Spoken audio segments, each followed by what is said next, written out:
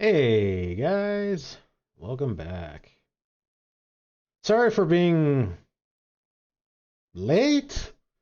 I'm starting earlier than I normally, but I was also supposed to have an early stream today because I have the week off actually, and I wanted to do a double stream and start much earlier, but life unfortunately got in the way.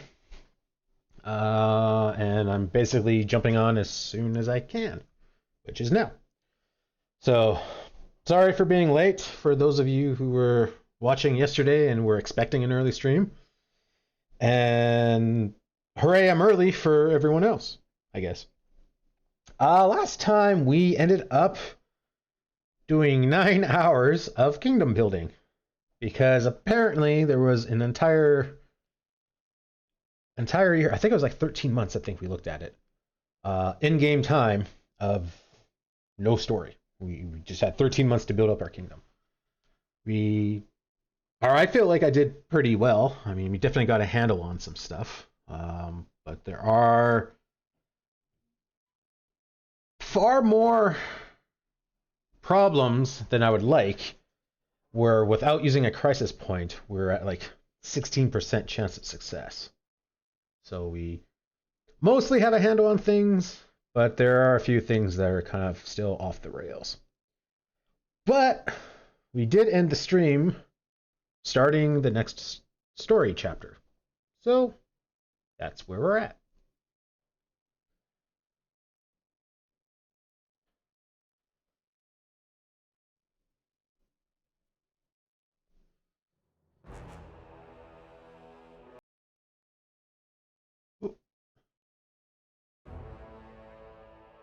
I clicked outside the window by accident.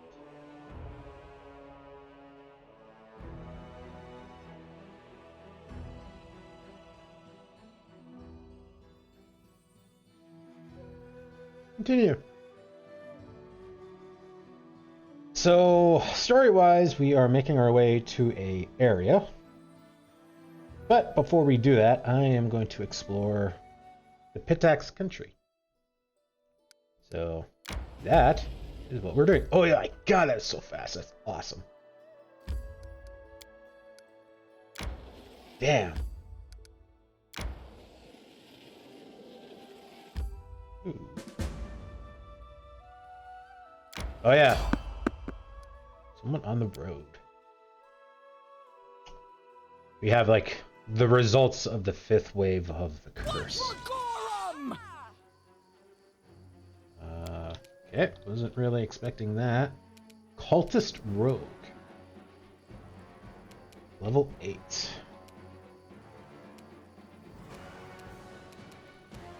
A solid plan. That did not do nearly enough damage. Swish, swish, stab!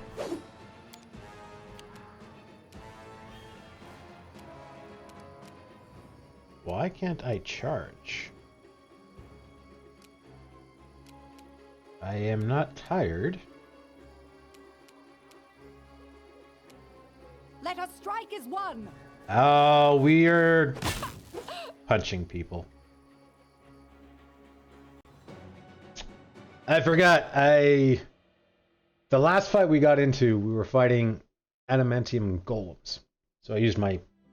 Oh, right. I gotta get into a fight.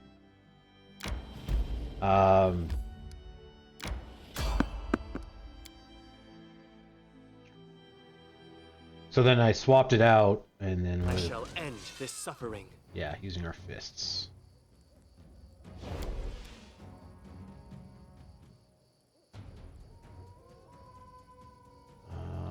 We cannot get there, so...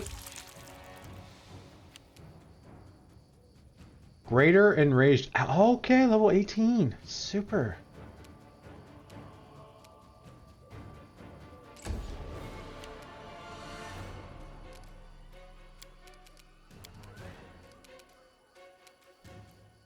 Oh, we can't hit anybody here.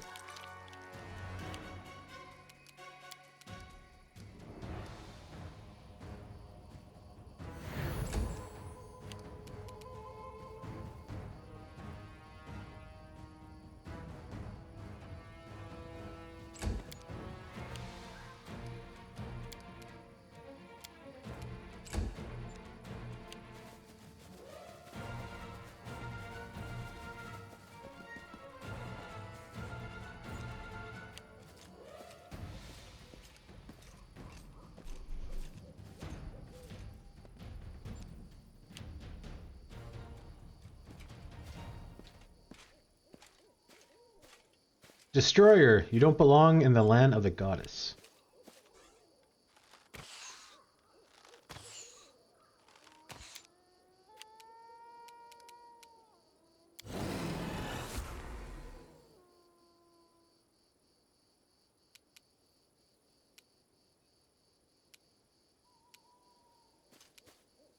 Tear them apart!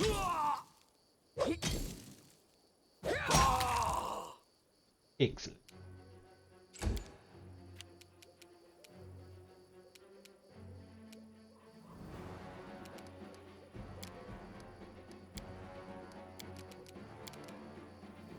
Ba, er, riti.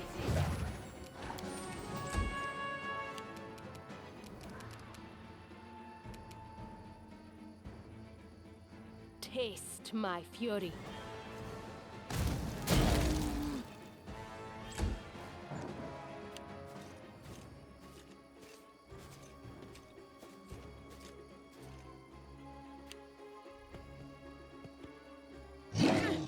That's not who you're supposed to hit. Critical hit. Cool. Right off the hop.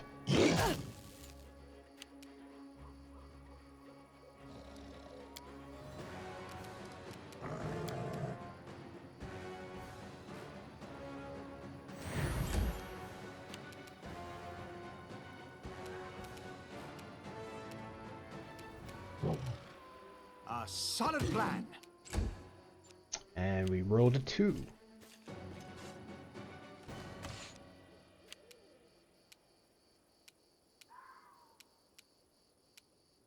Let us strike as one.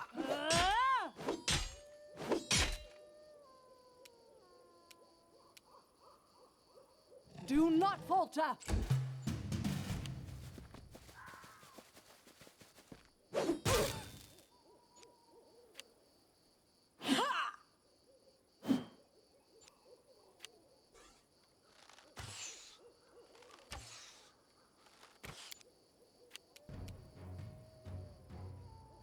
They go down! Oh, of course, there's that natural 1. Serves you right. Another natural 1. Love it.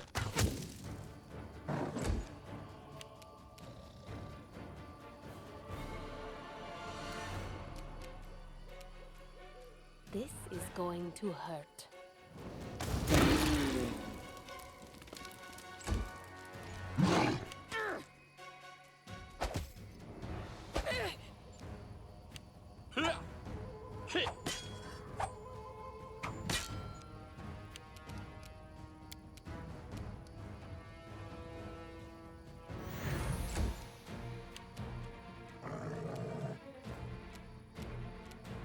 Forwards!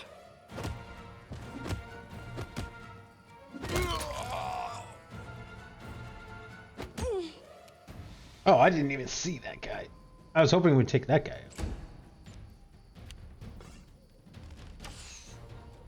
out.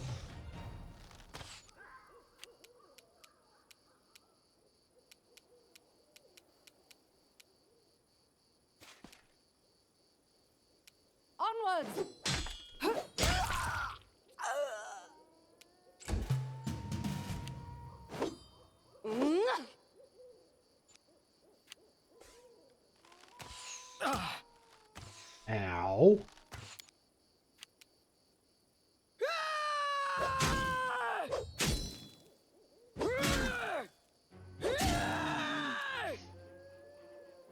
261 health.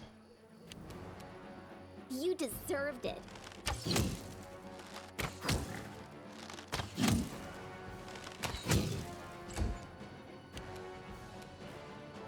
Burn.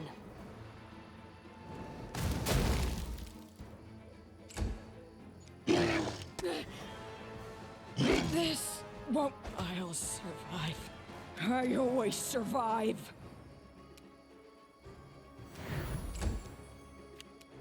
Aim carefully.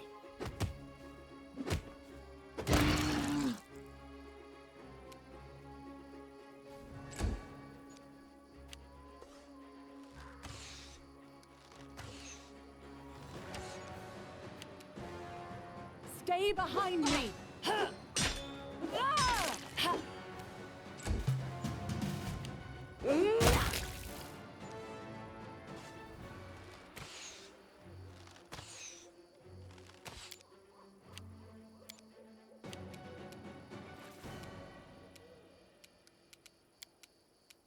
Any last wishes?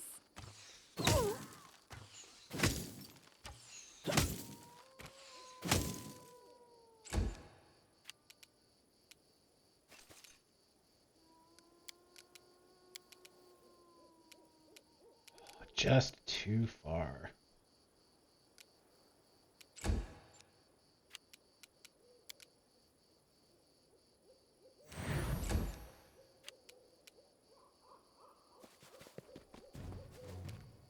Attack!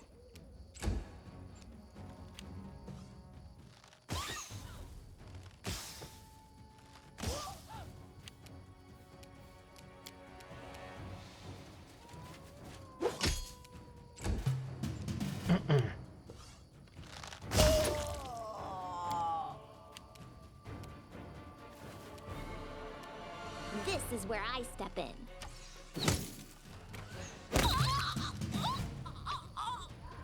I'm listening. Hooray! Patrizio Durinos!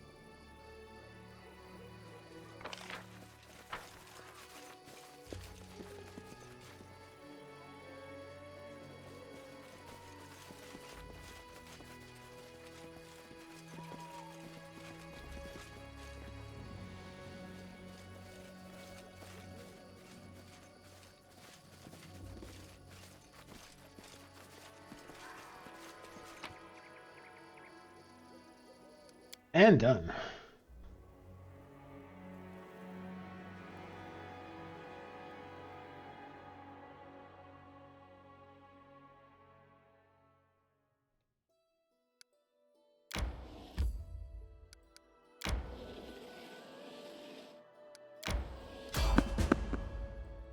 Peaceful travelers. We'll see about that.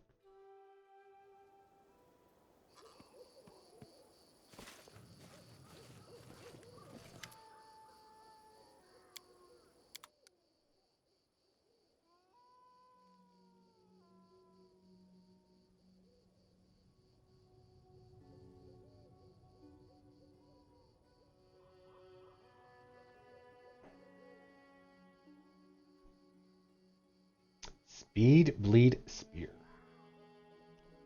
Interesting.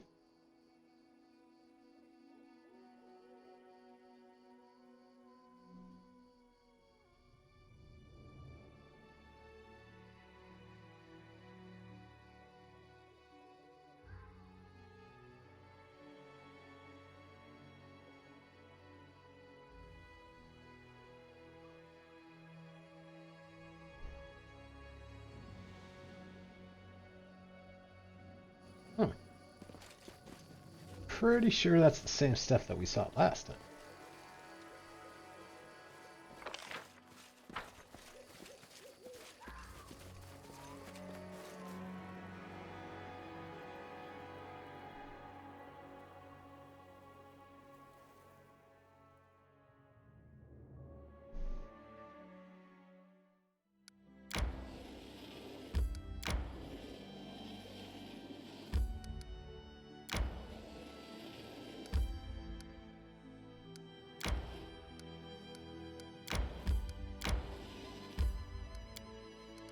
To the Wicked Hill.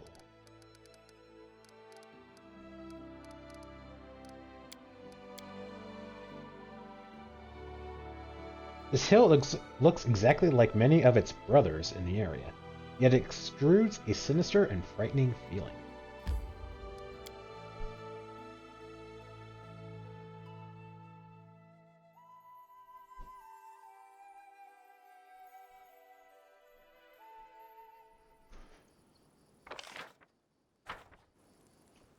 Decent size.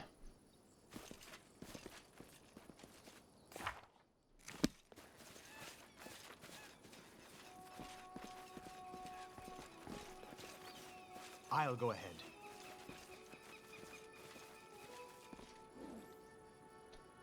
Of course.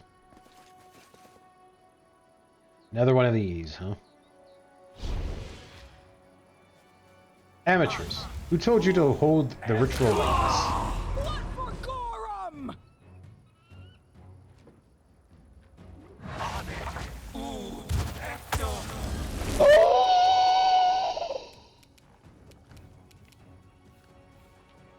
Hell no.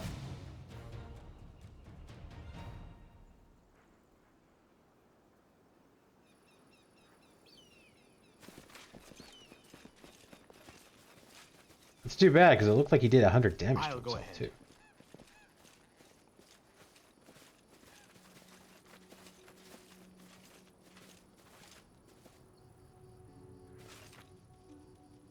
Confide in me.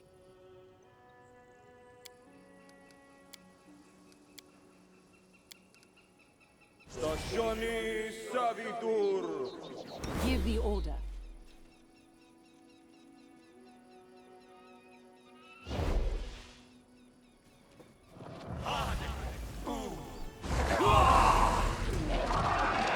Oh, he didn't hurt himself this time.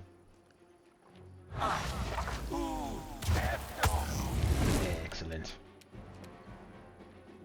I'll definitely succeed next time.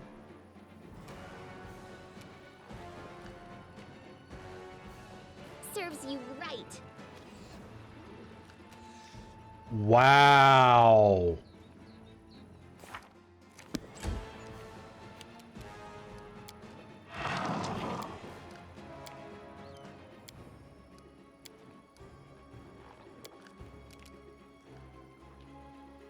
Medium range, huh? I don't know if this is going to get rid of the displacement or whatever the heck he's got going on.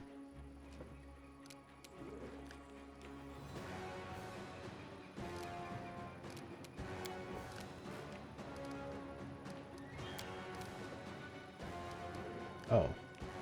Target point. Interesting. Una Adayanan.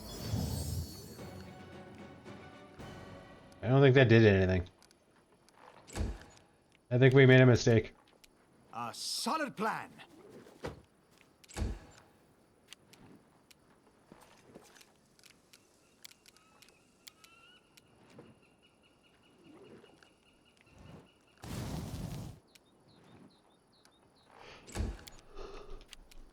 Damn spell resistance. Tear them apart!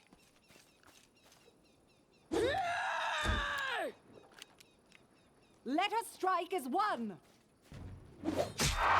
Hey, we hit him.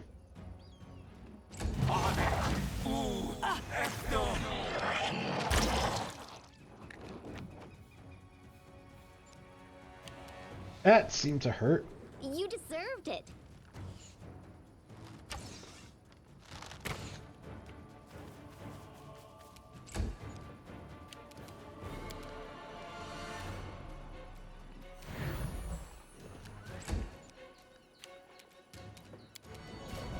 Forwards! Cool. Sure. Freaking game. Taste my fury.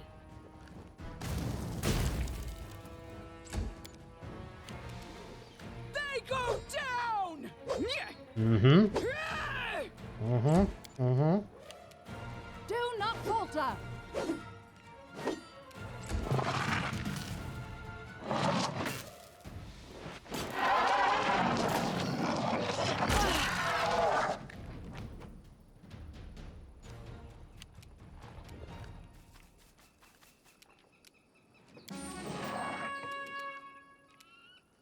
last wishes?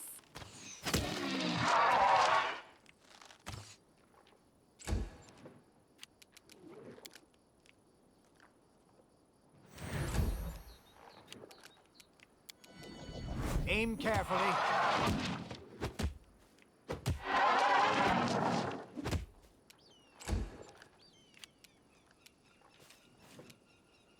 This is going to hurt. All right. Sure. Half of our attack. Well, I guess 50% chance to miss. Onwards! I was gonna say half our attacks missed.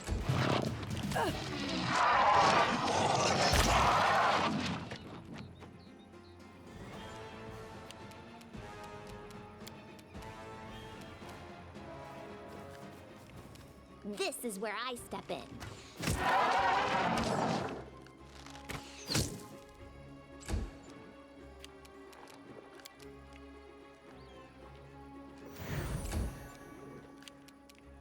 Attack!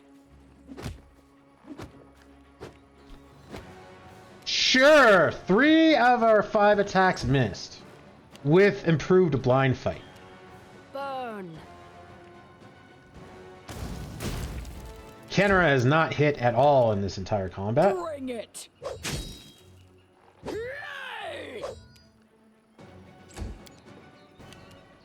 Stay behind me! Ha!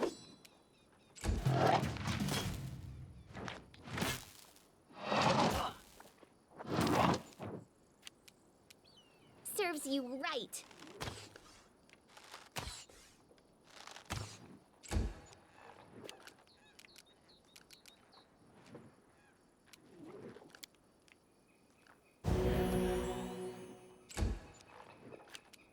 A solid plan.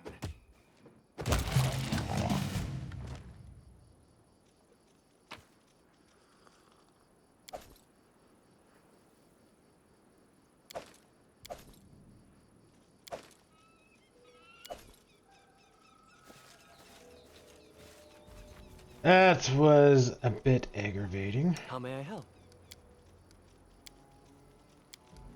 Pagritium Turinos!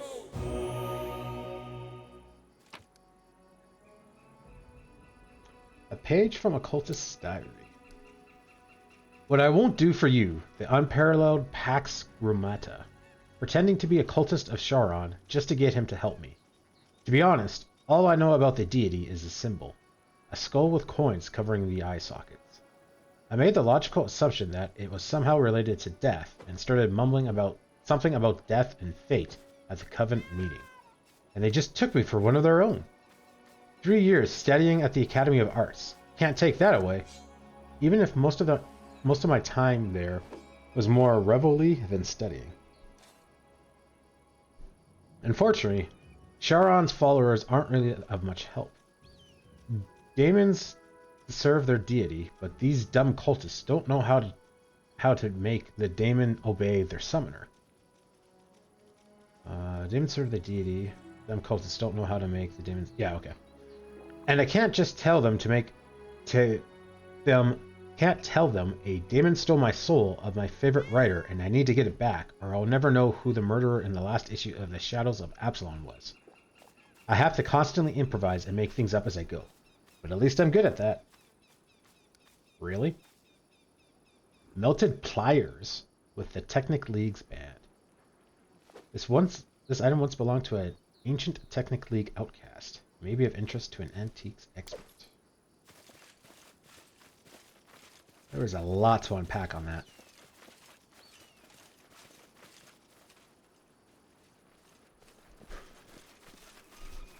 Oh. I stayed up way too late last night.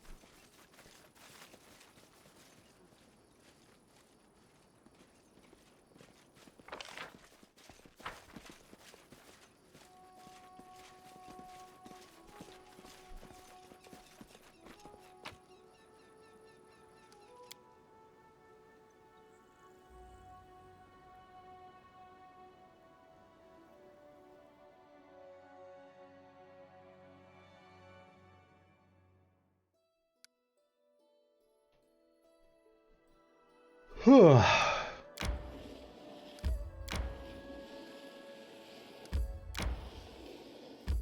Resting would be nice, don't you think?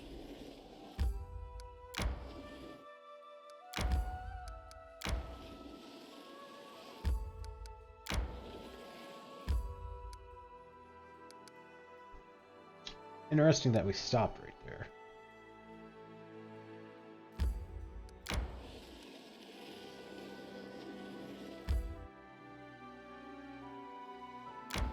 We should gather our strength.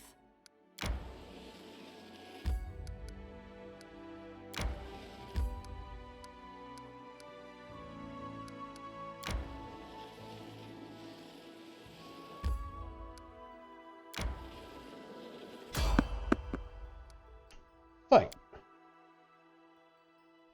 We're on the wrong side of the river, but whatever.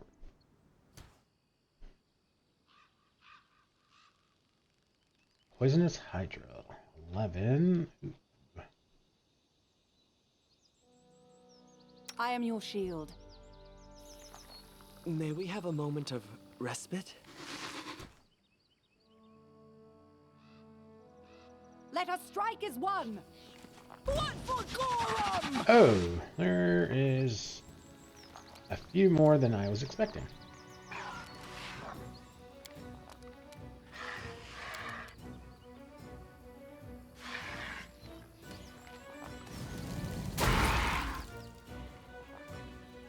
Decent numbers.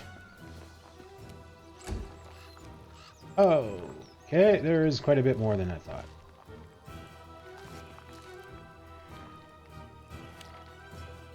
Oh, many more than I thought.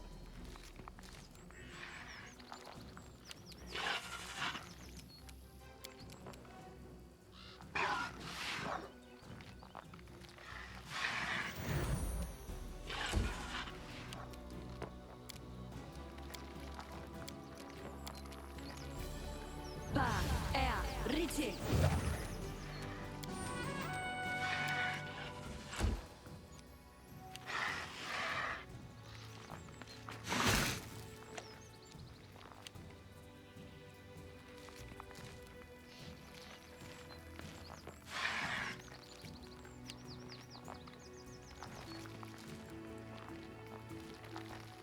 This seems like an awfully well-organized ambush.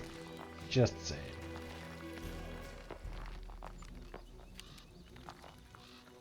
Do not falter! That 2 natural ones! Cool, gang, cool. Forwards! My skills exceed yours. Tear them apart!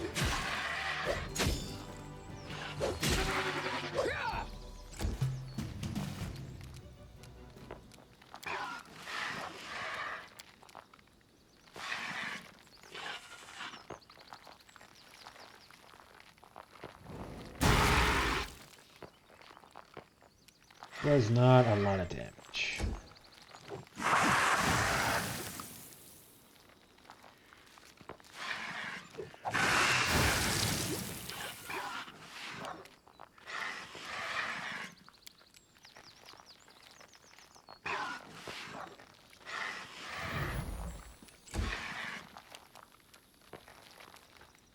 You deserved it. Not the guy I need you to attack.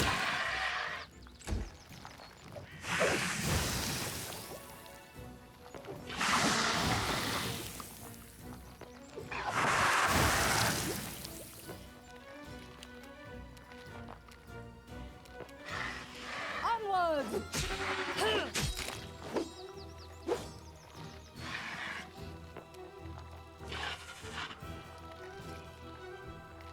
Yeah, we got a thing that gets staggered.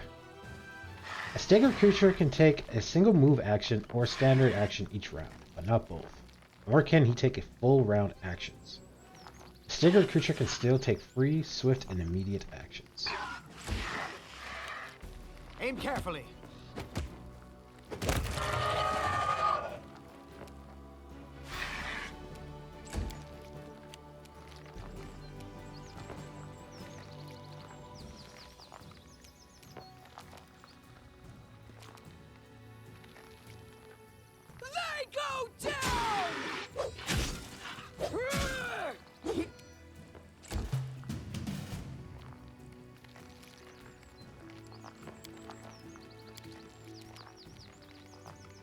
flames take you. Oh, we're nauseated? Did not know that.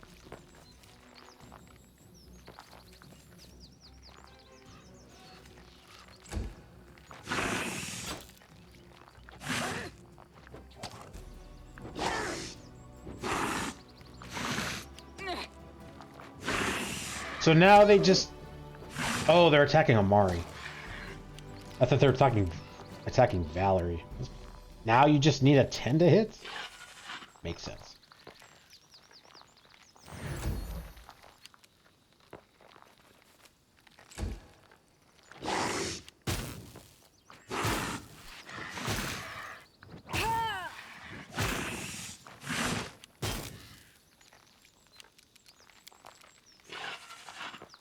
Stay behind me! Ah!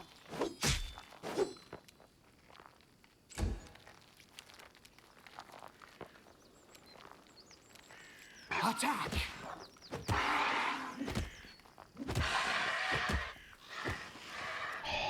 Needed that to hit.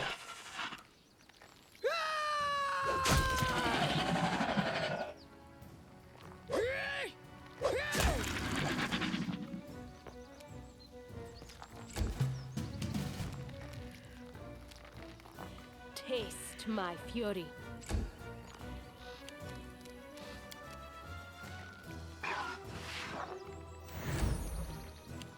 How long are you sick for? Around.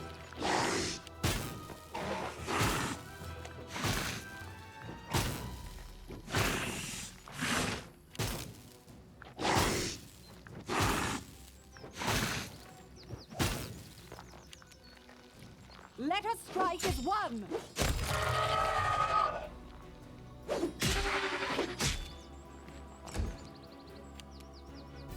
A solid plan. Bring it! This Death. is going to hurt. Nope, you're sick.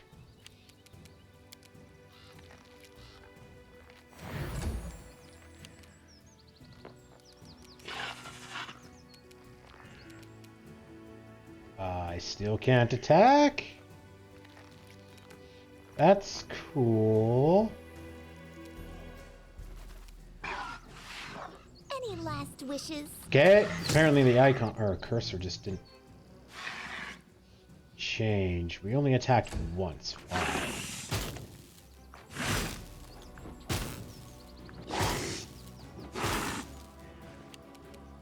Do not falter!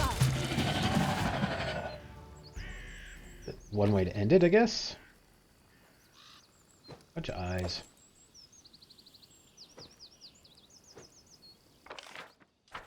The path is clear.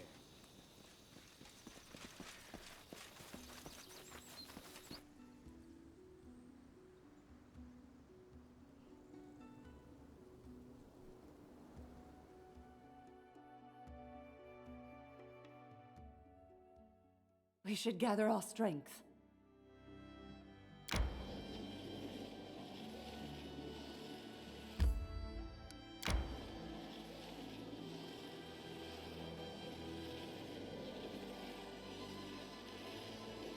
That was unfortunate.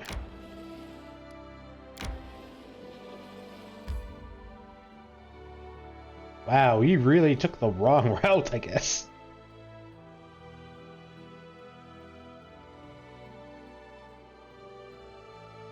Alright, let's get up to here and then we'll rest. Resting would be nice, don't you think?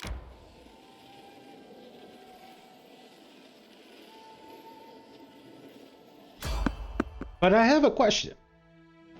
If we're moving so much faster because we got faster horses, should we not be moving as fast?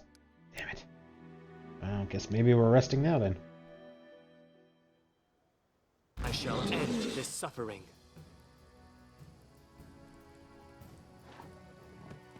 Uh-oh. 4 of them?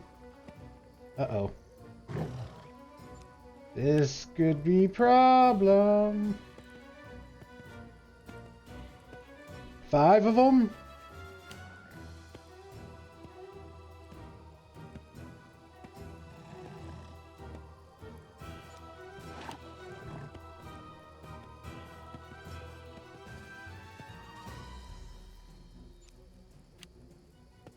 really enjoying how they apparently rolled higher on initiative than we did. They have 4 initiative. What's our initiative?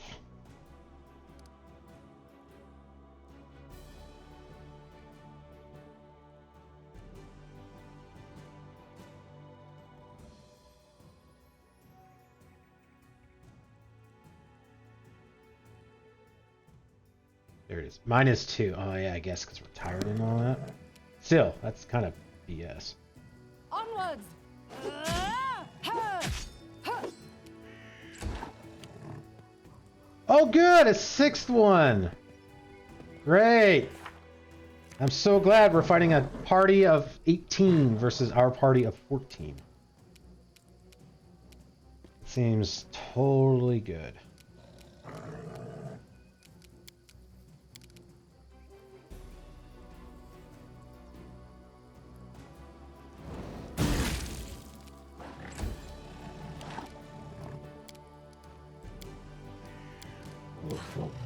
Ba! Er! Riti!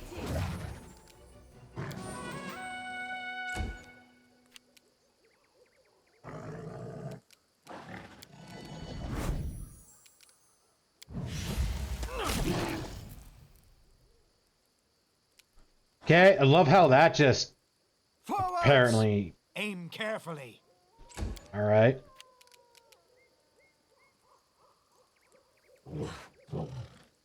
Tear them apart!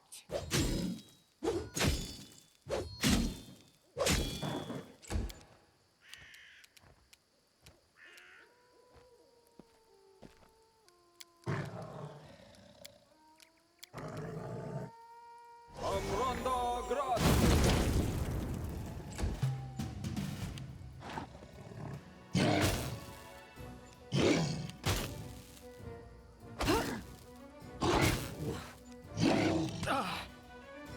A 6 to hit!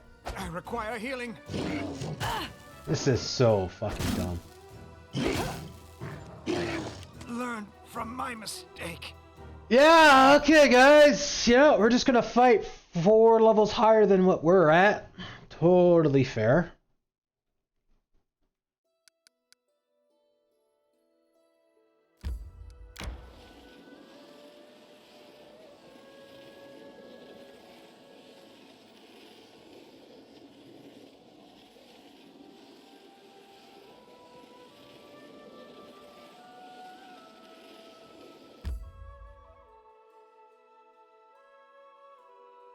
I'm hungry. When we stop.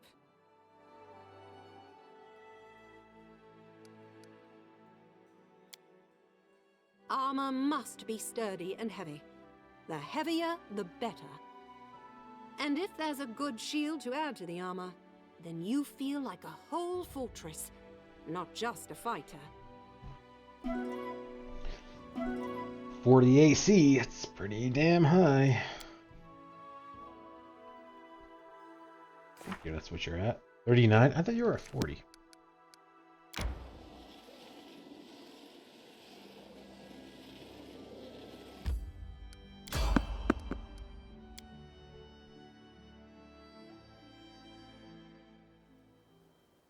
What for Gorum?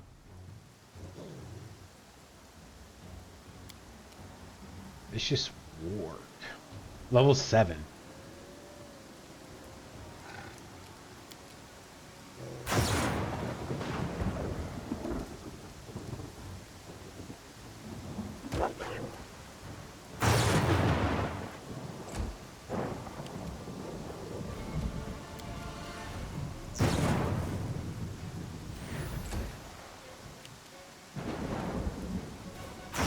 Serves you right. Oh, right, we're pre-fighting.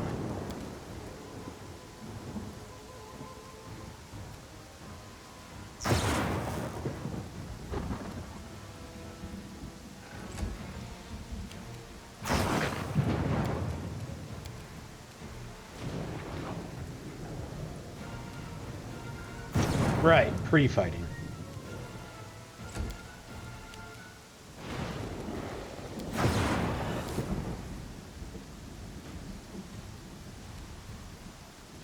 was a waste of a turn of rage.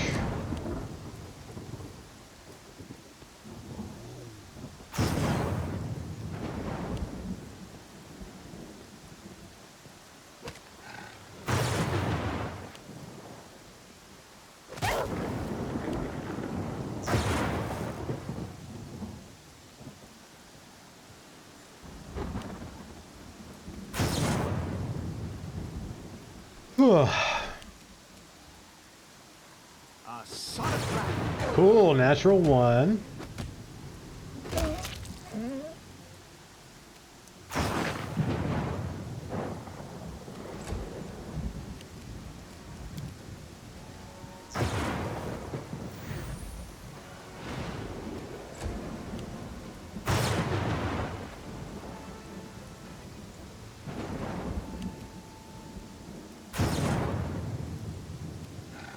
You deserved it.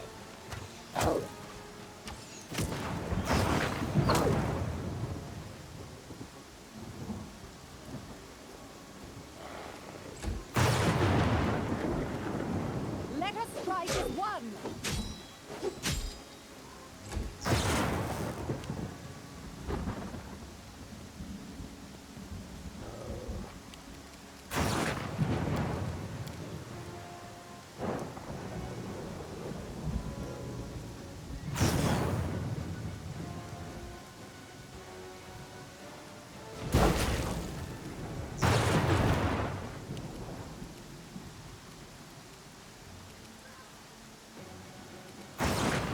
Tear them apart!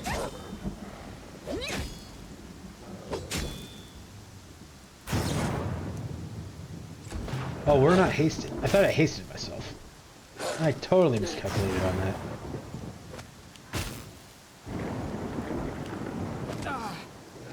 Of course you did a 20. Why not?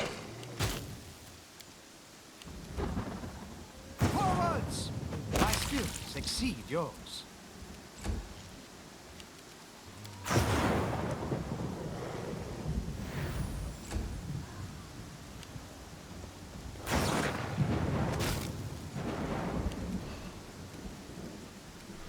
Any last wishes? This one next. Oh, this game. Let me choose who I'm attacking next.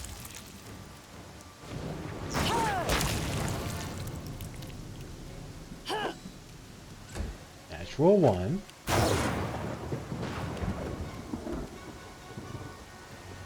Taste my fury.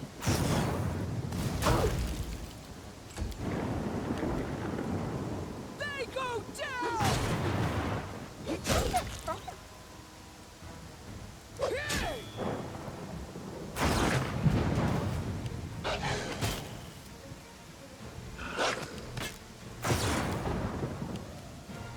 Aim carefully.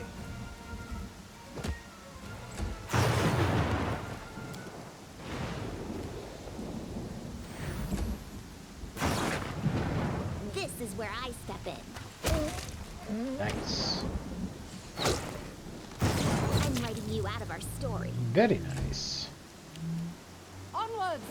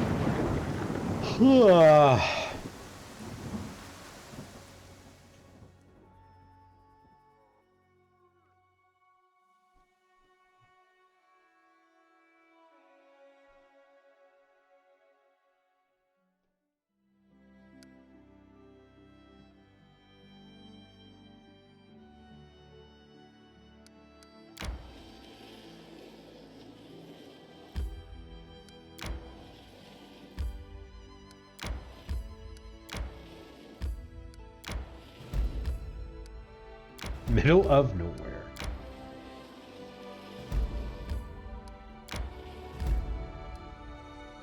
Pit axe. Enter this location. No.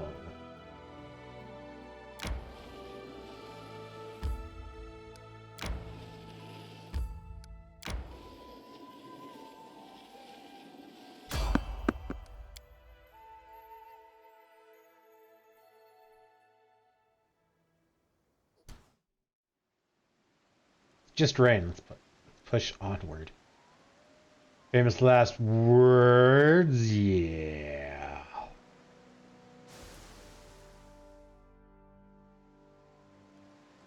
Don't know if you get I to wrote it talk like I saw anymore, it. Valerie.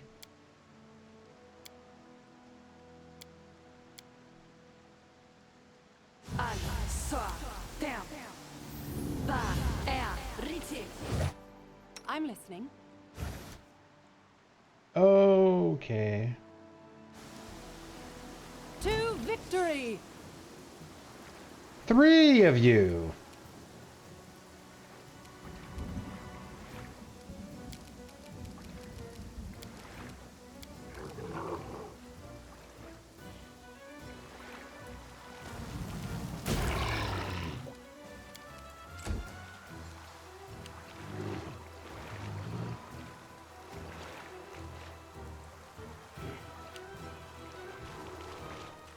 Four. At least they all seem to be concentrating on Valerie.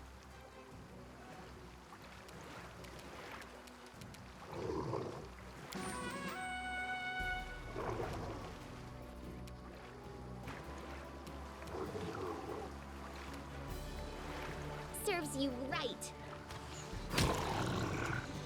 I'm glad we pre-buffed a little bit.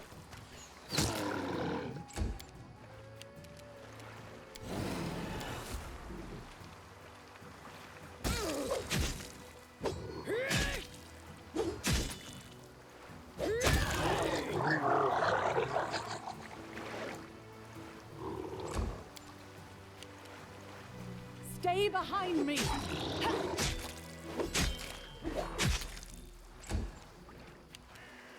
Attack!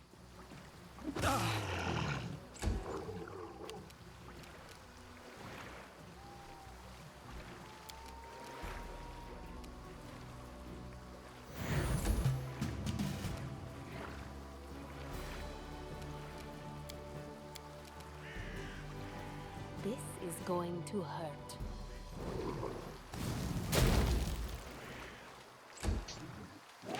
Natural 1 is popping up an awful lot.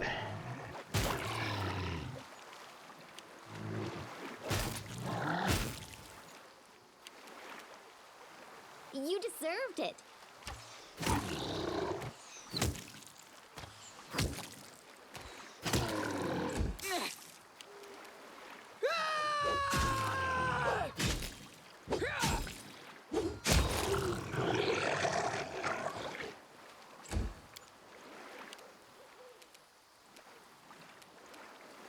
Let us strike as one!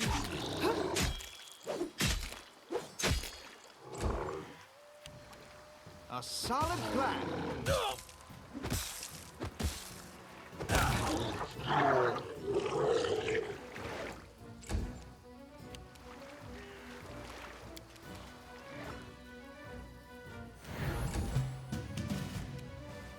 Burn!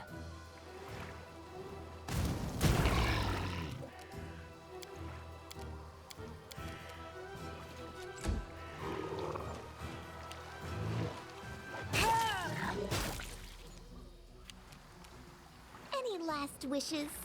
You guys are hitting. Not hitting hard. Just they're hitting. Not used to that. 18 damage. it! Natural 1 again. Do not falter!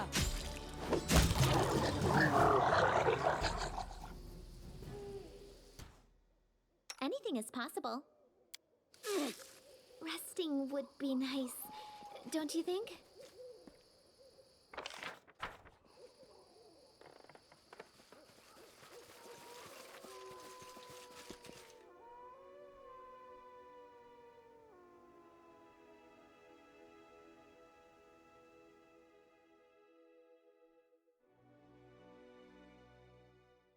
I'm hungry. When we stop?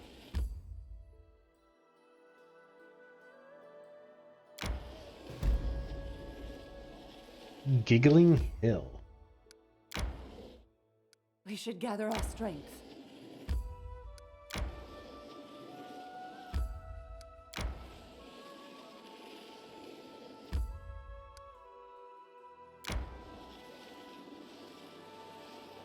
So fast.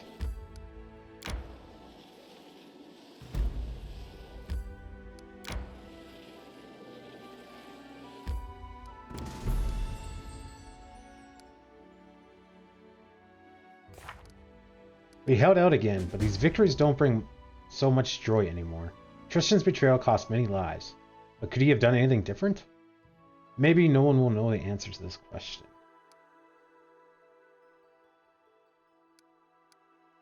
Part 6.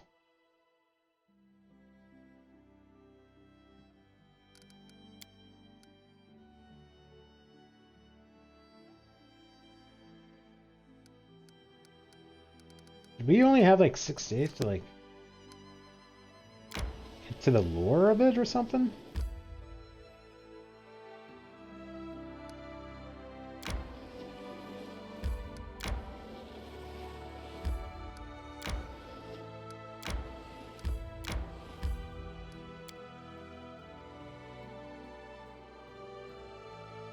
May we have a moment of respite?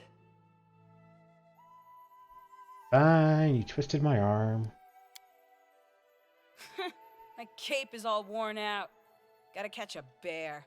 A big one's hide would fit me just right. Okay then.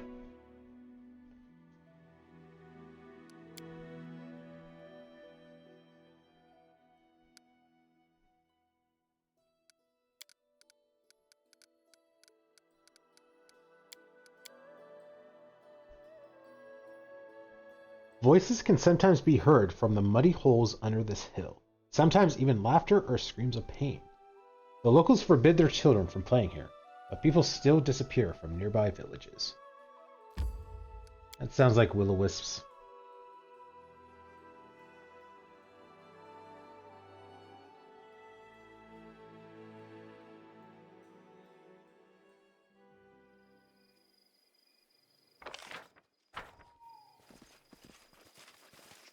I'll go ahead.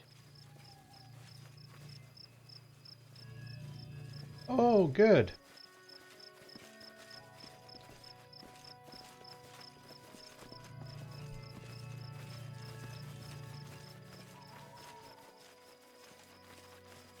The path is clear.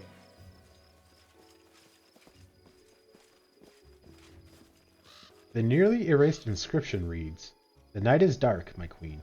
Dark as your heart. Dark as the despair that consumes our lives when we killed you. Tread lightly. Don't leave the megaliths. They must be placed in the correct order. This will loosen my chains."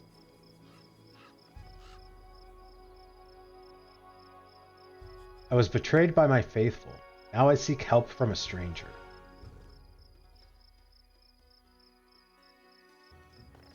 Are you the queen that was... Yeah. Ravenous Queen. Oh, that's wonderful. The strange ghost of an elven woman begged for our help and asked us to place the megaliths in correct order. But what is this correct order? The strange ghost of an elven woman begged for our help and asked us in...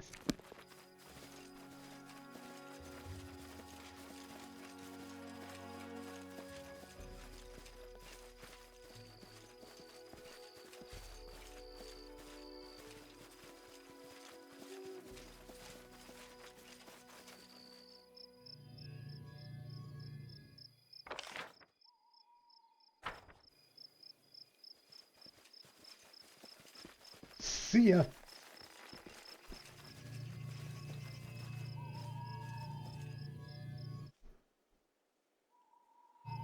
The path is clear.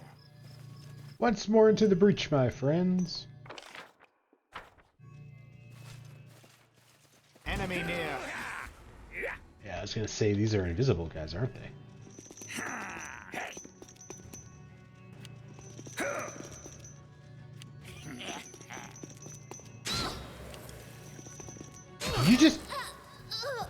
Fuck off is this nonsense?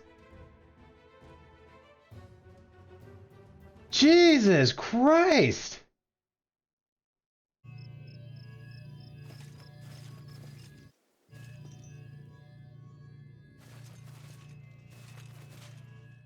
Give the order. To victory!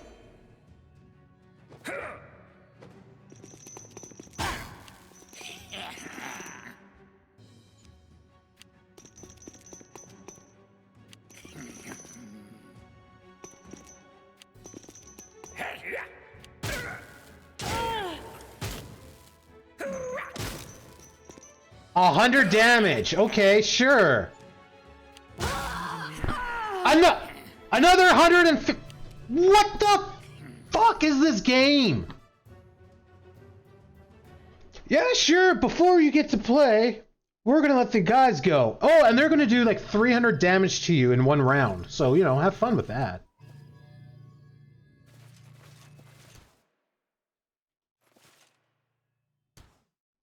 I am ready.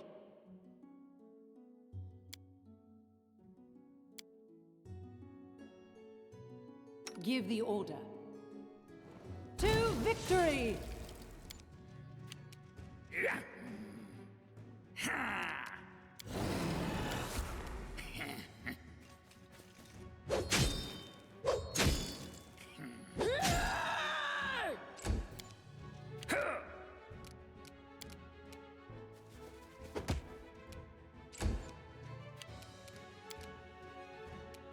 Let us strike as one!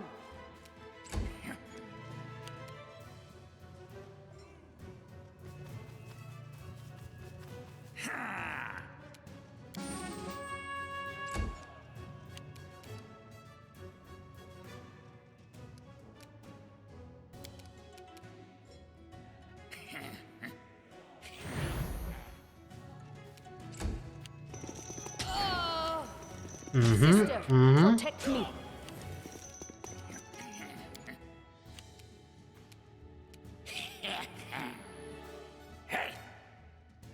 Tear them apart!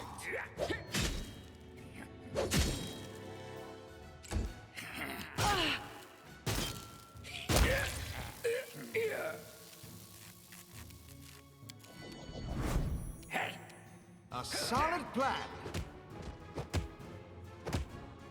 My skills exceed yours. Natural 1. We really needed that to Do hit. not falter!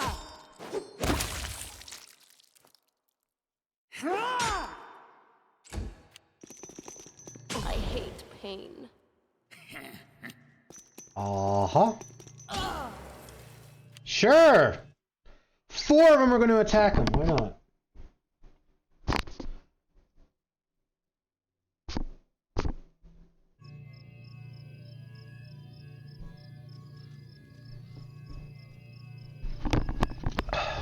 This is such a stupid game at times.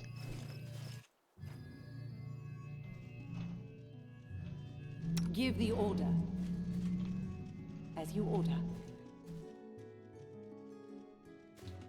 To victory!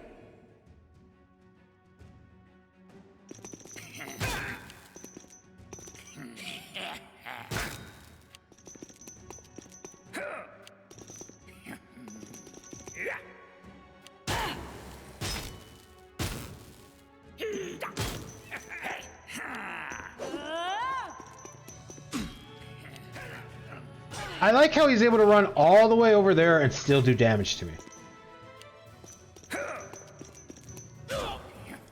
Sure! 60 feet speed. What the fuck ever? Let us strike as one! Cool. Natural 1, why not?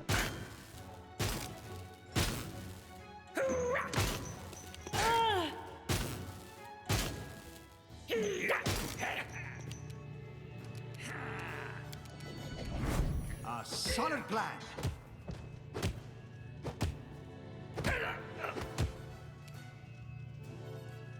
So I did 120 damage to this guy, and we're not even at half health. Don't know what his health is.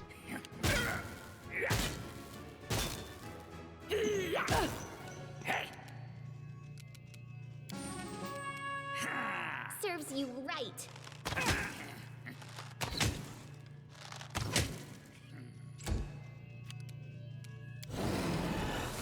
Tear them apart!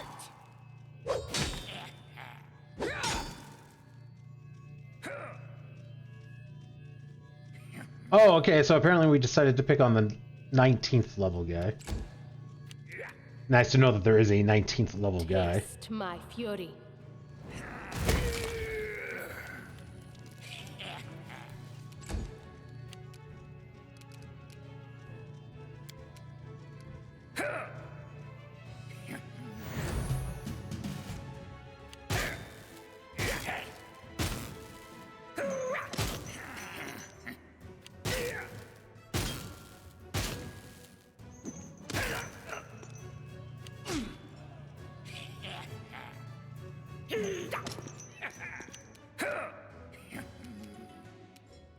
Do not falter!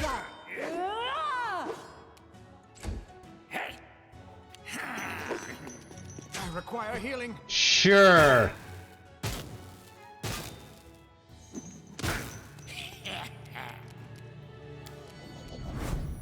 Forwards! My skills exceed yours.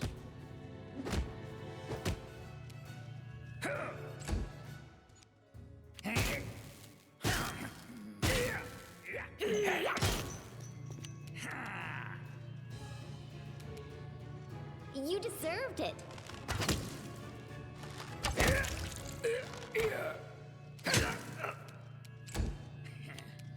They go down!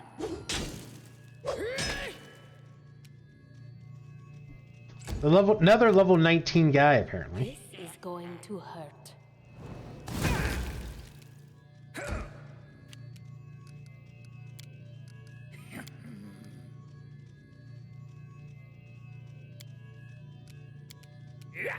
Fabrizio Turinos!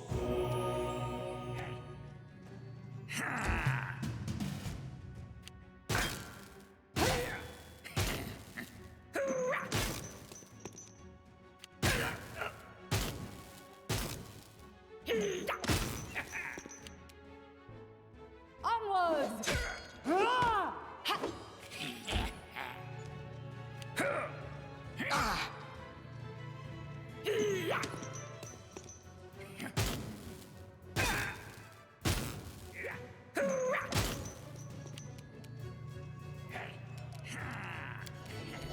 Aim carefully.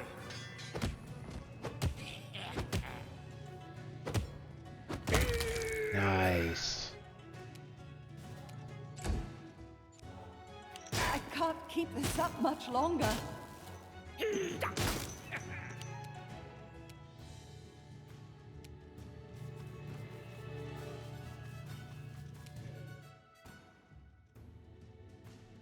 Any last wishes?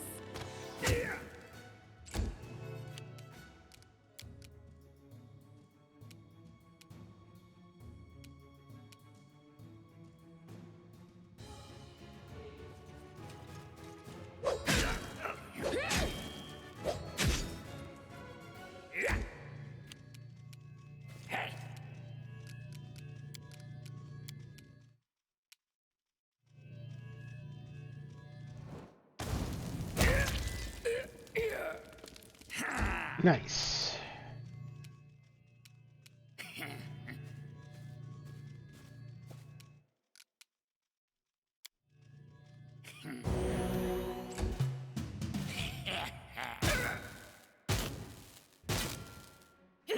I require healing. Stay behind me. Okay.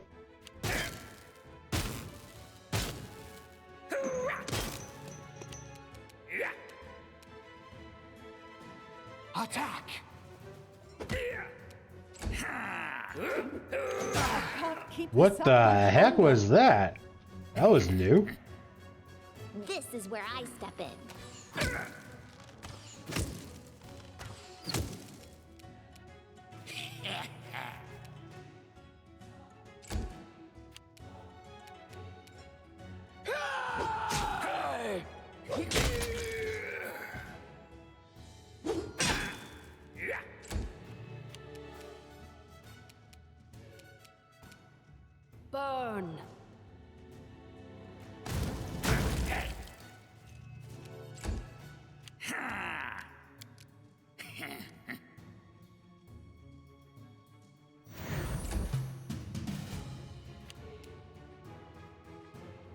Let us strike as one!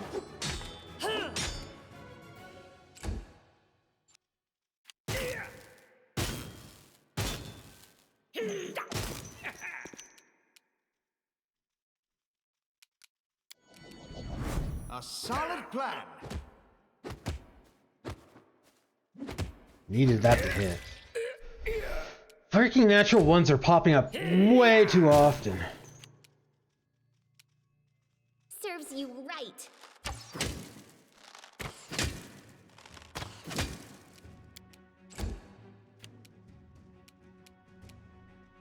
Bring it! Okay, that was rough. Confide in me. Quadritium Turinos.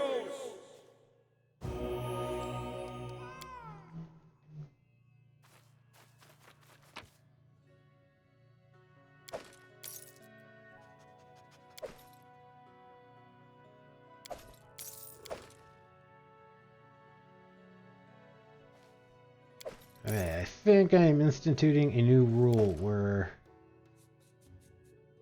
items have to be double their weight in value for me to pick them up. As a minimum.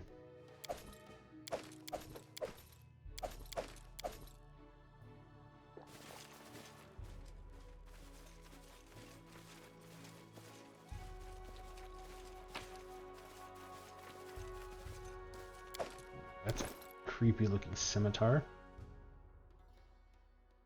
Amulet of Agile Fists 4.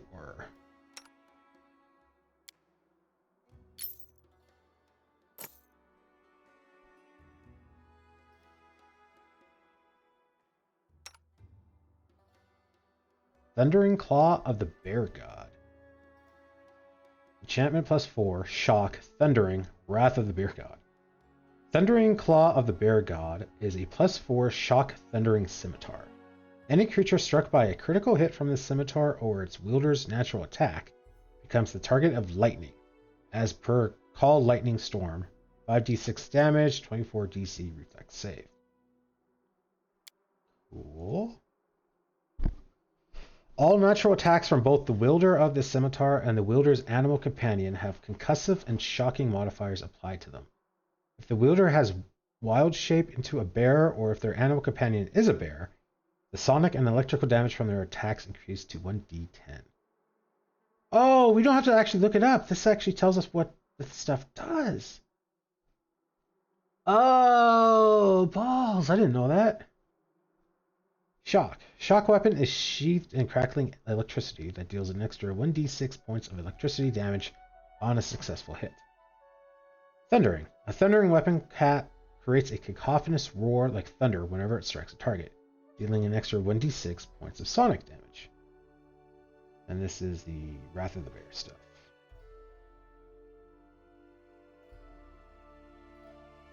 That's probably better than what you got. +4 Flaming Scimitar grants its wielder the ability to cast Divine Power spell once per day as a 7th level cleric. Does do more damage, even though we don't really attack much with it. Alright. Ooh, fancy.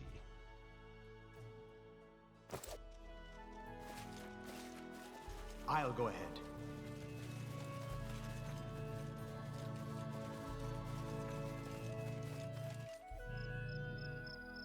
Okay, well that told us absolutely nothing about this puzzle.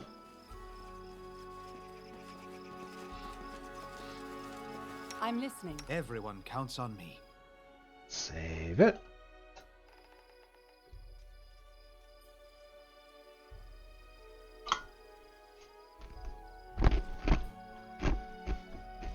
Out of curiosity. Right here, my friend. +15 to hit.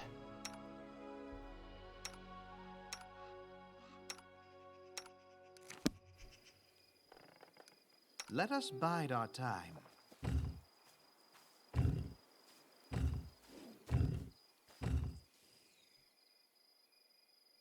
Okay.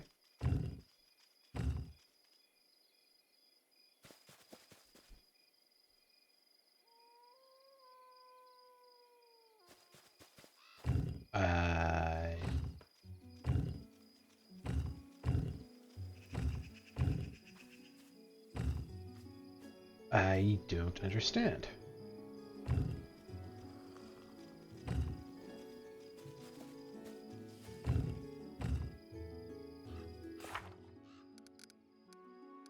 Other quests.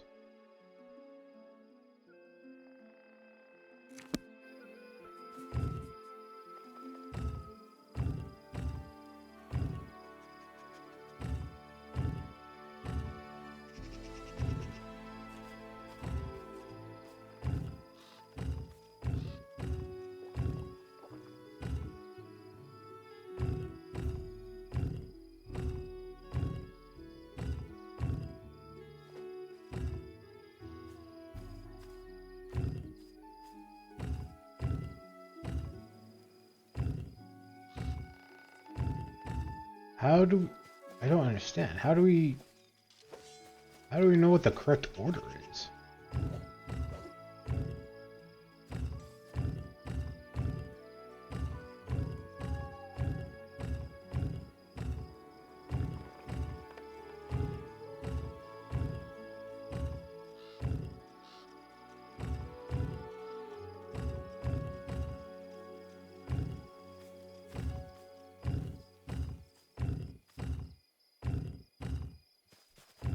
I'm literally just clicking randomly because I have no idea what I'm doing.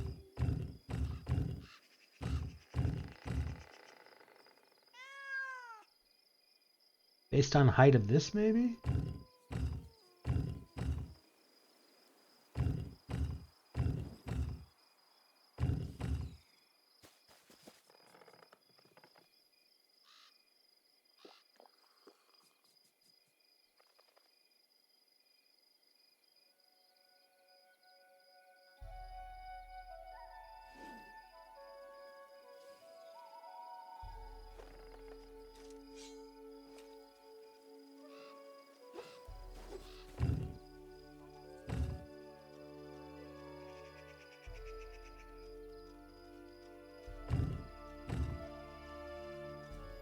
Trying to match the height of these with the height of that, maybe?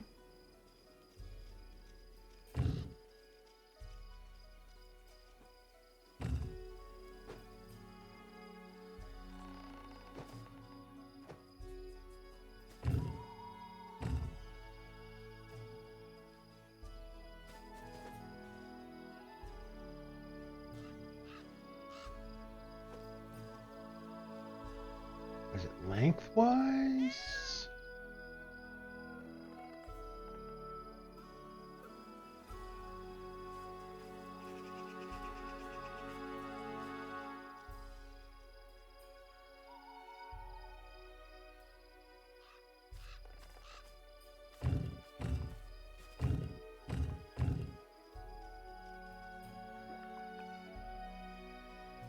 Wish I could rotate the camera.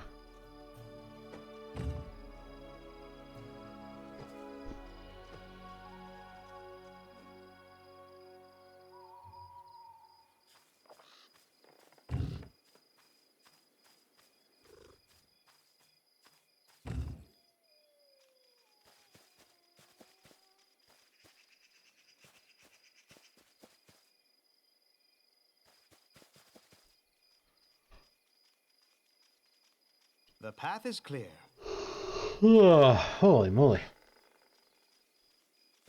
I don't quite get this. There's got to be some kind of pattern here.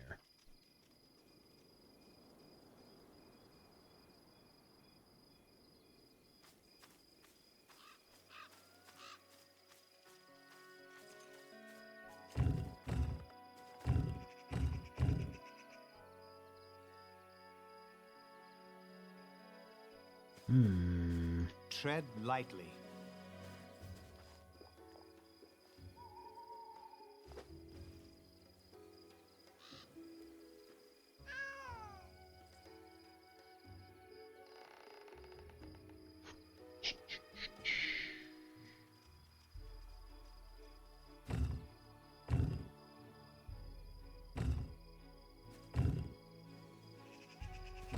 Something with a shadow, maybe?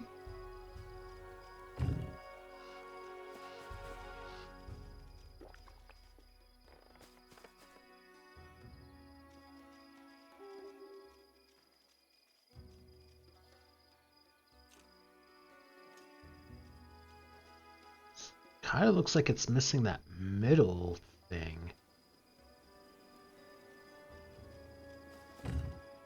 They all have that middle thing.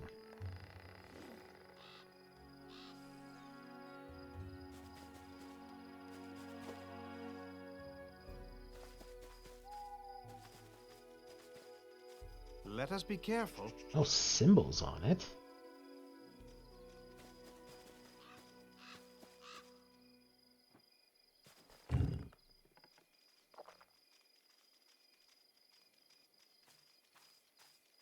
I mean, the only real difference I see is the height of the stone.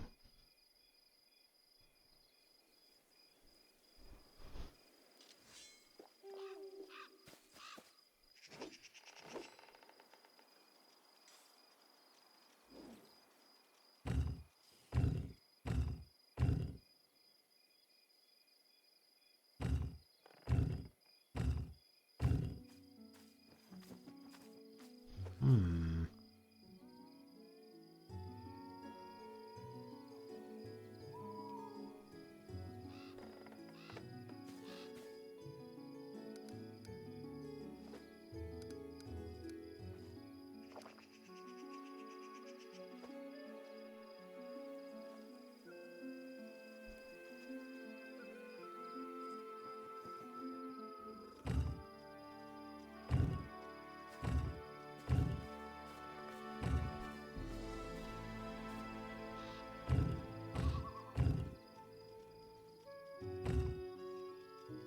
The path is clear.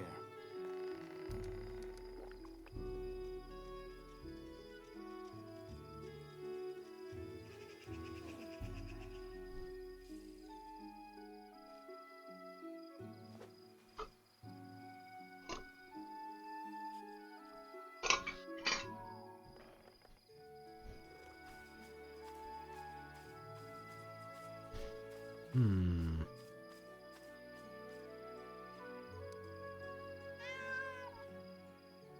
I'll go ahead.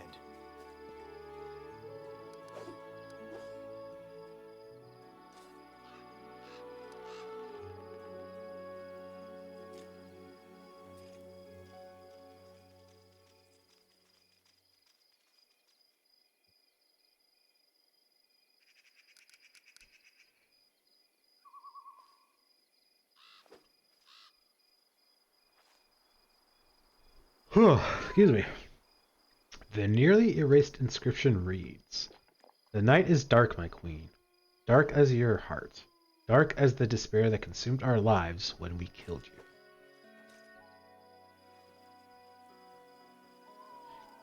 Doesn't tell me anything.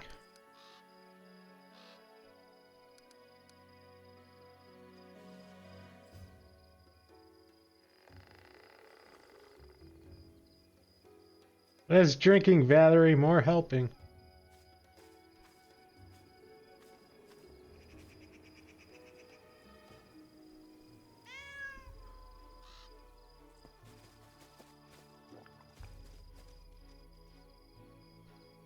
Symbol looks to be the same.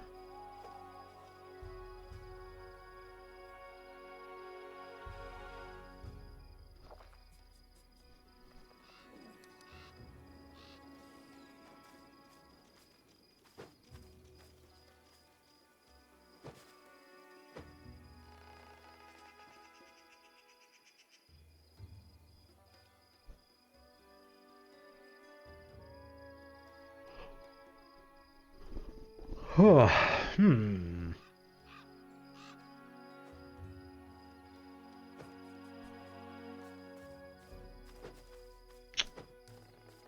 Definitely should have got a good night's rest if I had to solve puzzles. If I had known that.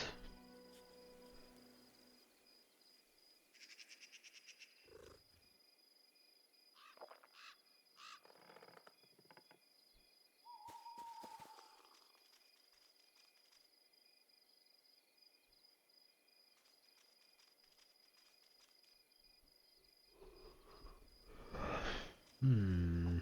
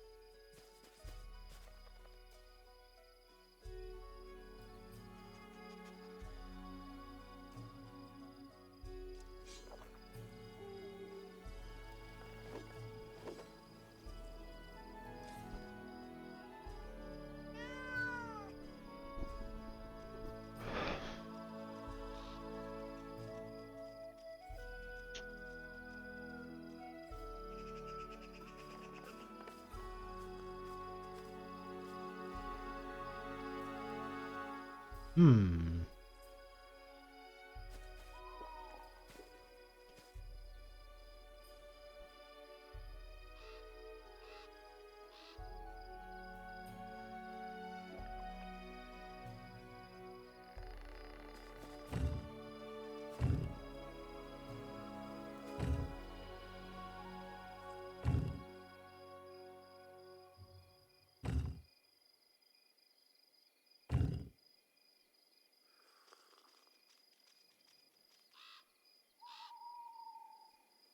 Five by five grid.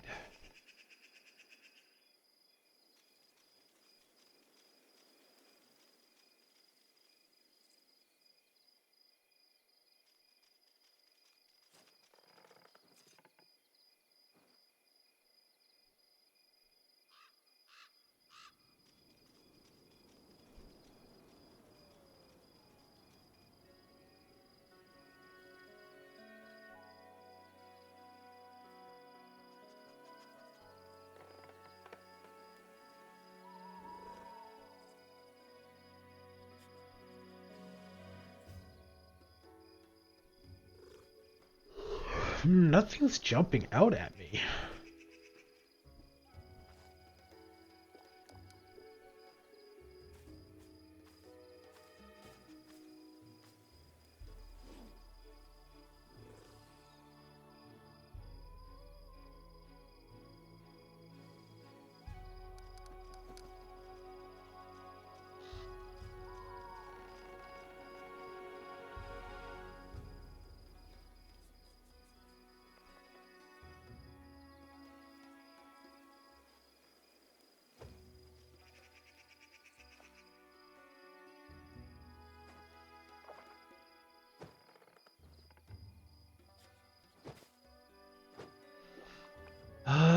There's a chip in this corner.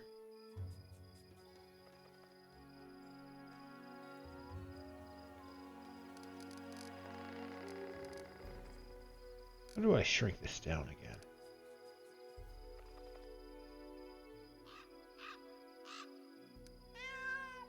If there's a way to shrink this.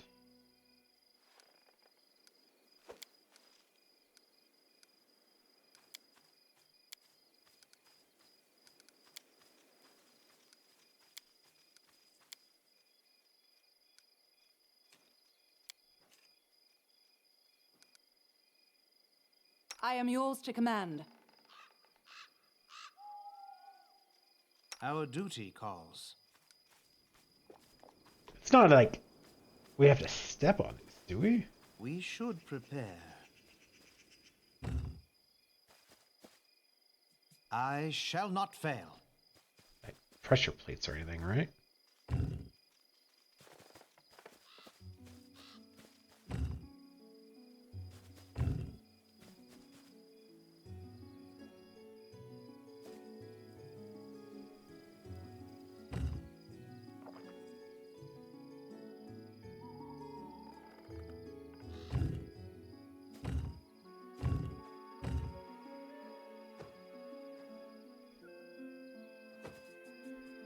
I really don't want to Google a hint, but I might have to. Everyone counts on me.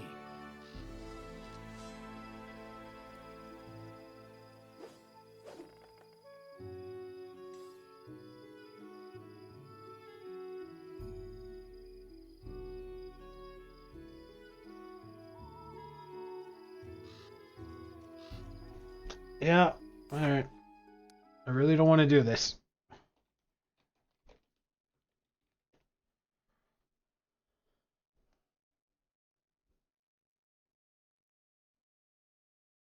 The key to the puzzle is the location of the blank spaces in the stone. Each blank space strikes that space as a candidate.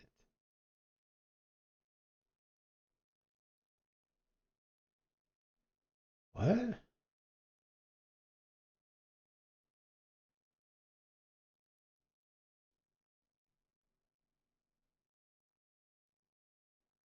Key to the puzzle is the location of the blank spaces in the stones.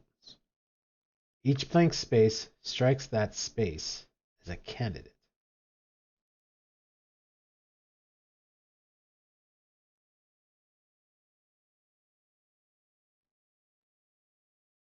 Says it what?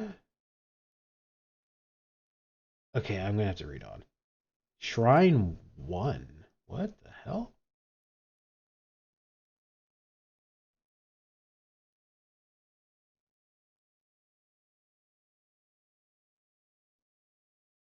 Northwest of Flintlock Grasslands, between Two-Faced Hill and the Desecration Cairn. Plaque states, "Farewell, my queen. Death was the best gift we could give you. Column 3 is movable, and the obelisk goes in row 2, column 3 from the north, according to the map." What the hell are you talking about?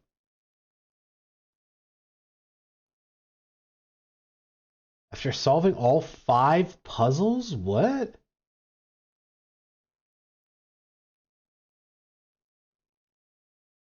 Giggling Hill, west of Pitax Bend River. Plaque states, "The night is dark, my queen. Dark is your heart. Dark is the despair that consumed our lives when we killed you." Column 4 is movable, and the obelisk goes in row 5, column 4 from the north, according to the map. What the hell are you talking about?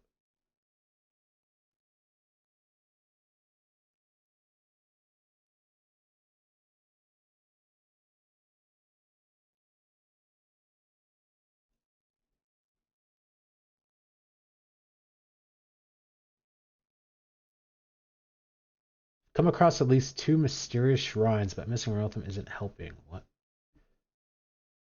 So there's multiple of these movable things?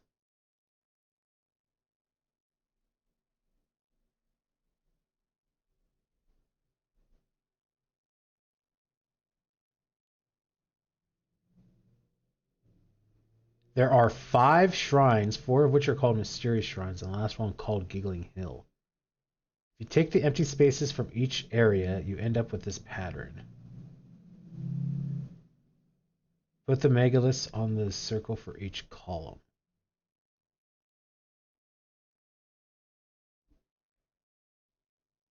So, hang on. There are 5 different locations, and this is just one of the locations. So I have to move you somewhere. Okay, according to this, I know where I have to move it.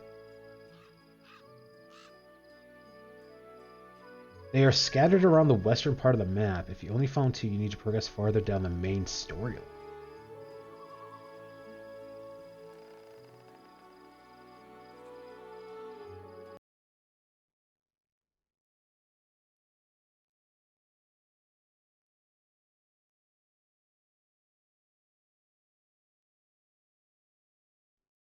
So, yeah, it sounds like there are 5 of these things throughout the map. And I have to move the first one somewhere, the second one somewhere, and then this is the one that I move, and I can move it wherever. That's dumb. I thought everything we could do is like right here. No wonder I couldn't solve it. That was a waste of like 15 minutes. I hate when games do that. Here's a puzzle with absolutely no clues. Solve it yourself, and then it's like not even solvable in that one area because you need clues for multiple locations. Oh, hello.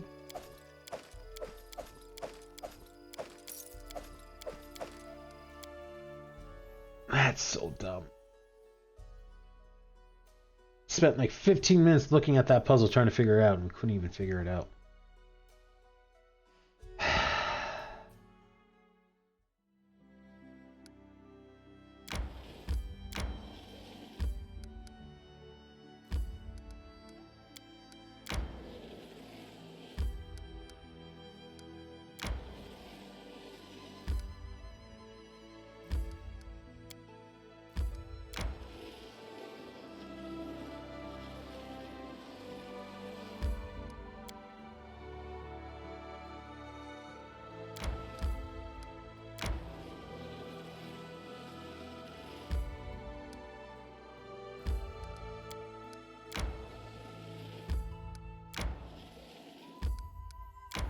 Ah!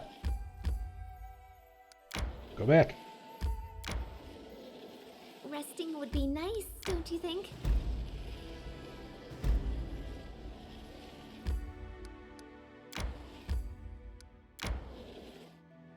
We should gather our strength.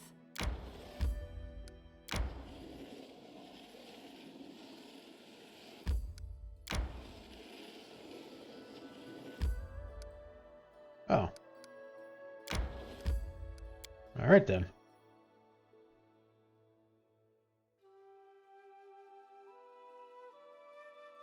I feel tired.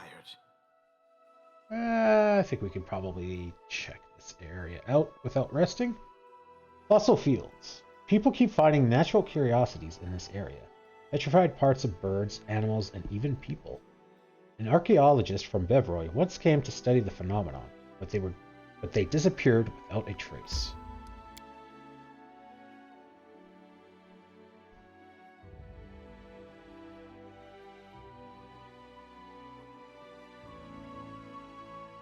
Why don't we set May we up have camp? a moment of respite?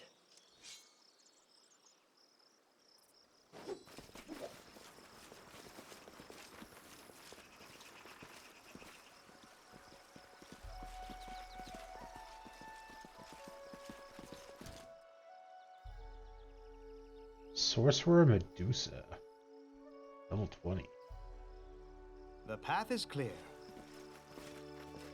You are dangerous. We should gather our strength. Can you make an epic pose? I need inspiration.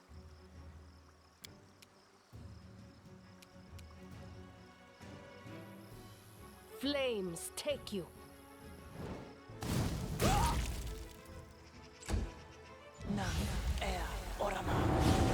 Ah, nuts.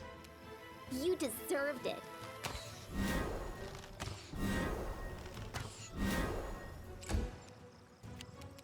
Forwards!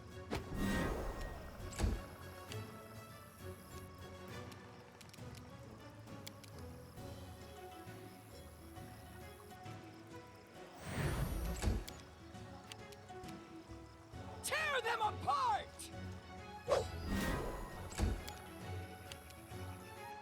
Do not falter! Ha! Taste my fury.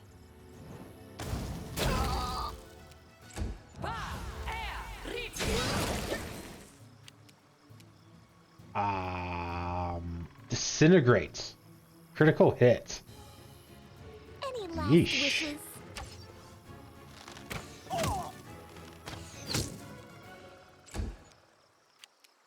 Aim carefully.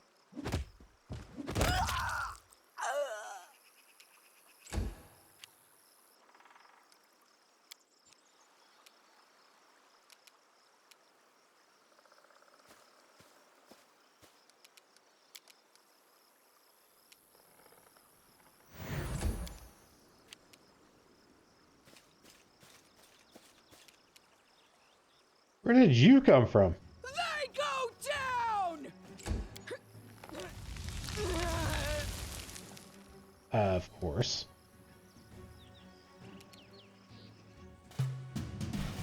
Why not roll another natural one for like the 12th time so far? Well, I guess it's been an hour and a half. That's not too bad, Set up but camp. that's still bullshit. Blood for Gorum!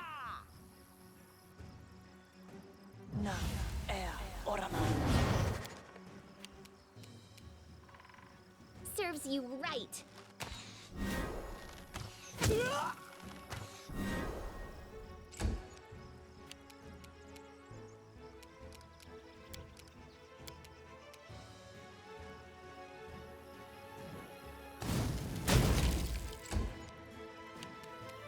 A solid plan.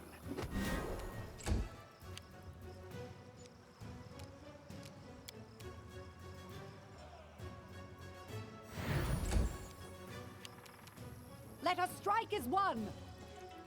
Tear them apart!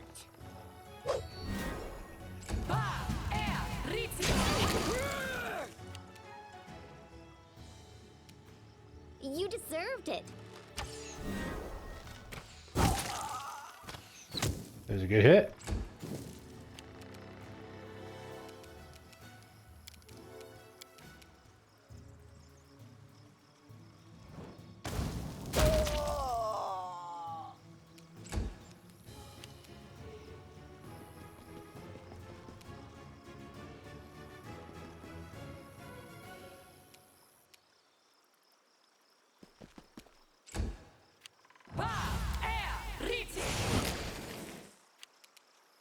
Ow.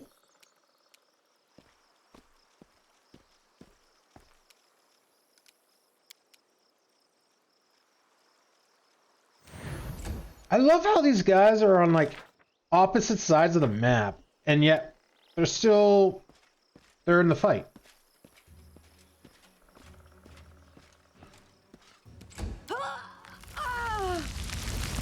Uh-huh. Sure. May we have a moment of respite? Let's try going after the other person. Resting would be nice, don't I'll you go think? ahead.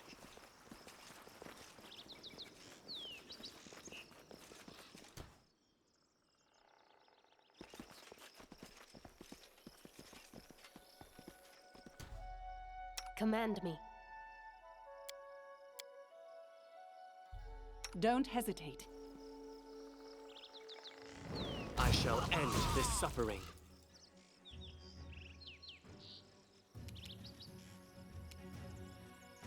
Serves you right.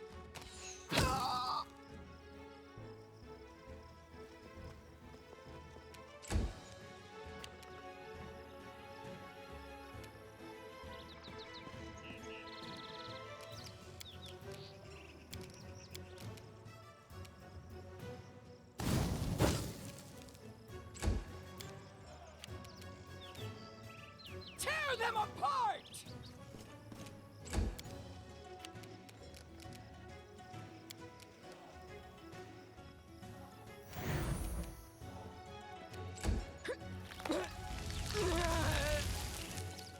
Okay. I don't even understand. Like, she doesn't get a turn, but we still turn to stone. Like, what?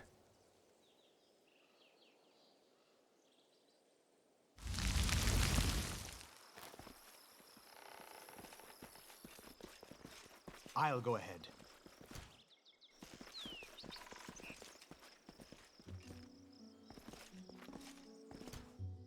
I thought you'd never ask.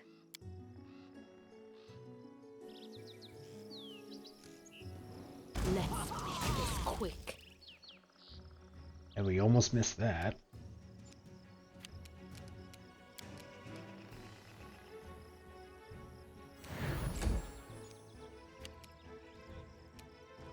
Serves you right.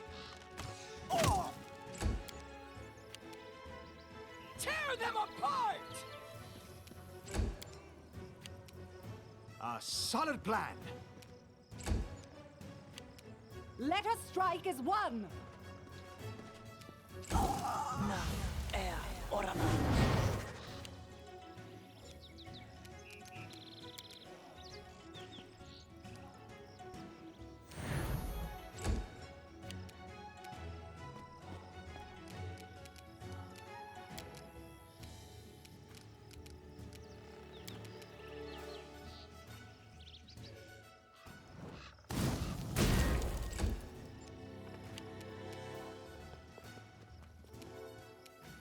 You deserved it.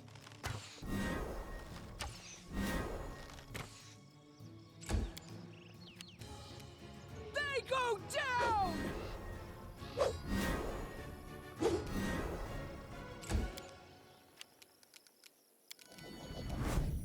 Forwards!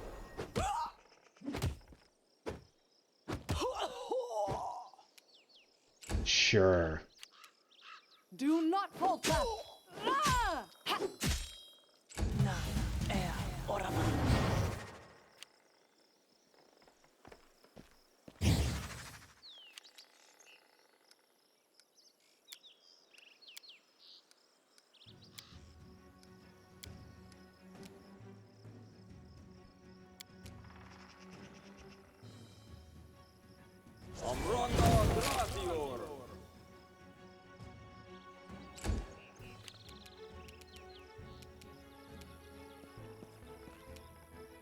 Taste my fury.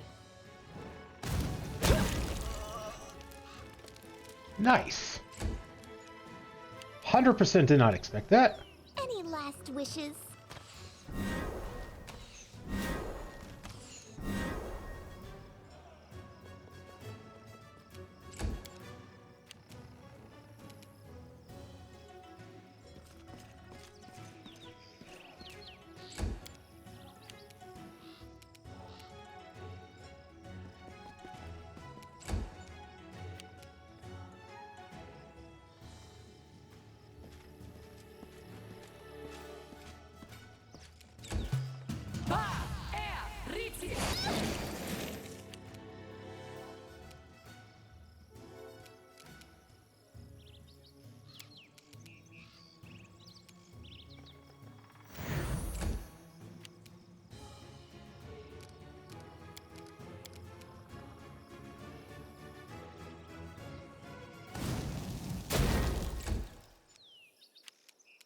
This is where I step in.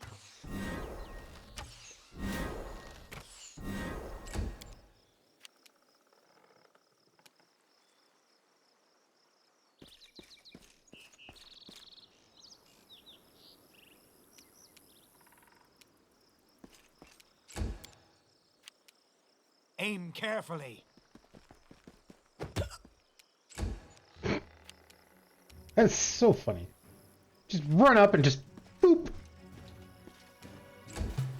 Protect me, please.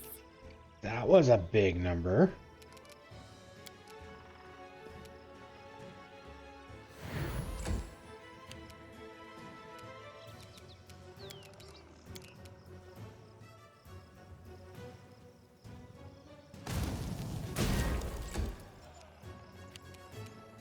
Serves you right.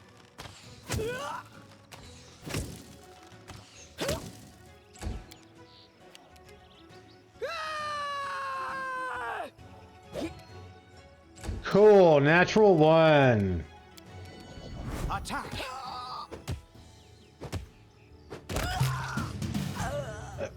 Figured that was going to be overkill, but figured I'd rather waste a key Why point don't we set up camp? and win than not and possibly lose because random chance.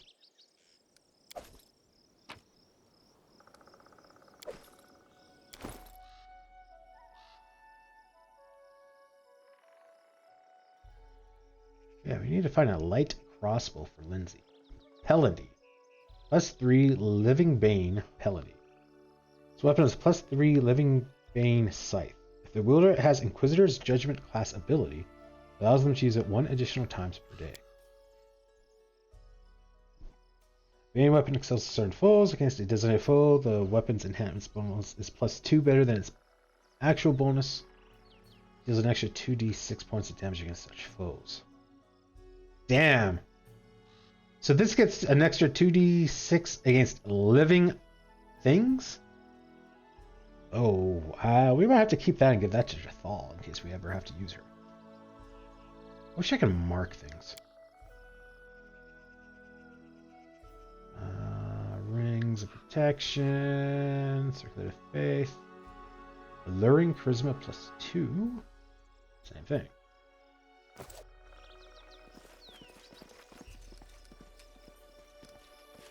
Share your troubles.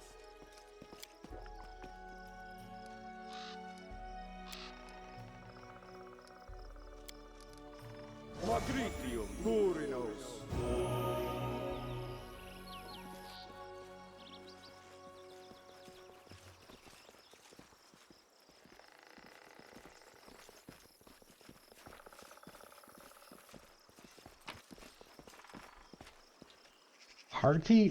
Hearty purple soup. Milk fowl. Mastodon meat. Purple worm cut. Purple worm cut.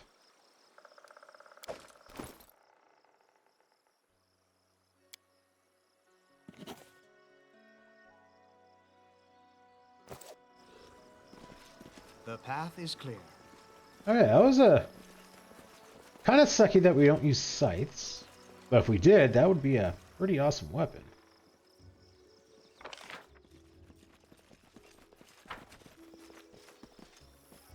Miss loot?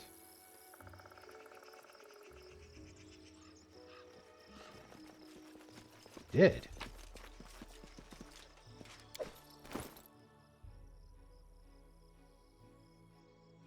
+3.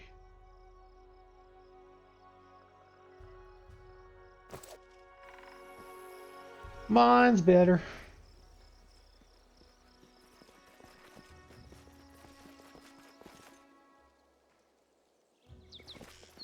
Why don't we set up camp?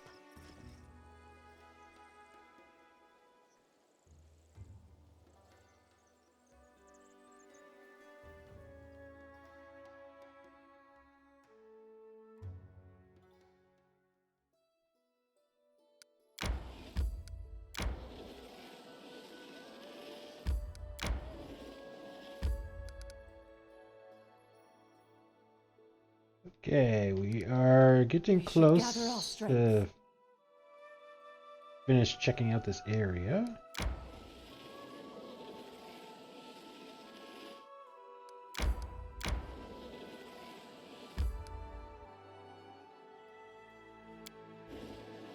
Resting would be nice, don't you think?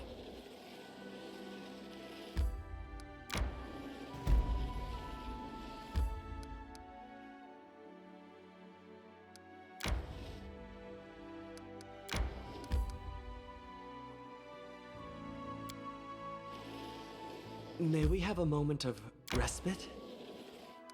I find it interesting that there is a lot of areas where we're just stopping in the middle of.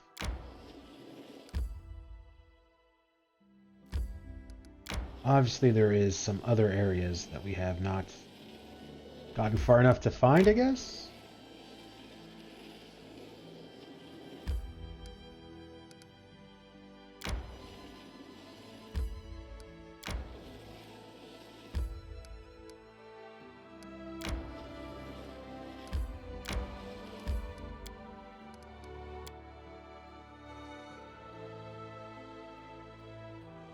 I feel tired.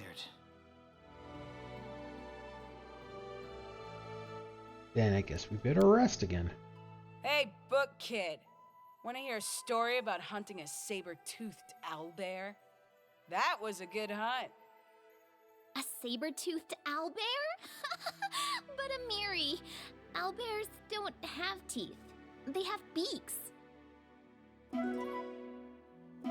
Zing!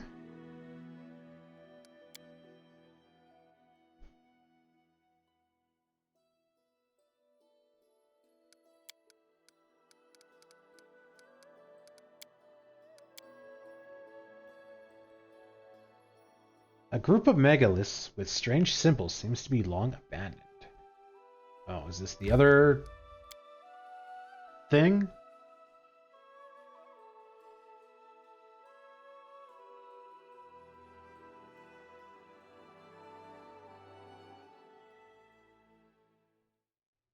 Let us be careful.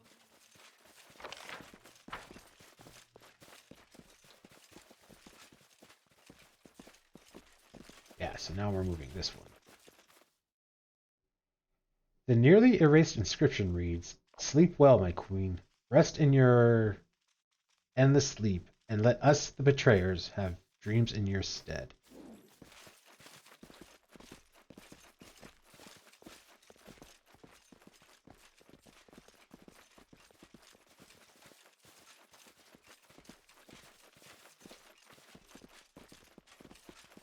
The path is clear.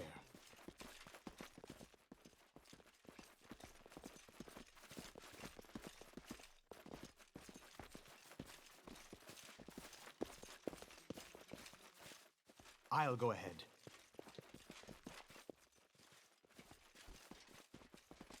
Oh, and that's the only thing here, huh? Alright.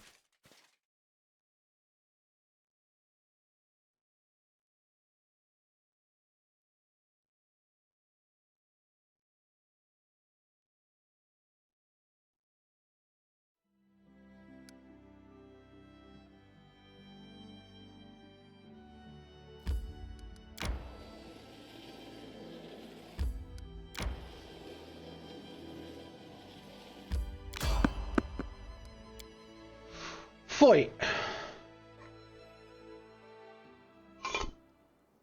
To victory! Ooh. Level 14.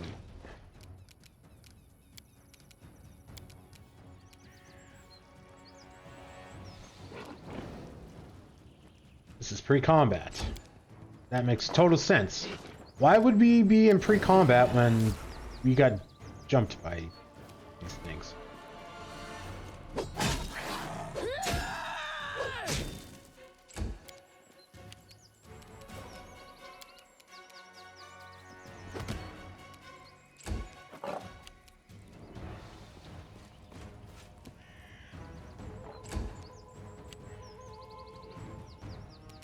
You deserved it.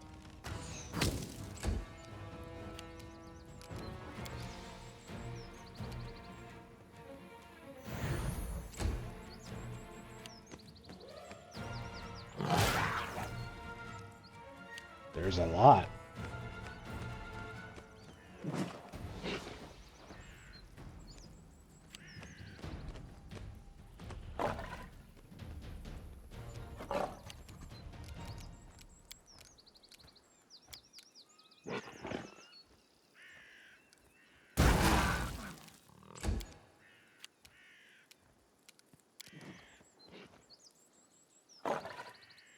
Can't you charge here?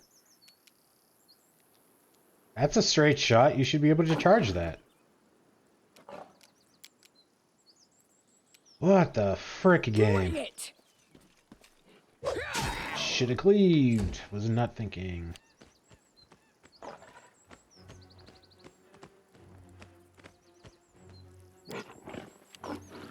A solid plan.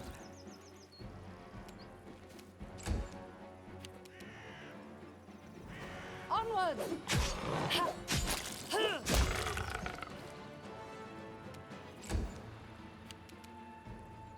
Any last wishes?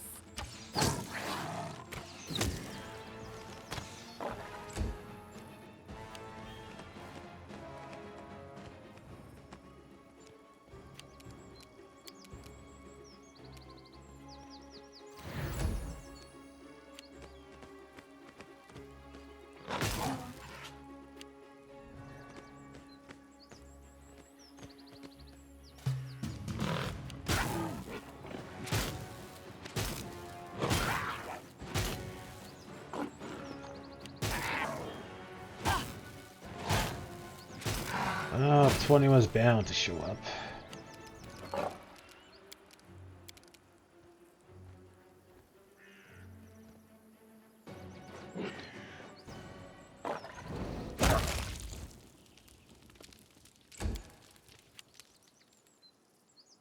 Tear them apart!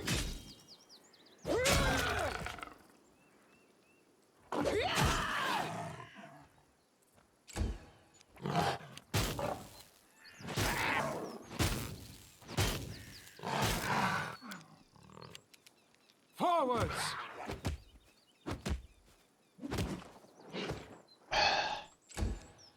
Freaking natural one man, like Jesus.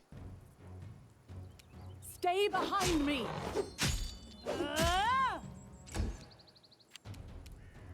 This is where I step in.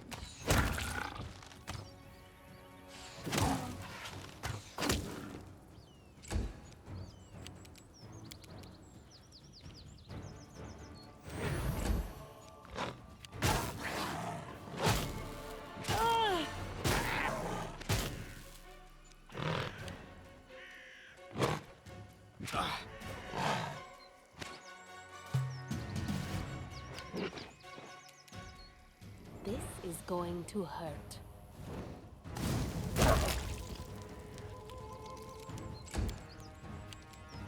They go down! Natural one. Oh my god, these things are driving me up the wall.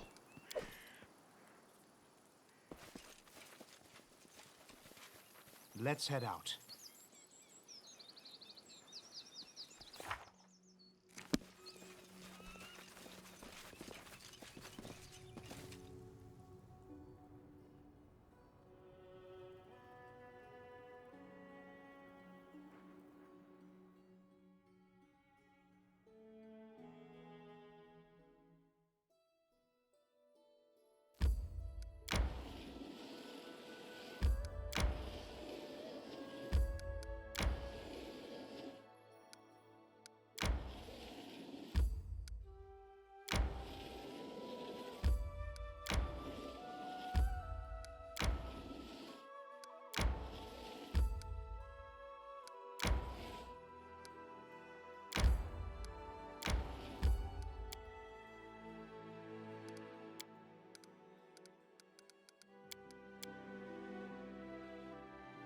Hemlock Island. A small landmass in the middle of Lake Rush Lake, speckled with reeds, shrubs, and hemlock.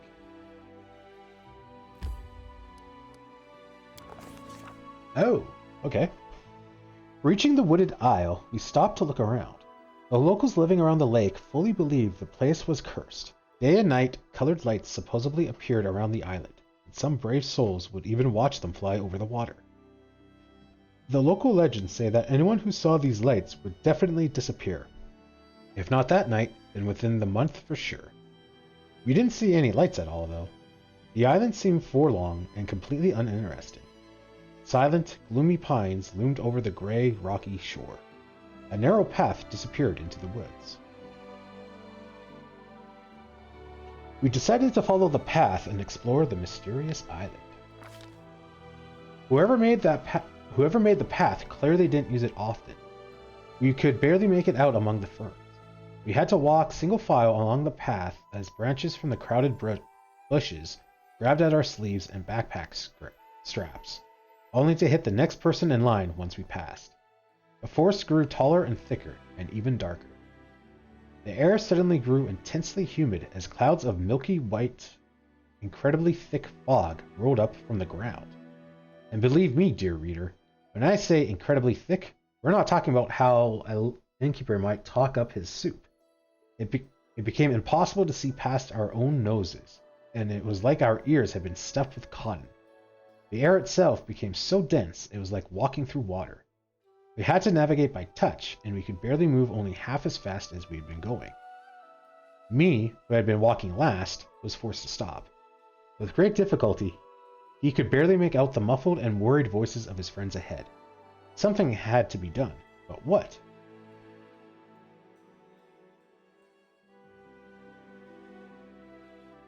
Oh, we got high mobility. Let's do it. Me decided to break through the fog and try to catch up to everyone. Damn right I succeeded. Me continued forward through the fog, but progress became more difficult with each step. He felt a sudden movement of air to the left before he flew forward, having been pushed hard in the back. But our brave leader's dexterity didn't fail him. Me kept his feet and turned sharply, managing to spot a shadow disappearing in the fog. The fog finally began to clear, and soon there was no trace of it. Me looked back, and his friends were nowhere to be seen. But up ahead, he could just make out a blinking, welcoming light. As Me approached the light's source, it quickly became clear that the light was a bonfire. Soon, Me entered a brightly lit clearing and saw all of us. But why then did no one jump up to greet him, or give him a welcoming yell, or a hug, or even offer a cup of hot tea? Why had everyone frozen in their seats, spoons lifted in the air? Why the deathly silence? Imagines Me surprised when he finally saw why his appearance had caused such a strange reaction. It seemed he hadn't been missing at all. He had been sitting with us all by the fire, watching his exact copy emerge from the forest. Yes, dear leader, just imagine it. 2 copies of the king we met in the clearing, seemingly identical. But which of the kings was real? The king sitting by the fire said, "How can there be any doubt? I'm the real king, of course. Devils know who just walked out of the forest, and you're ready to believe him over me? So much for good friends." And what did the king who walked out of the forest answer? Uh-oh.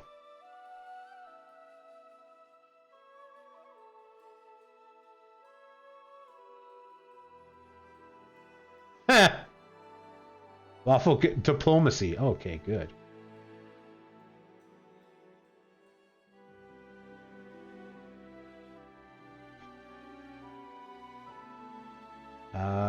I kind of want to do that because we got mobility.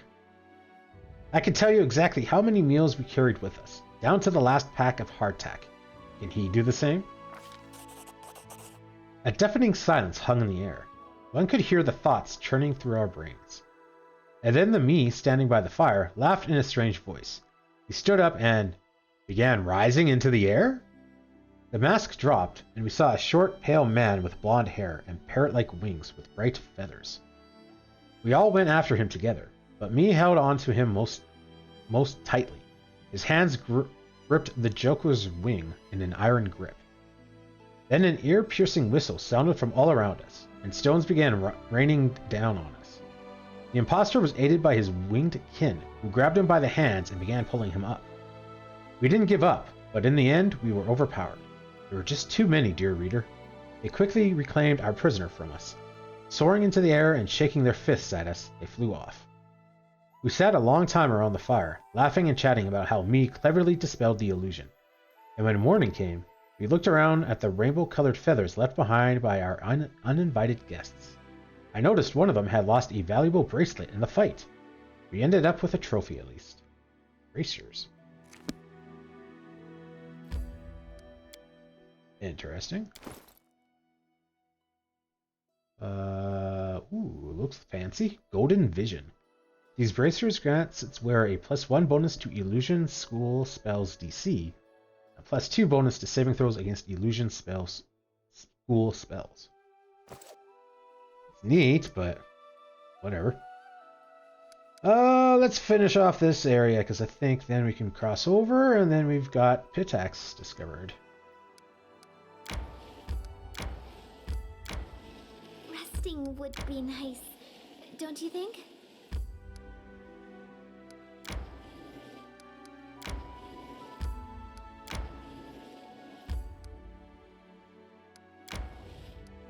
We should gather our strength.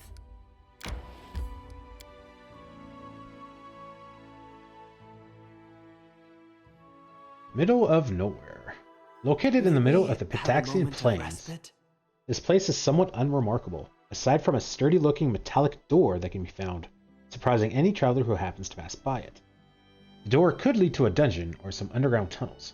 No one has ever opened it to find out. Well then, that sounds like rest. The Stolen Lands are a very strange place. There is so much injustice and pain here. But then there is honor, pride, valor, forgiveness, and atonement. Everything twisted up in a tight ball.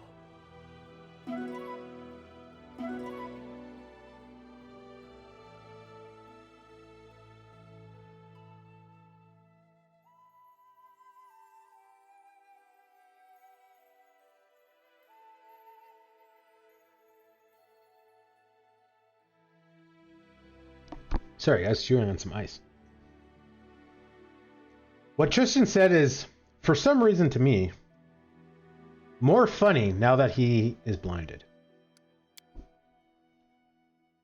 It's like the, blinded martial artists that can, like, see the beauty in the world even though they're blind kind of thing.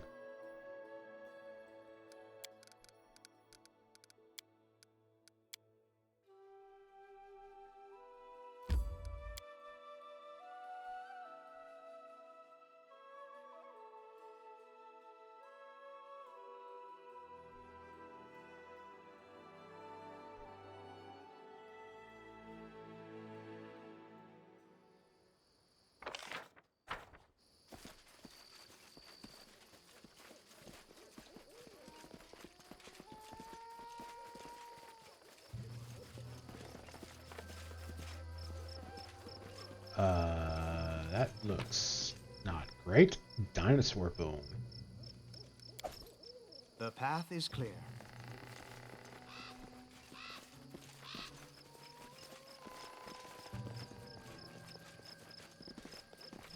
I've spotted something. Yeah, it's been a while since we found a secret stash. It's been a long time since we found a druid token thing. It's a literal metal door in the middle of the field. Okay, I was not expecting that.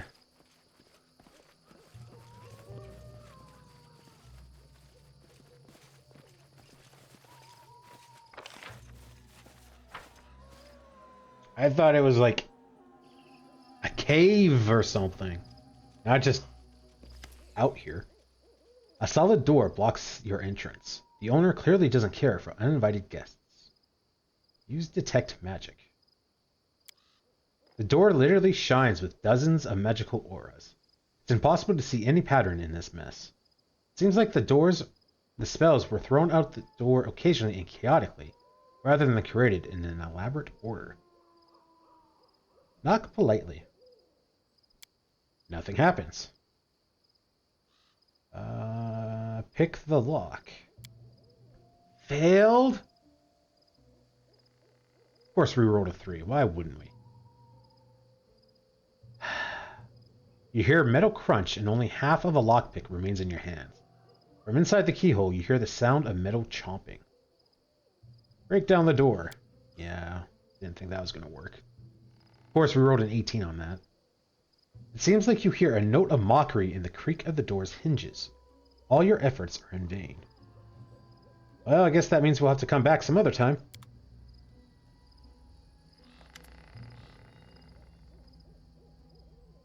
I guess we'll... Oh, I'm not gonna lie, I'm really tempted to save scum and pick that lock again, but nope. Not gonna do it. We'll come back when we find the key, I guess?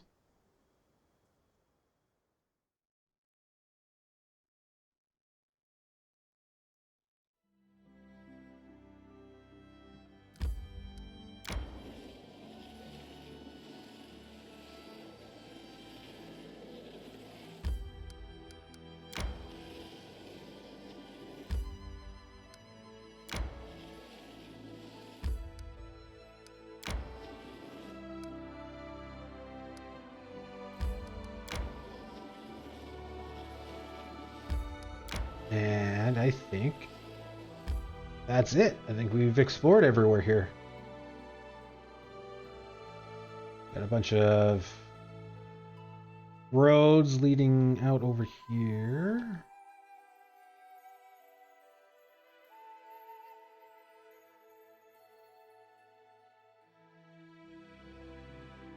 Yeah, looks like it. Okay, let's go check out Pitax since we're here.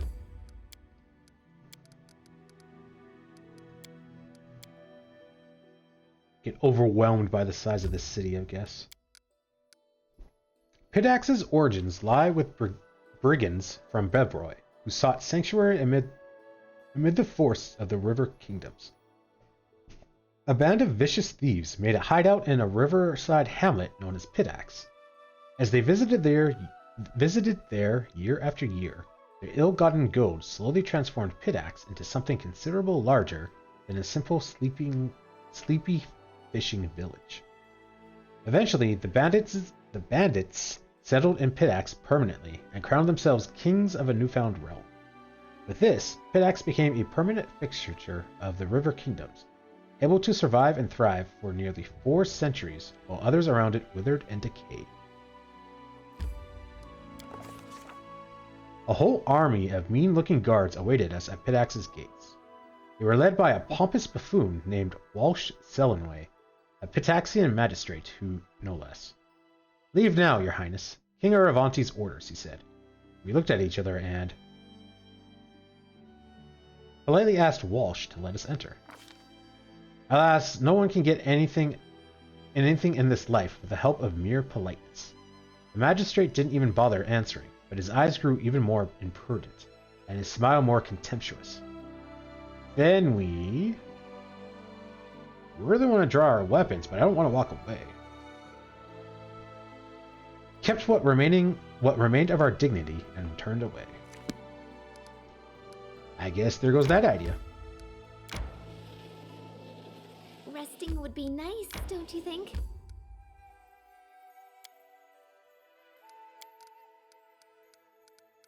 I'm going to save it. And then I'm going to take a 2-minute break to grab some water and run to the bathroom real quick. I will be right back, guys.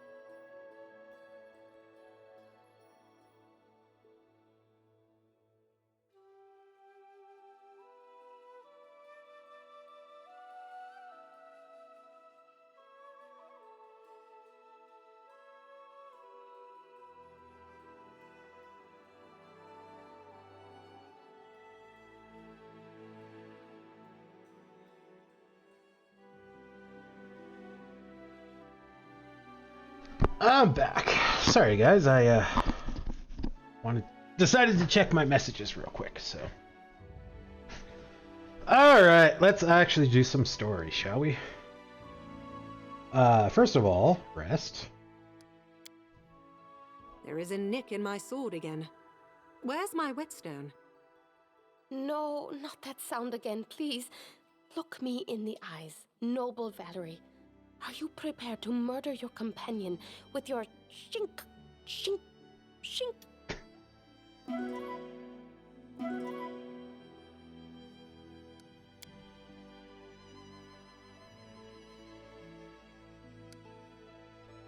Sunny meadow at the bank of the deep Rushlight Lake, where the Rushlight tournament takes place.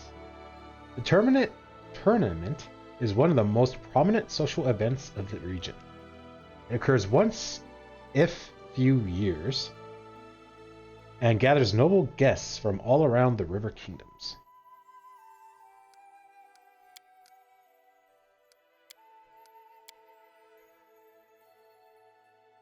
I still don't know what this tournament is. Like, can we not at least get an overview of what we're getting ourselves into here?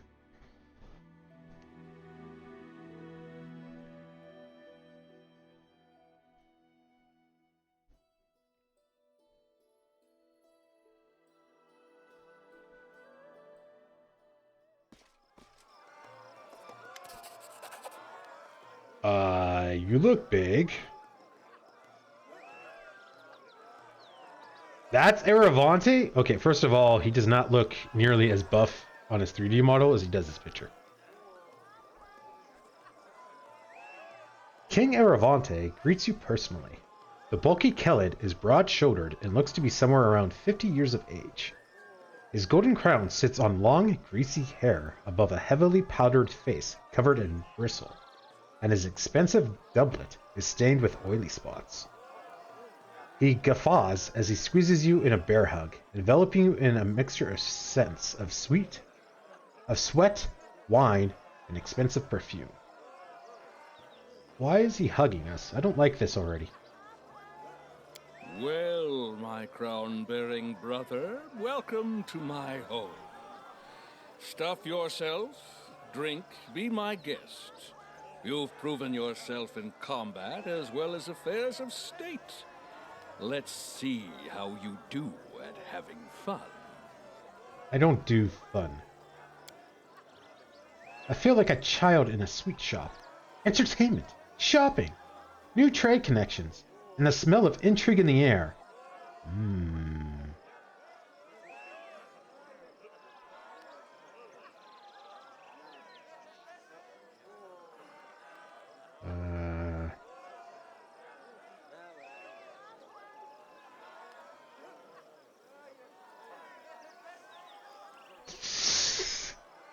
I don't like any of these.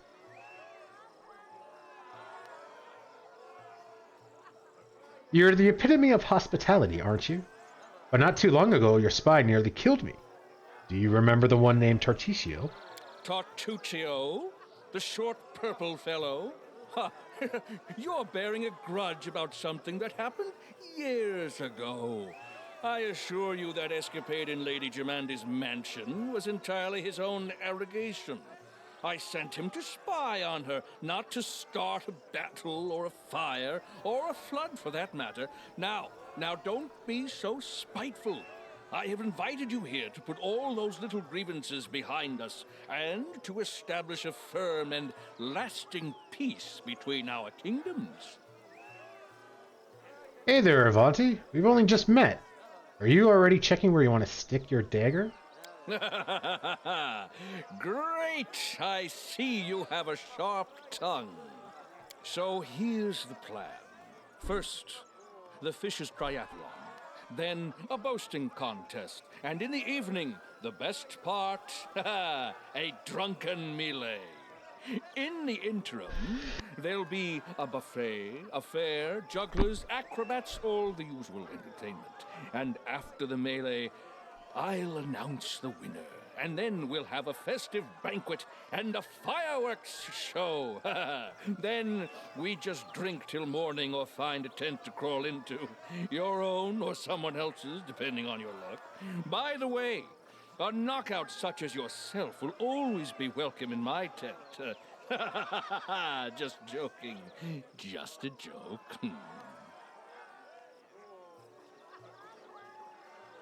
Okay. Oh, and one more thing. I'll have to seal your sheath. This is a peaceful celebration, after all, and bullies will be kicked out immediately. It doesn't matter if it's a king who decided to kick up a row or just a shopkeeper. So behave yourself and don't start any fights while you're here. That's why I'm a monk. Go ahead, take my non-existent sword. I will fucking crush your neck with my fingers. Also, I can already tell that someone is going to try to start a fight with us a couple times. Although I wouldn't mind baring my sword for such a luxurious sheath. Noticing Valerie, Avanti leers and gives you a raunchy smile. Watch your tongue, Avanti. Aha, of course. Such a pretty flower has already been picked, hasn't it? Who knows who will enjoy these plump buds in the future? I assure you, Your Highness, it won't be you. Valerie folds her arms across her chest and lifts her chin. You notice her move closer to you ever so slightly. Well, I have to go. If you need anything, talk to Nunzio Arpaia. He's my master of ceremonies, so he's responsible for organizing this mess. Have fun. I want to say he's trying too hard to be friendly. He's not really trying that hard. Participate in the first contest of the tournament. The first contest will be the fishing triathlon, an entertainment that honors the folk handicrafts of the river kingdoms. In order to join the competition, we should talk to the master of ceremonies, Nunzio Arpaia. Did not pay attention to how to say that name. Talk to Italian Gitarin.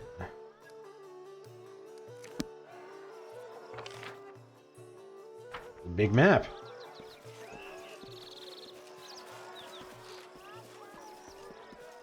I hope we'll manage to avoid any duels this year.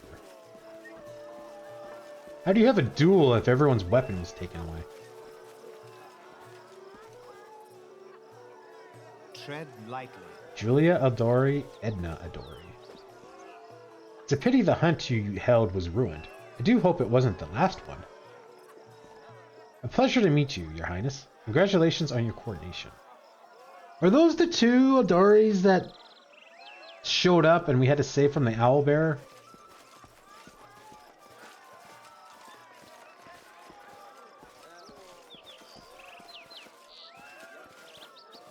I hope we'll manage to avoid any duels this year.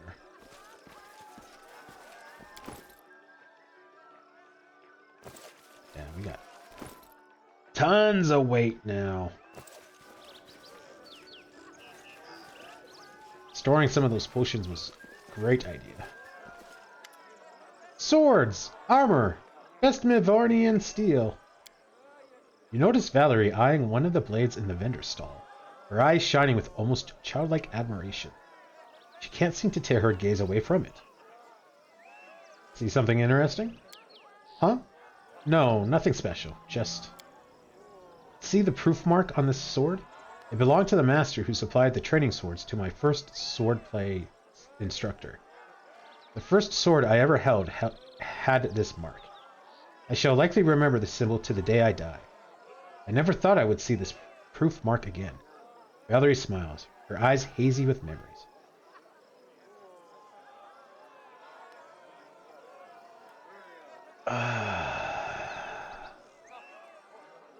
Buy the sword for Valerie. I want you to always smile like you are now.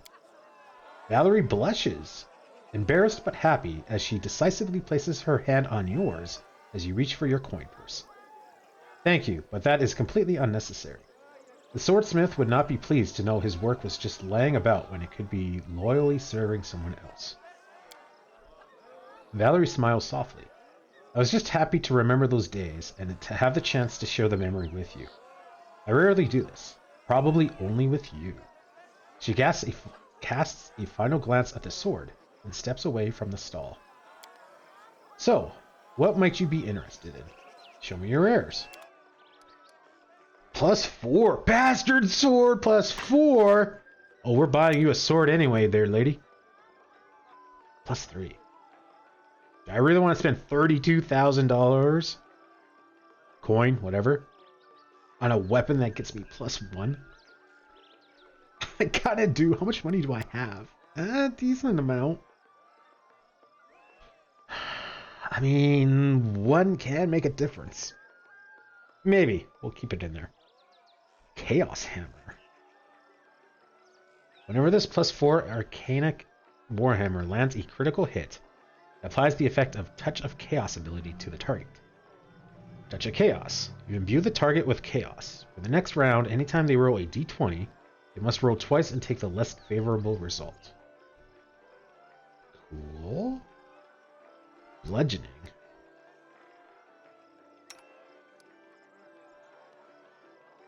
+3. Plus 2d6 and grant this wheel continuous freedom of spell. That's probably better. Again, freaking 89,000 though. Ugh. Dark Forest Spear.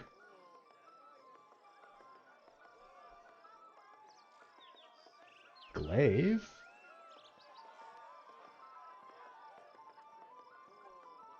Jolt. +3 Shock Scimitar. Oh, light crossbow. We could get one of that from Lindsay. You apparently went down the crossbow route. Giant's Bane, though. Ooh. A lot of weapons I want to buy, but it's gonna totally eat up all of our money. Nunchaku. Sai. Whimsy. Whenever this +3 shortbow lands a hit, it has a chance to cast Hideous Laughter on its target. That's kind of cool. Tower Shield +4. Here's a +3, but you also get damage reduction. How much is the shield? Not that bad. It's only 16,000.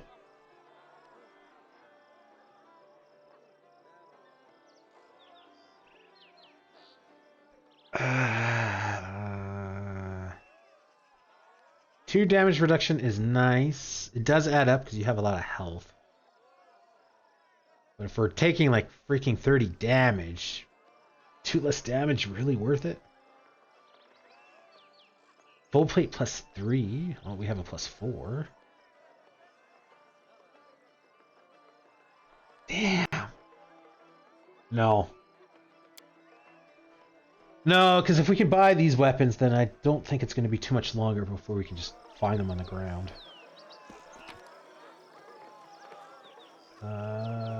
Not double. Yeah. Let us be careful. Ooh, all kinds of booze. Yoink!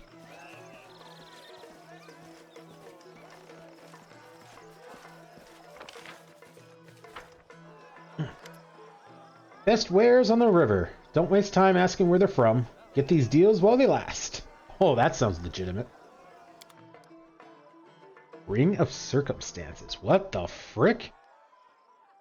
The wearer of this ring can, after resting while wearing it, activate up to 4 abilities from the list below. Removing the ring will immediately remove all bonuses from it. It's 2 Strength, Dexterity, Constitution, Intelligence, Wisdom, and Charisma. +1 to saving throws. 1 to weapon damage. 2 to skill checks. 5 bonus speed. 1 to AC. 1 bonus to DCs of all spells and usable abilities. 370,000. That is over half of my money. Damn. Strength, dexterity, and constitution. Ooh, I mean, if I'm going to buy something, it's going to be for me. Strength and dexterity, so this adds to my health too.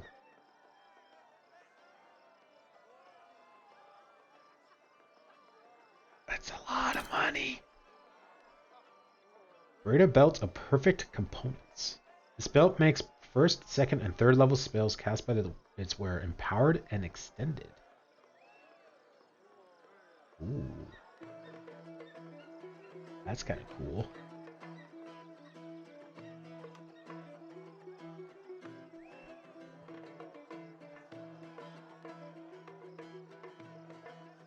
Absolver's Cloak. Grants wielder +4 bonus to AC, +4 bonus on saving throws, 4 enchantment bonus to persuasion checks, +1 bonus to AC against evil aligned creatures attacks. It's the same thing, but for good and evil guys. +6 resistance bonus on saving throws. Damn. So if I do this, this is going to give me 3 more health, a level. We're level 14.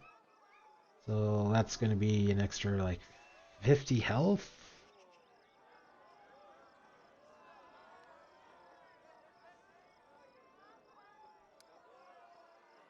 Yeah, we're doing it. I got to spoil myself. I'm the king. Come on, we got to spoil myself.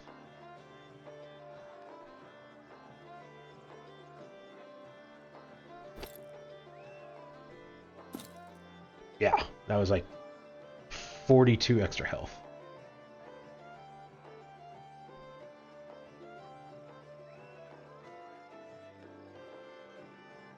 And really, if anyone needs to have like strength, dexterity, and constitution, it's the monk.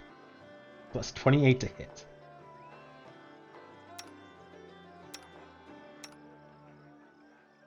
Damn, and that was a huge chunk of cash.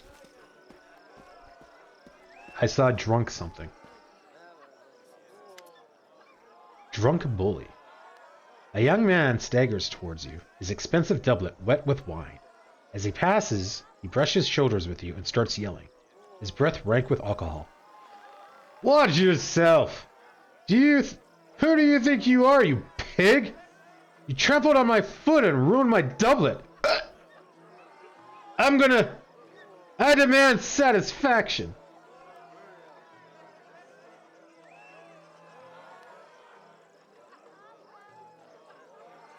I don't want to do that. Heh. Knock out the bully with a stealthy blow.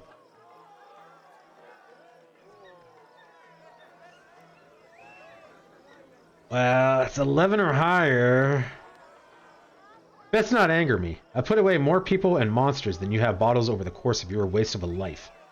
Get out of here while you still can. Failed. Rolled an 8. Wait, you're threatening me? I'm all single-handed too. Come on then, draw your weapon.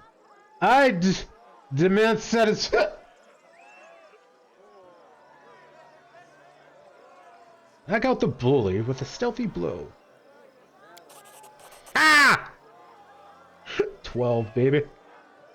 No one notices you as you drive a swift blow to the bully's solar plexus.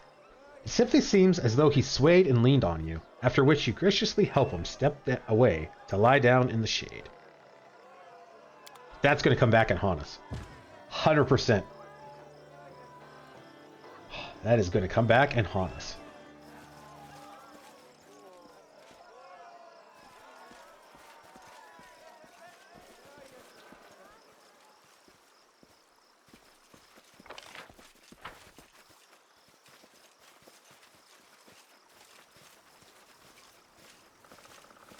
I'll go ahead.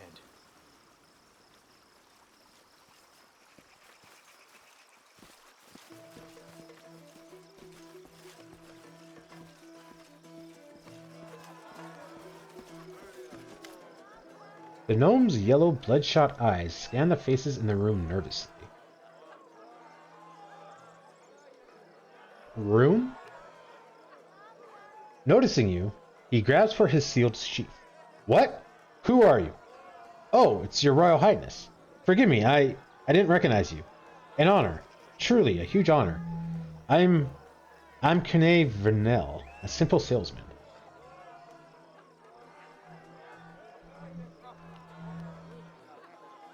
Who are you? I told you already. The gnome's voice rises in anger. I'm a simple salesman. Not rich, not noble. Why would a king concern himself with me? He wouldn't. What is it you sell? Why do you care? Fish and the like. Who might you recommend I meet here? No one. Everyone. How should I know? I'm just a simple salesman. Leave me be. Farewell. Yes, yes, your highness. A great honor. Go, have fun. Did he try to pickpocket me?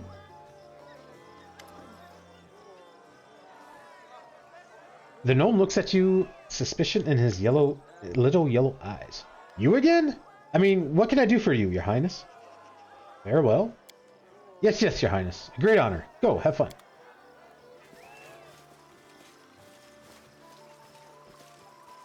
The path is clear.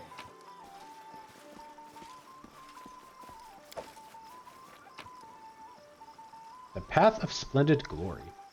Author, Engivold the Golden Quill, Professor of the Academy of the Grand Arts Pitax. And what country, what city had the honor of being birthplace of our magnificent king, the unparalleled Castruccio Eravante? This question is more difficult than it seems. It's commonly believed he comes from Numera. Starfall is usually named as his homeland. But his noble features point to a relationship with the Taldan nobility. We theorize that his true homeland is Opera, the ancient capital of the great empire. Little Castruccio once ran upon its granite pavements, feasting his eyes upon the golden spires and domes, taking in the spirit of royal grandeur. Okay. Ah, adventurers! Look at my wares. New wares. In new bag. All new, all bestest. Only me old. Can't be best any bester. Only me be old. What are you doing here? You know? No? Sellers to be where fair be. Sellers be where fair be. No one be calling us. We come where the buying is. We be professional traders. Show me your wares. Ever-burning torch. Here's some mace of Churuk. Masterwork.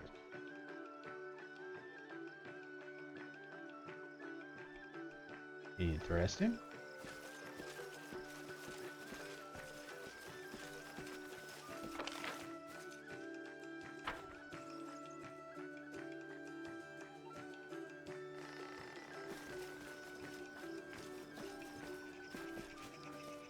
As usual, the masters celebrate while us grunts have to do work.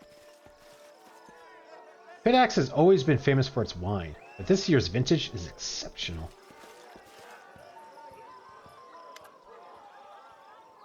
Irmara Deschamps. Amid the tournament's Viverati? I can't say that word. You notice that two men nearby are having a heated but hushed discussion. One wears flashy clothing fit for an entertainer, whereas the other wears the steel armor and red cloak of Pitax's guard. It's difficult to hear what they're saying.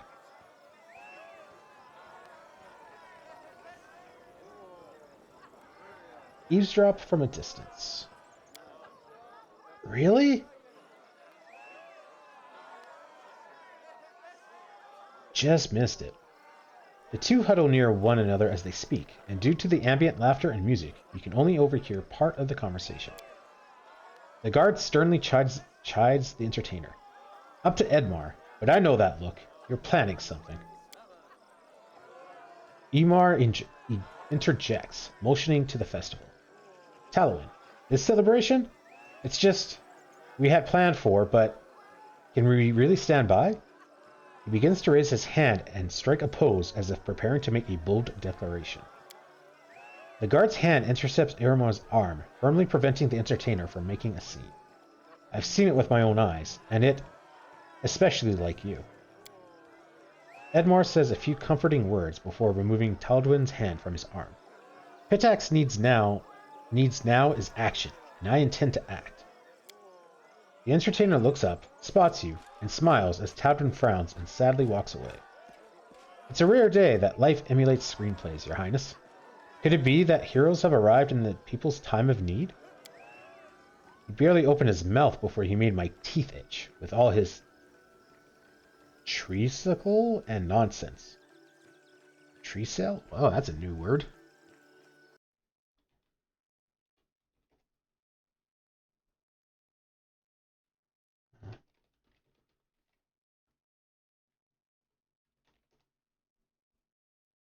Treacle.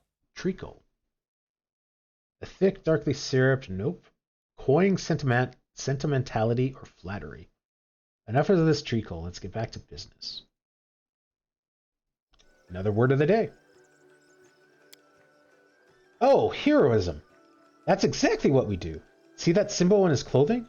That marks him as a member of the Red Crescent Theater in Pitax. A fellow artist. She eagerly extracts her journal. Imagine the stories we could write together.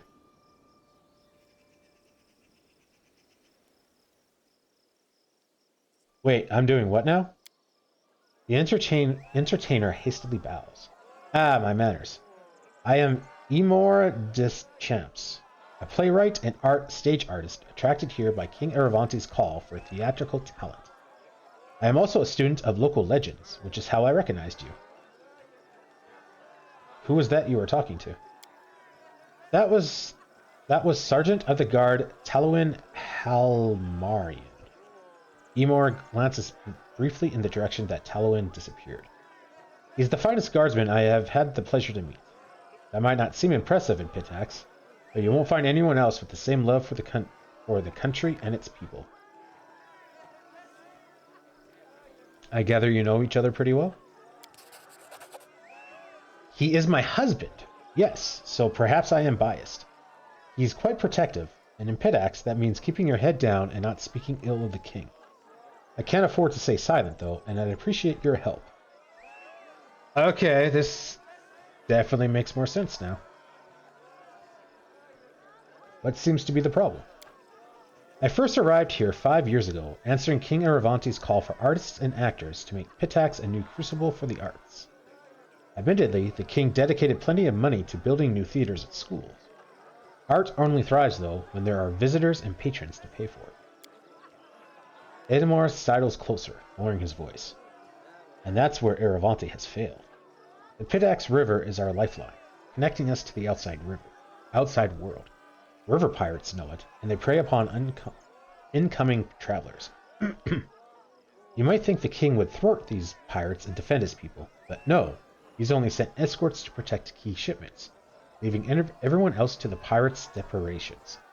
This tournament? It hides how we suffer from the king's inaction. Now, when the king's soldiers cannot or will not vanquish the villains, what happens in the stories? He winks and gestures knowingly. That's right. Heroes step in. Numerous victims have told me of the attacks, and I have pieced together the approximate location of the pirates' camp. If you can ambush and defeat them, traffic will flow, commerce will thrive, and you will command the admiration of the boatmen, dock workers, artists, and more. Naturally, I'm prepared to write a play dramatizing your exploits. What do you say? Before I accept, I have questions. The wise protagonist always has questions. What would you like to know? How many pirates are there? How many pirates are out there? It varies by the report. The camp could have a few dozen, so you might want to try to take them by surprise. Why does Talduin disapprove of this plan?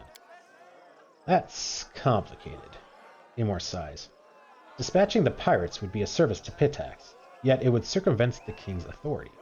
That makes him look incompetent, and King Aravanti has quite the temper. Anyone making him look bad is at risk, and that includes me. I'm putting Talduin in a difficult position. If he reports me, I end up imprisoned, no doubt. If he doesn't, His career is at risk.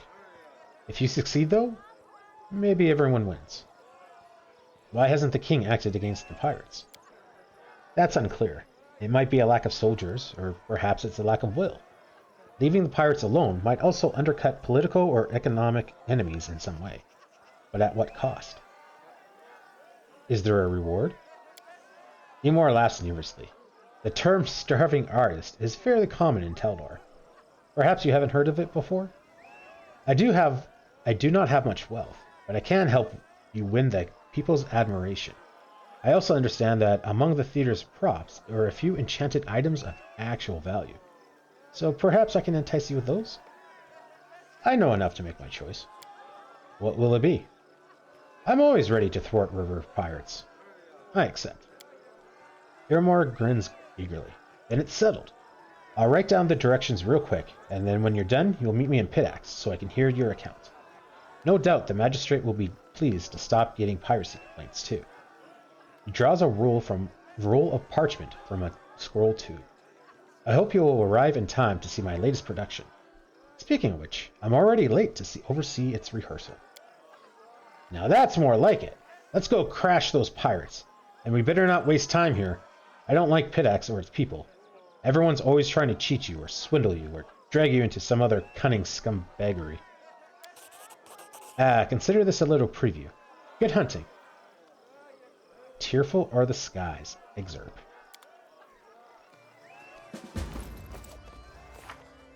It seems that King Aravante doesn't care much for his subjects. The river pirates thrive by robbing defenseless civilians. Perhaps we could help somehow. The river pirates plague the people of Pitax. Emar, Dramaturge, and Patriot has spoken of a pirates' camp located not far from Littletown. Let's go there and show those scoundrels some proper river justice.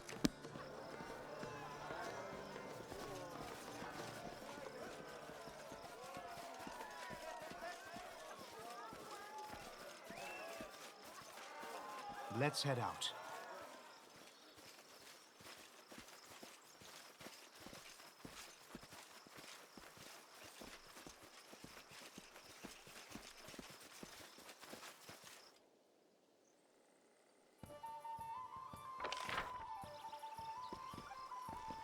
Those pirates are a blight on Pitax.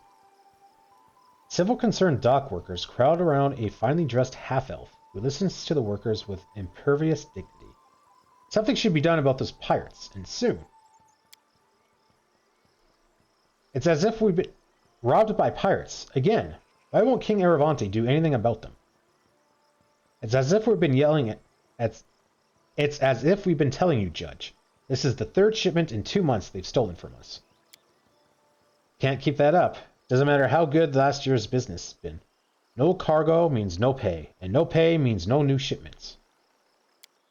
We'd ask you about the thefts before, and there's nothing changed. Where's the king's justice, Your Honor? The half-elf patiently motions for silence. It is true that pirates have taken route along the Pitax River and attacked several shipments heading upriver. The king has... He pauses, noticing you for the first time. He adjusts his posture to stand taller and straightens his sash of office before continuing. King Aravante shall address the problem soon. However, he will hear no formal complaints until after the Rushlight tournament.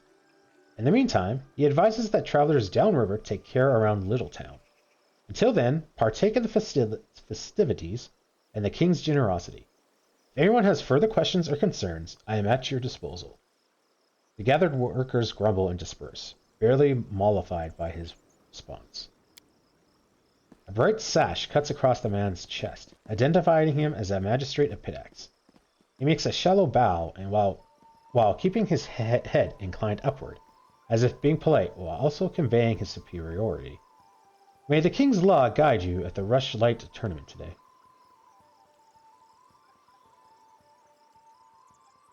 I overheard you talking about stolen shipments. Is there a problem? Ah, yes, that. He sets his teeth into a practiced smile, though his teeth briefly grind together. An outbreak of river piracy has caused some consternation among the citizens. Simply avoid or exercise caution near Littletown in the meantime.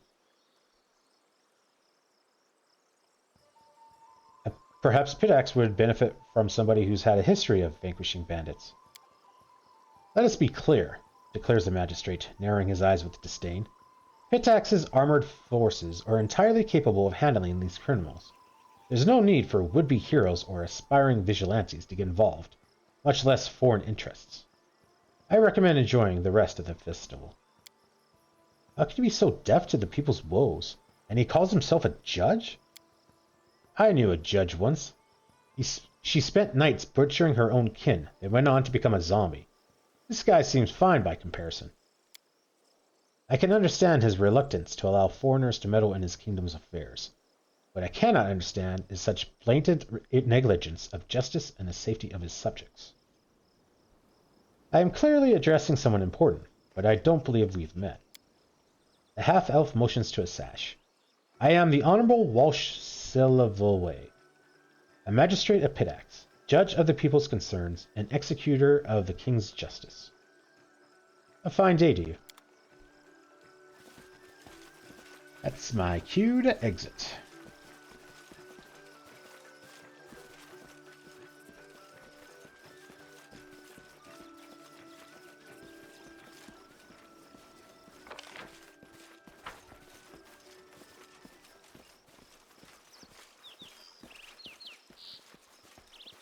Tread lightly. I hope we'll manage to avoid any duels this year.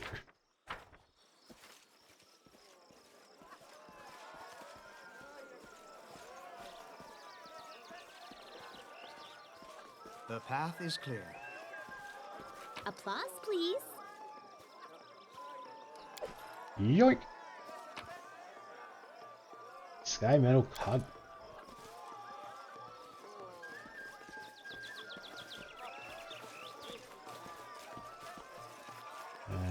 That looks like somewhere important to be. Hey, you can't be here. This is His Highness King Aravante's camp. I'm aware. He's the one who invited me. We're not supposed to allow anyone in. If the king commands it, we will. But at this point, you could be a thief for all we know. I think I must be lost. I'll just be going. Keep going.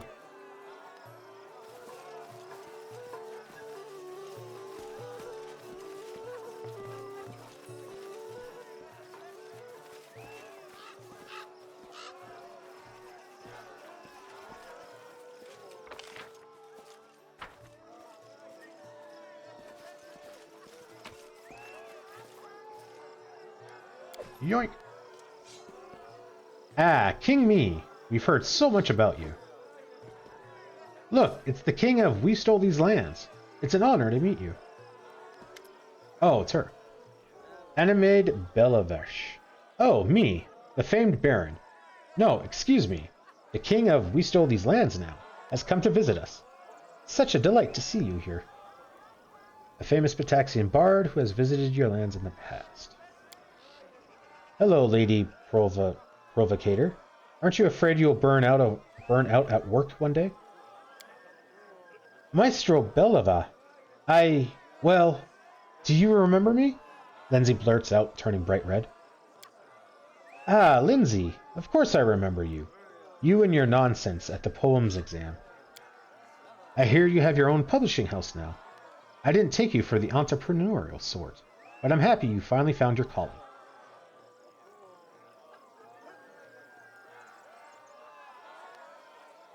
Tell me, are the songs you composed for Aravante as bold as the ones you sang at my capital? Have my humble verses so offended you that you still recall their sting? Please, your highness, it doesn't behoove a person of your standing to take an umbrage against a petty bard.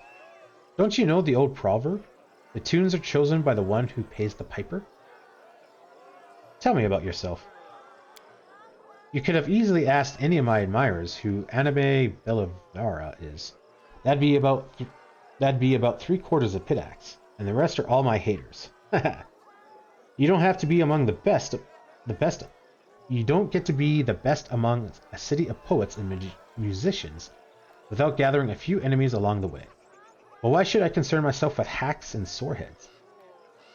What can you tell me about King Aravante? Anamede's face darkens for a moment, but she quickly regains her sweet smile. Love him or hate him, you can't deny he's a great man. Pitax was a boring place before him. Only pirates, fences, and other scum did any business in the area.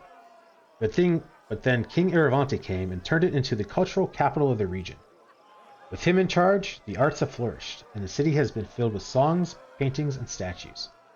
I just pray that Callista breathes the same sort of the arts into the withered hearts of some of the other rulers in the region, who would prefer to squander the resources on saber rattling.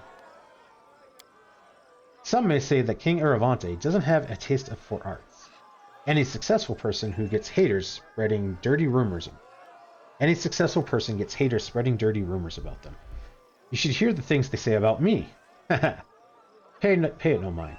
Our king is a man of exquisite taste, with an appreciation for all kinds of art. Does the king have any enemies? Of course he has enemies. Lots of them. Just like anyone who's actually accomplished anything in life. Take some of the old trade houses, for example. Licenzia and some others who he stripped of their power. They'd love to see him at the bottom of the river, but even now, in their mutual sorry states, they can't manage to work together.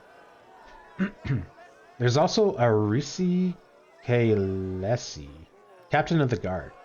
He was just seething with indignation when the king brought new rules to the city. But who wants to listen to the whining of failures like him? Aravante brought a golden age on Pitax. Tell me about the Rushlight tournament. Our beloved king has run this tournament once in several years since he took the throne. Guests from all over the River Kingdoms come for it, from Daggermark to Mivrin. It's a pity Bevroy didn't honor us with any representatives this year. I guess the Adari aren't in a very festive mood right now. On the bright side, we get to host you for the first time. And Callista willing, it won't be the last. Who might you recommend I meet here? That depends on what you're looking for. If you're in the mood for pleasant company, well, you've already met me. And if you're in the mood for some Schadenfreude, okay, that's a new word. Schadenfreude. Schadenfreude. A pleasure derived by someone from someone else's misfortune.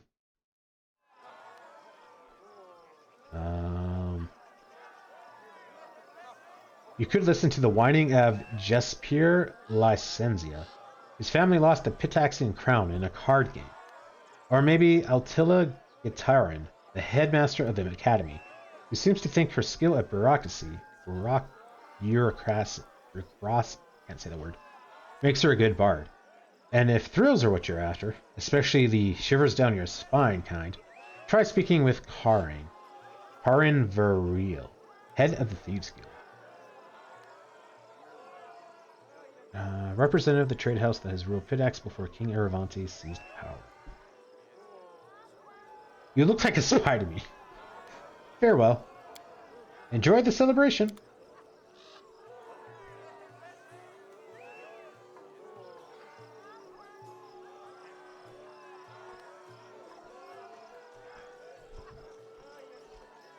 Alright, well, let's go back this way then.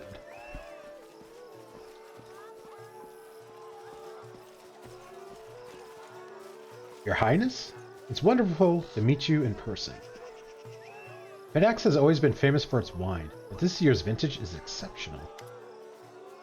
Oh, this is the lady that Lindsay was looking for. Greetings, Your Highness. I'm Attila Gitarin, headmaster at the Academy of Grand Arts. Welcome to the tournament. Is this your first time here? I'll be honest, I'm delighted to hear that you've done with Restole these lands. Not long ago, it was little more than a hole in the ground, but you've brought it real civilization. Bravo. How fares the Academy? Oh, just splendid. If you ever find time to visit Pitax, I'd gladly give you a tour. We're currently holding an exhibition of our graduates' works. Though it's a pity that... No, it's fine. Believe me, we have plenty worth coming to see and hear. I get the impression that something's upsetting you. Oh no, please, don't worry. I'm just disappointed that one of our best students, Trebrenicent of Cordelin, couldn't be here today. He could be singing in any capital, but the king chose to send him to some backcountry village called Littletown. Of course, His Highness would never squander talent, so I'm sure we'll hear from Trebrenicent again. But still, I do worry. Who might you recommend I meet here? There are many respectable attendees today. You already know King of Aravante, of course. You should speak with High Priest Dre Yarns as well. He's truly a wise and honorable man. And if I may give you one piece of advice, beware of Carne Vernal. He may be business partners with King Aravante himself, but those who deal with him usually find themselves in a bad way. Since he showed up in the city, our dear captain of the guard, Arisi Kalisi, has so much more work that he... Attila stopped short, covering her mouth. Forgive me, I've probably said too much. Tell the schools and teachers. Lindsay has some interesting news for you. Yes, Professor Aribold found refuge in our capital. And you know what? He's writing his memoirs of his time at the academy.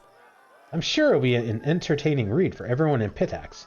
No, all of Avastian. A book, you say? How brave of him. I hope he doesn't neglect to include the details of his dismissal.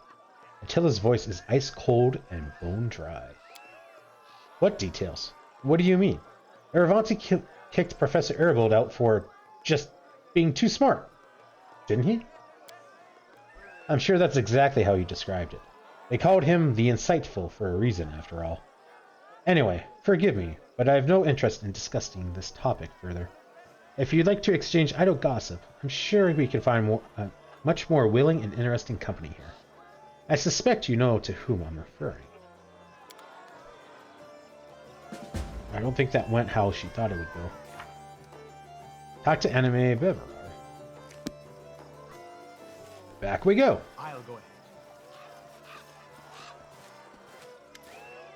How do you like the celebration? I believe Lindsay had a question for you. Oh? I just hope it isn't about any of the lectures I used to give at the academy. Go ahead, ask away. Anime smiles, encouragingly at Lindsay. Lindsay turns bright red, takes a deep breath, and blurts out, Sorry, but I really need to know the truth. Why did Aravante kick Professor Aribold out of the academy? Oh yes, he did move to your kingdom, didn't he? I'm curious how he portrayed his dismissal. I'd bet it was something like a poem in 6 verses recounting the tale of a tyrant ousting a poor but honest scientist for telling the truth. The reality is much more mundane. Aravante didn't fire Aribold. Attila did. And I have to give it to her. This time, unlike most times, she was completely right. That can't be!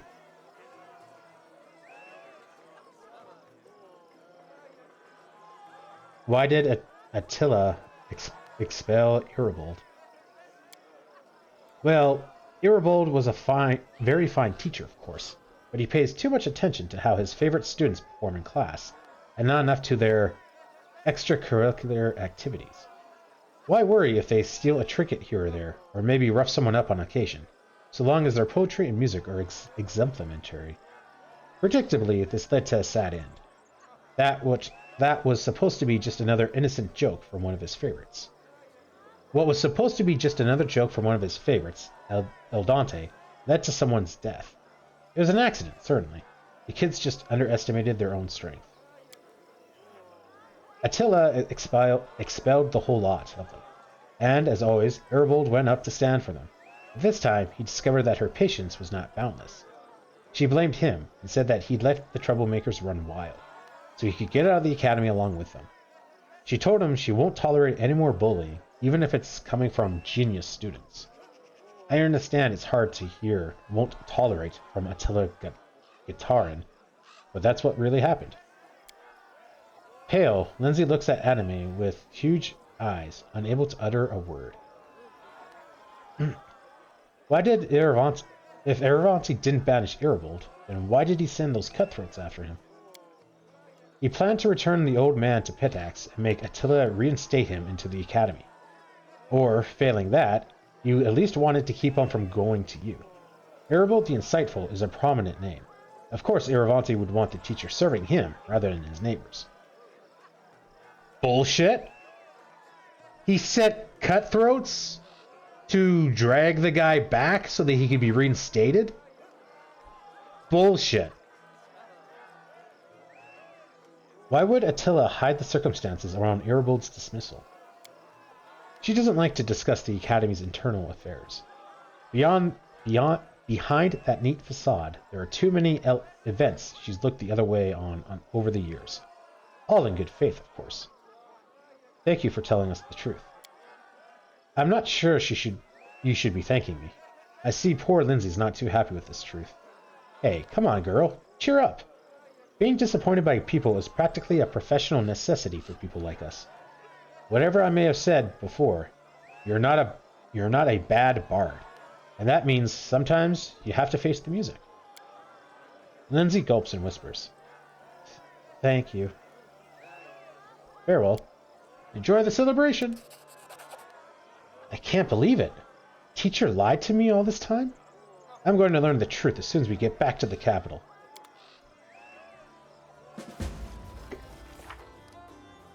Talk to Aribald the Insightful. I can't believe it. All this time, Aribald the Insightful was just covering for troublemakers, even the ones who bullied me. Not only that, he lied to me about who fired him from the academy and why. I need to get back to the capital and talk to him as soon as possible.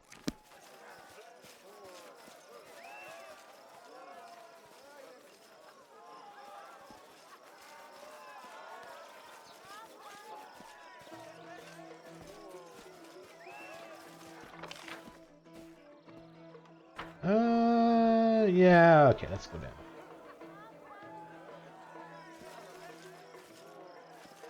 I'm sure the further up we go, the more likely we're to hit a story element.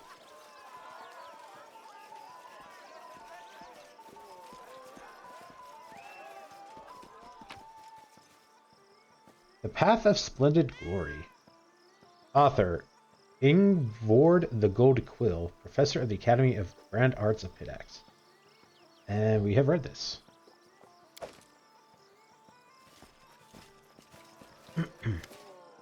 Scrolls! Potions for any taste. The very best, straight from Daggermark. Show me your wares. Greater Kinetic Diadem. Increases damage dealt by the kits. Ooh, I think that's better than what you've got. Yeah. You're very expensive, though.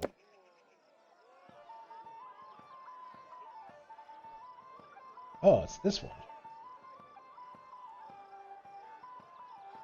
The Summoner's character level with a maximum of 16 character level. That's a maximum of 12.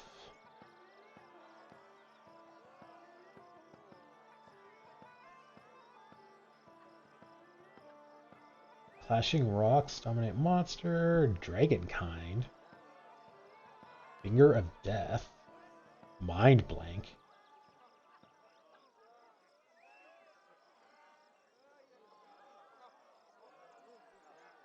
Yeah, okay.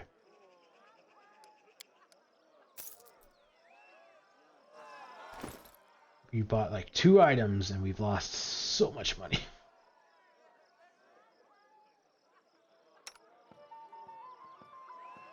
3d6, this is 2d6, yeah, so it's an extra 1 dice for the simple blast and an extra 2 dice for the composite one.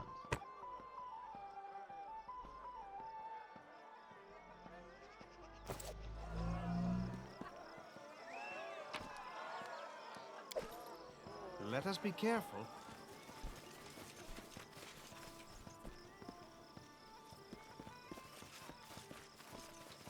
What should I say in the boasting contest? Need to think. Pidax has always been famous for its wine, but this year's vintage is exceptional.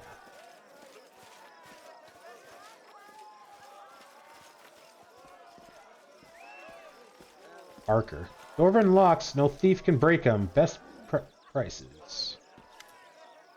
Test your finesse against the finest Delvin locksmiths. Crack the lock, get the prize. We will challenge the best dwarven locks in the 5 kingdoms. In the 5 Kings Mountains. What's going on? Do you know your way around a lockpick? Why not show off your skills? Here we have 3 chests, bound with the finest dwarven locks straight from Highland. One attempt is 500 gold. Open 1 lock and you will get some of your money back. 2 locks and you'll get more than what you paid. Open all 3 and you'll get the grand prize. Farewell. Have a nice day. Yeah, we're gonna save scum on this.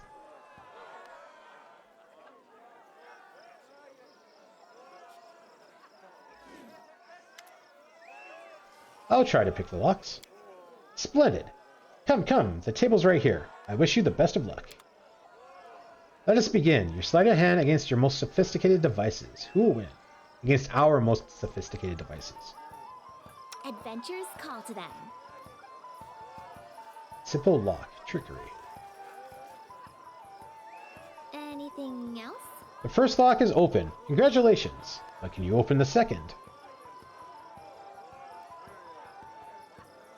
DC of 24. Average lock. I failed. I'm sorry. Such misfortune. Don't feel bad. There aren't many that can open these locks. We rolled a 2. F off. That last one is gonna be iffy. If that second one was a DC of 36, that last one's gonna be like 45.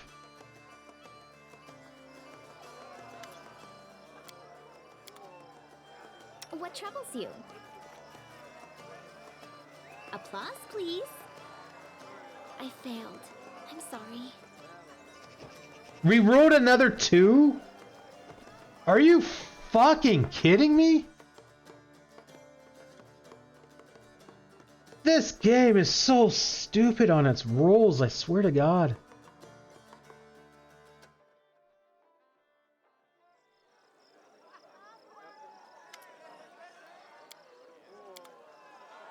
Lindsay the Magnificent? Lindsay the Illustrious? Something more simple, like Lindsay the Great? The second lock's defeated. Only the hardest remains.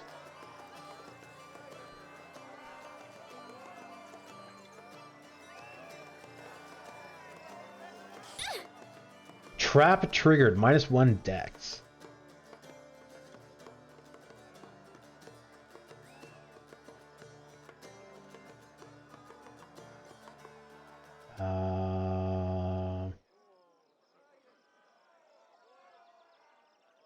Can't see what the DC was on that.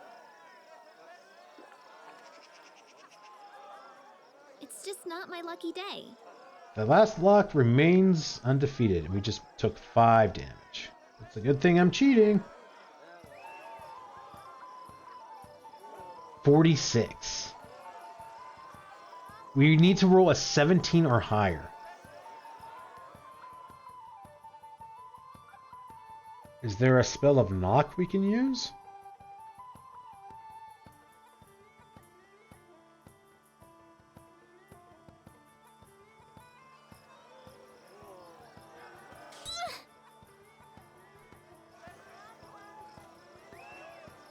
I failed. I'm sorry. Okay, so do we not get our money back? Alright. Apparently he does not give our money back, even though we're supposed to get our money back and then some.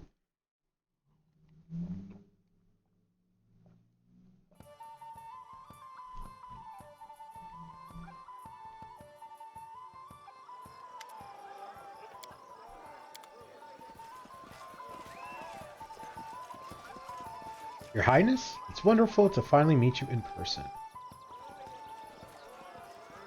I'll go ahead.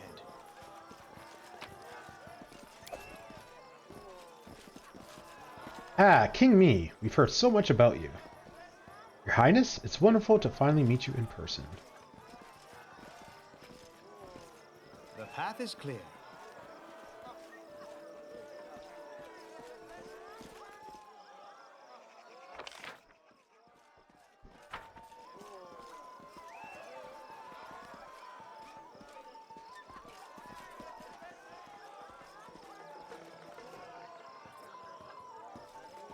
Tread lightly.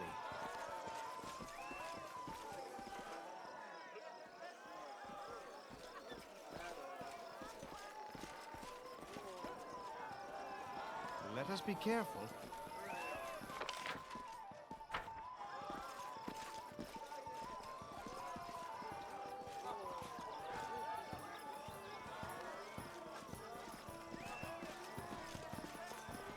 I've spotted something. Cha-ching! It's just not my lucky day. Seriously? Rolled a natural 1. There's no... That was literally the only way we can lose. Oh my god, this freaking game. This is unreal, the rolls. I don't care that I missed the lock. I care that we missed the lock with a natural 1 that appears way too often.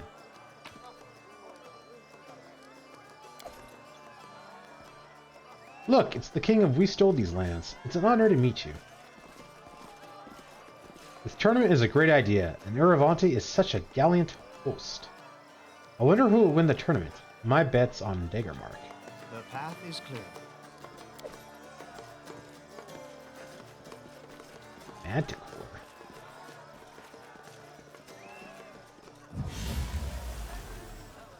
Okay, whoa, what the hell happened there? A battle of spellcasters. Secrets of the unknown. Come one, come all.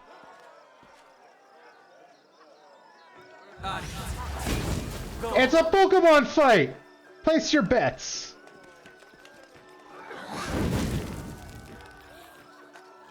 They're both fire and they're breathing fire on each other.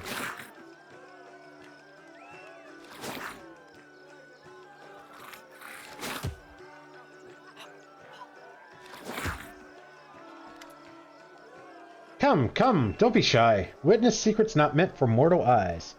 An ethereal battle within a vortex of the supernatural. Bets here? Place your bets! What's going on? Ooh, something special indeed. I'd wager you've never seen the like. Before your eyes unfolds an epic battle between the world's greatest spellcasters. Mysteriaddle, the devil tamer of Shellex, versus Zenmingrinya, mistress of the Erishian witches. Who will win? Who would you bet on?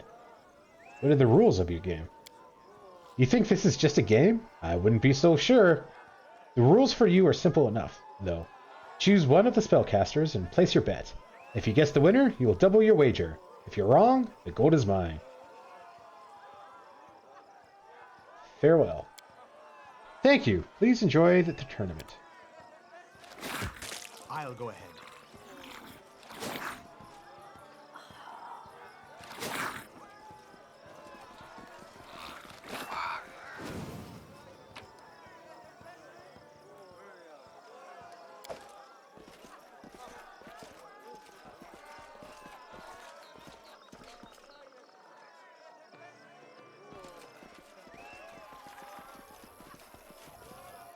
Old Erisi really runs us ragged. Something here.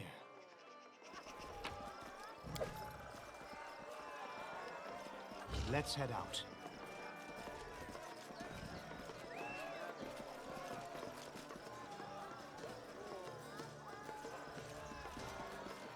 I've spotted something. Paladin's Final Temptation by Noel Lionel. Exhausted, Ugamish fell upon the tangled sheets with a tired grunt. Sweat poured down his forehead and blinded his eyes, already swollen with fatigue and strain. Or was it his tears? He would prefer the sweat, the spicy perspiration of a warrior and a male. Or better yet, blood. The blood of his enemies, red and hot, shed in the midst of ferocious fight. The good old day before HIV and all that kind of stuff. But reality stood against his wishes, trying to convince him of what he couldn't accept, that he was lying on the silky sheets, languishing of lust like some beardless youngster. All he could do was jump off the bed without delay and flee this nymph who had bewitched him with magic known only to the most lavacious of women. Uggamesh's empty stomach lurched with hunger. Yes, that's what he needed. He would happily swallow a big piece of meat in the tavern downstairs. The half-orc sat on the edge of the bed and contemplatiously spat sticky saliva on the already soiled plank floor, then glanced at his prey. Ellerina, that damned witch. The long-legged, curvaceous elf was completely nude, her hair caught by a bone dragon. She lay on the bed, her finger drawing intricate patterns along her insatiable body. Oh my. Oh, this is going to be a while.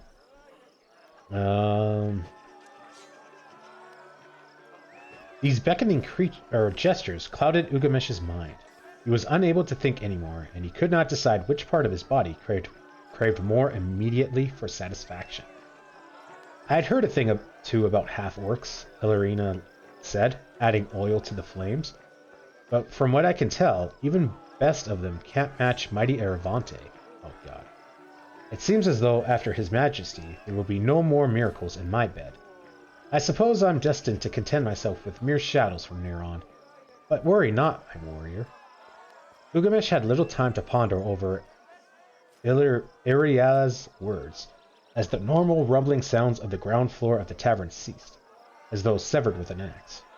It was instinct that compelled Uggamesh to reach for the curved sword hidden beneath the clothes on the floor, and a moment later the door to the room flew open and an ominous shadow appeared on the threshold. Uggamesh grabbed his weapon and straightened himself, looking at the stranger up and down. Shadows do not scare half-orcs. It is their appearance that makes others tremble. The stranger, clad in dusty rags, stepped forward to meet him. His eyes flashed with fierce rage from under the hood, but the sword in his hands shone even more dazzling. The half-orc immediately recognized Abadair's retribution. How could he not?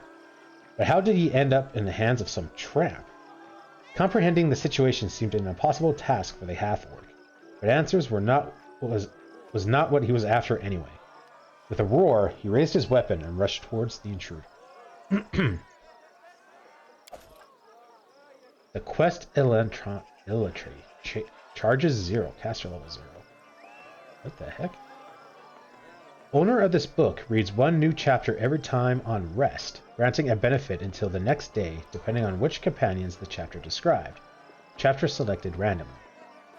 The chapter about Shelbourne grants an ability to use fireballs 3 times. Caster level 10, DC 18. This day. The chapter about Lord Jasimir grants a +5 competence bonus to persuasion and use magic device checks. The chapter about Circopel allows the owner to deal 1 additional damage on each sneak attack damage die. The chapter about Wolfgang Hypeten grants a +10 competence bonus to stealth checks. The chapter about Ristov Berlushin grants an ability to make the target rage, as a barbarian, for 6 rounds 3 times this day. The chapter about Kenneth Kalwawin grants an ability to use Lightning Bolt 3 times. Caster level 10, DC 18 this day. That's interesting.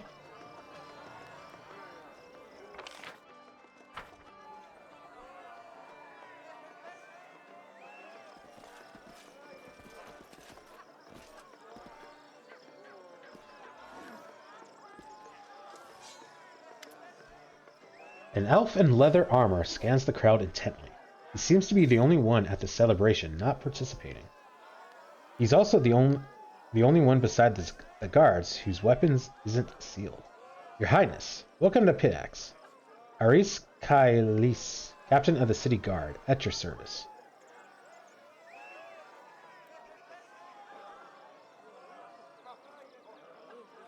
You don't seem to be enjoying the celebration. The celebration is for you. For the City Guard, it's just another workday. And right now, our work is preventing disruption of the festivities. There we go. I thought Pitax was a city without laws. Where do the guards come from? Even pirates and smugglers have laws of a kind, and they need someone to keep their order. The City Guard was created by the trading houses not long after the city was founded. We're paid by the citizens. Not all of them like us, and they all understand things are better, but they all understand things are better with us than without us. Aravante seems to have a tight grip on his power over the city. Oh yes, the trading houses hate him, of course, but first and foremost, he has hostages. Second, each of the families is not afraid to act alone. Each of the families is afraid to act alone, but they're all incapable of acting together. Jaspier Lasenzia tried to unite them, but to no avail. And it's probably for the best, frankly. The last thing we need is combat in the streets. Aravante can be blamed for many things, but at least he took power quickly and without carnage. Now, Aravante's enemies have nothing to do but sit around like High Priest Dre Yarnes, praying for Callista to send her giant holy wasps down to take him away. Who might you recommend I meet here? That depends on the purpose of your visit. If you're here on business, well, you already know King Aravante, of course, but it would be worth your time to speak with Jaspier Lasenzia, too. The trading houses may have lost much of their former power, but they're still capable of many things. And if you like to partake in our renowned culture, there's Anime Belvera, the most famous bard in the city, and Attila Gitarin as well, headmaster of the academy. Just take care. They can't stand each other. I hear you're not pleased with the way Aravante rules. Yeah, we're just going to go right out there. Oh my god, it worked. We rolled a 15. Holy crap. The elf looks around carefully. Not so loud. Aravante has ears everywhere. But, if your highness must know, so be it. My fellows and I serve the city, not the crown, not the trading houses, and not whoever has the biggest purse. The city. This dump we call Pitax, and all the poor fools who swarm around it. Former kings understood this. They're the ones who arranged it in the first place. But when Aravante took charge, he thought the city guard would be his personal cutthroats. And once he realized that wasn't the case, he started doing everything in his power to make our jobs harder. Now he has this personal guard he formed, who are above the law and following the orders of our barbarian. And then there's Carne Vernel, this so-called thieves guild. Scumbag flooded the entire city with Numerian drug, bloodbrush extract, the poison that turns people into mindless sheep. Our former kings understood that even Pitax needed some bare minimum of order to avoid falling to pieces and floating down the river. But Aravante seems on track to burn the city to the ground. If your words are true, noble guard, please accept my compassion and admiration. To serve the law and the needs of the people with so much against you, even your own ruler, no deed could be more worthwhile. I hear you're not pleased with the way that Aravante rules. Farewell. Be careful. I can't believe we made that roll. I should save it. That was insane. Look, it's the king of We Stole These Lands. It's an honor to meet you.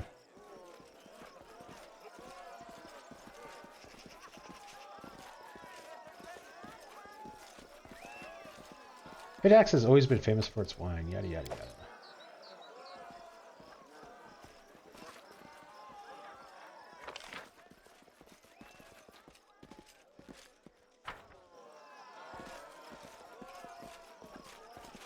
Something tells me we're not going to be able to access Pitax proper till the end of this chapter. Or till this chapter's done. It's like this tournament is going to go on for like the entire chapter.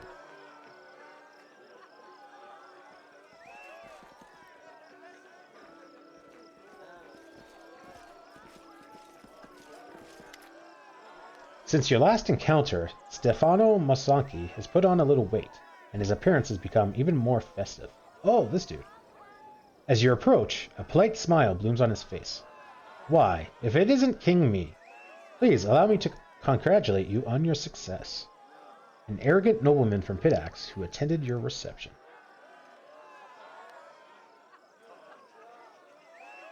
So, we meet again, and not on the battlefield. Assuming this tournament isn't a trap, of course. Of course it's not. It may be hard to believe, but King Aravante's intentions are quite honest this time. Trust me, you'll make a move sooner or later, but for now, he's invited you for the chance to see a new rival with his own eyes.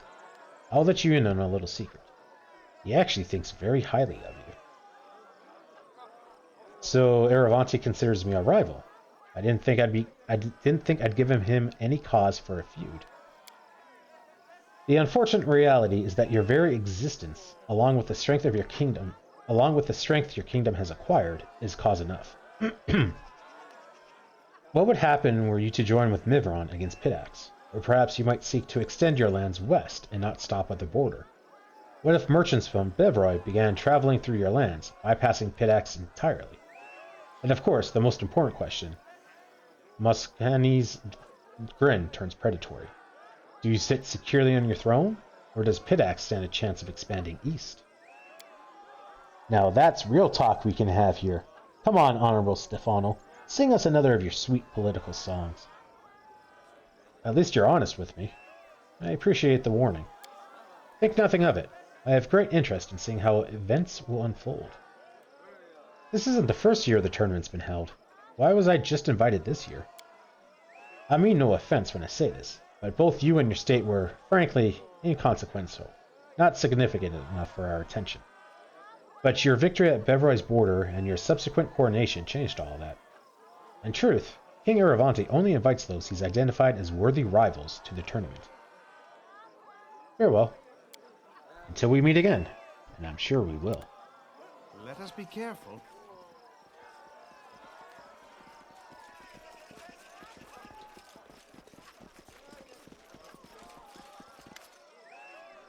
My regards, King Me. Jaspier Lasenzia at your service. Representative of the trade house that ruled Pitax before King Aravanti seized power. Tell me about yourself. I am the head of the Lasenzia family, and master of what remains of the Iron Fox trade house. Before Aravanti took the crown, it would have been my family receiving you at our house. Alas, we're simply guests at his celebration now.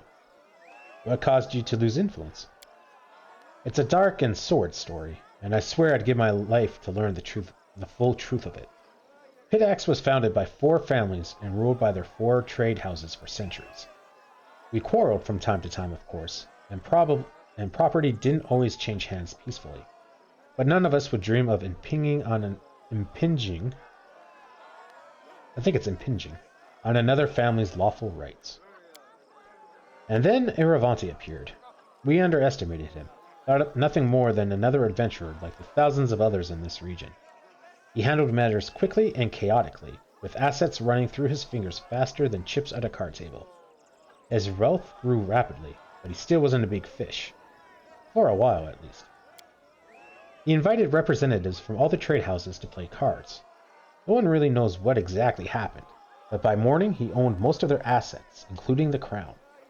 They suspected a rigged game and sent representatives from the families to discuss the matter with him, and then a wave of disappearances rolled through the city.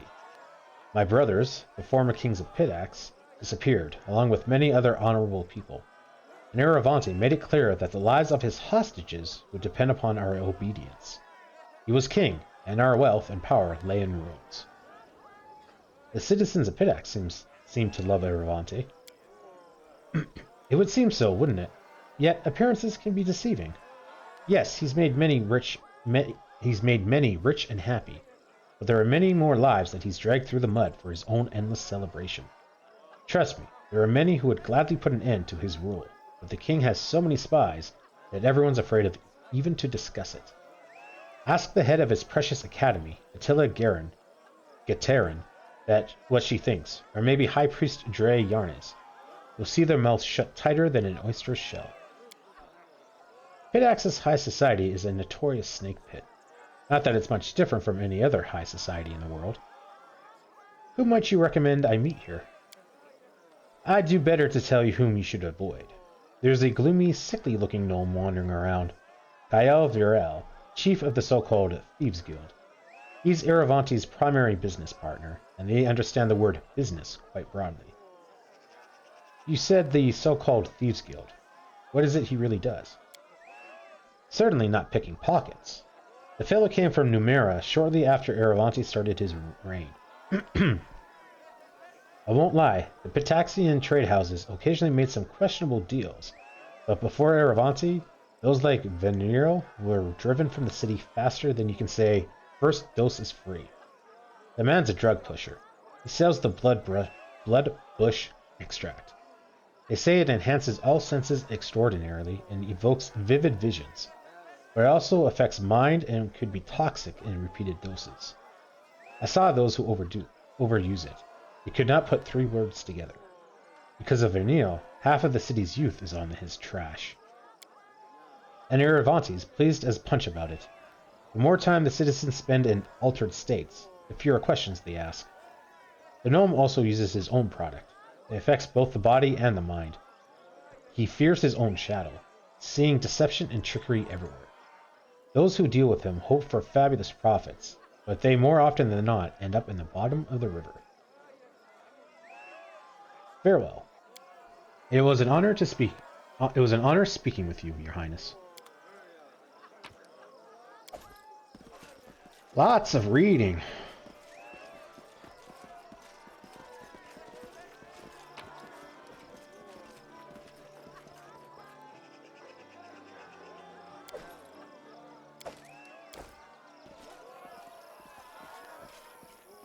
I'll go ahead.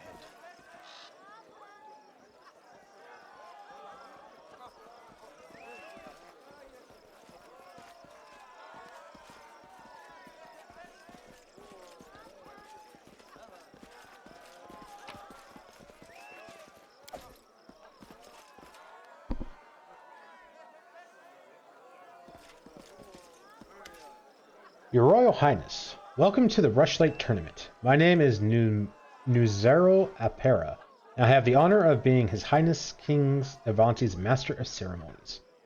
You could say the organization of this tournament rests on my shoulders. If you need anything, I'm at your disposal. Tell me about the Rushlight Tournament.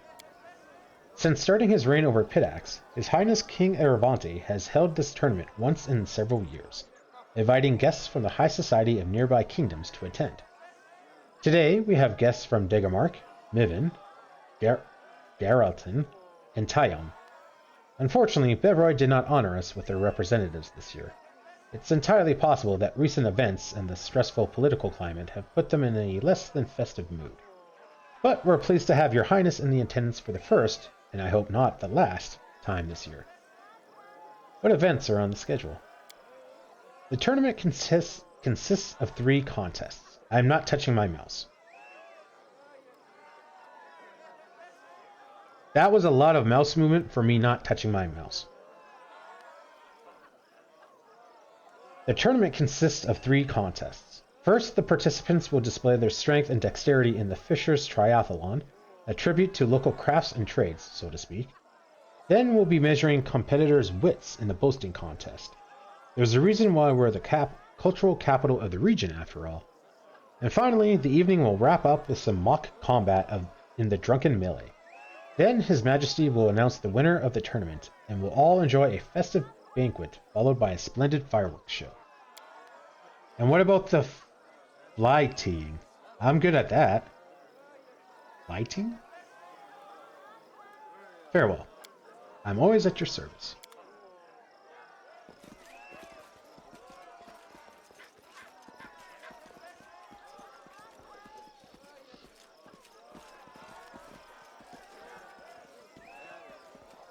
Can we actually get around, or where are my guys going? Oh, I think they're trying to, like, run around here.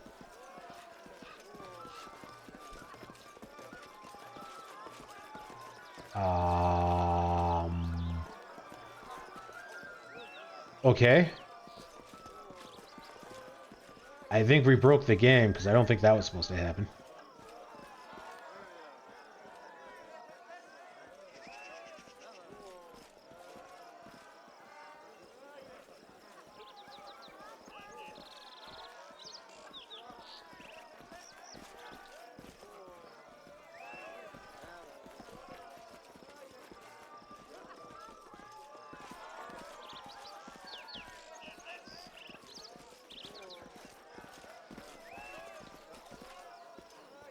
Applause, please.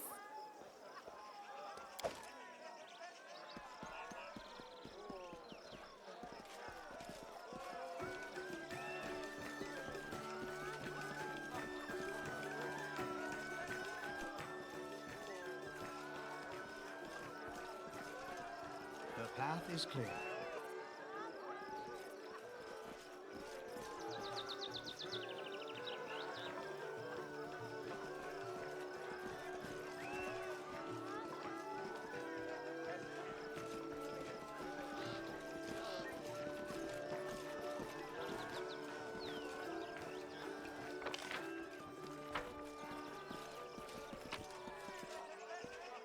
Paladin's Final Temptation. And we have read that. Crown of the Card Shaper. The Dirty Secrets of King Aravante. Author. Scoffing Anon. The life and rule of His Royal Highness Aravante has been called a mystery hidden in a riddle. This is not exactly true. It would be more precise to call it a mud pile buried beneath a mountain of manure. Aravante spreads incredible tales of himself, the kind you wouldn't believe no matter where you heard them. Even his official biography offers 6 versions of his birthplace. So let's introduce some clarity. Castruccio Aravante was born in Numera, in the city of Hadjoth Harkados, in the noble but not terribly wealthy family of Belander. At birth, he was named Mandelacerio, a name he had to shed after an unpleasant evening with some Technic League agents, a load of rare artifacts, and a sacked deck. But we'll get back to that later. A letter from Trebescent to King Pitax. Most wise sovereign of the most thriving kingdom, I hasten to inform my king that the secret mission with which you graciously entrusted me has reached its destination. This place's name sounds far from the music of heavenly spheres, and never would I dare risk insulting your eyes with the image of ignorable syllables. But for the sake of accuracy, I must inform you of our location. The settlement is called Littletown, and rightfully so, I might add. The inn we have settled in for the night is located at the edge of the forest. In the morning, feathered minstrels delight my ears and the ears of my less talented brethren in pen and rhyme, and I am imbued with the grace of loyalty to my king. Although the same cannot be said of some of the above-mentioned brethren, those unworthy mouths have the audacity to express dissatisfaction with their fate. As for me, if it be the royal will, I would kneel before you and read my most refined sonnet, inspired by the local nature which I enjoy at your command. I humbly assure you that my king will never be affected by the shadow of doubt over the fairness of the decision to send your obedient servant on such an important mission, which all of us, by the way, and most me of all, are ready to start immediately. With my lowest bow to your highness, Trebuscent of Cordeland. That's a lot of kissing in a letter.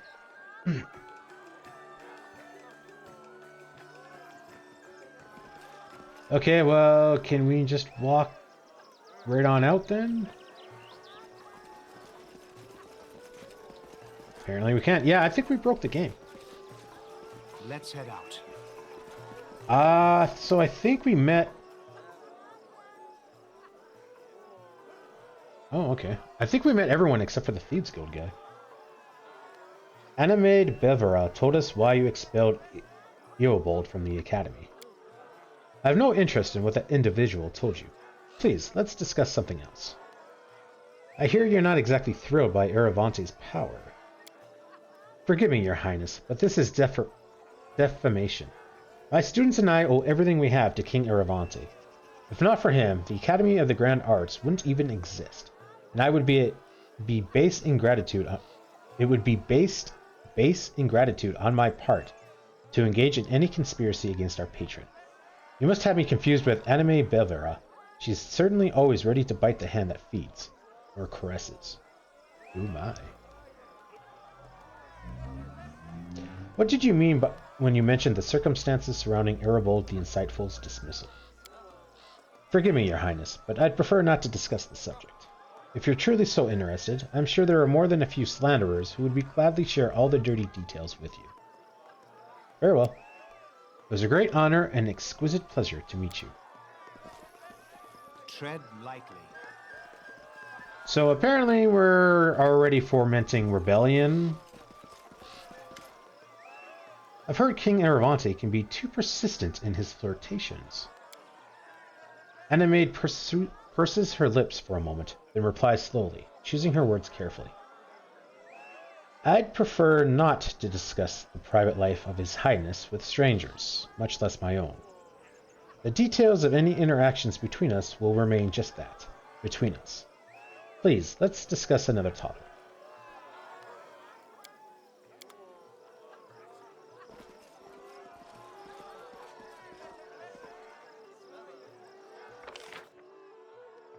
Animaid Draziarnis. Oh, right there. Okay, we haven't talked to you either.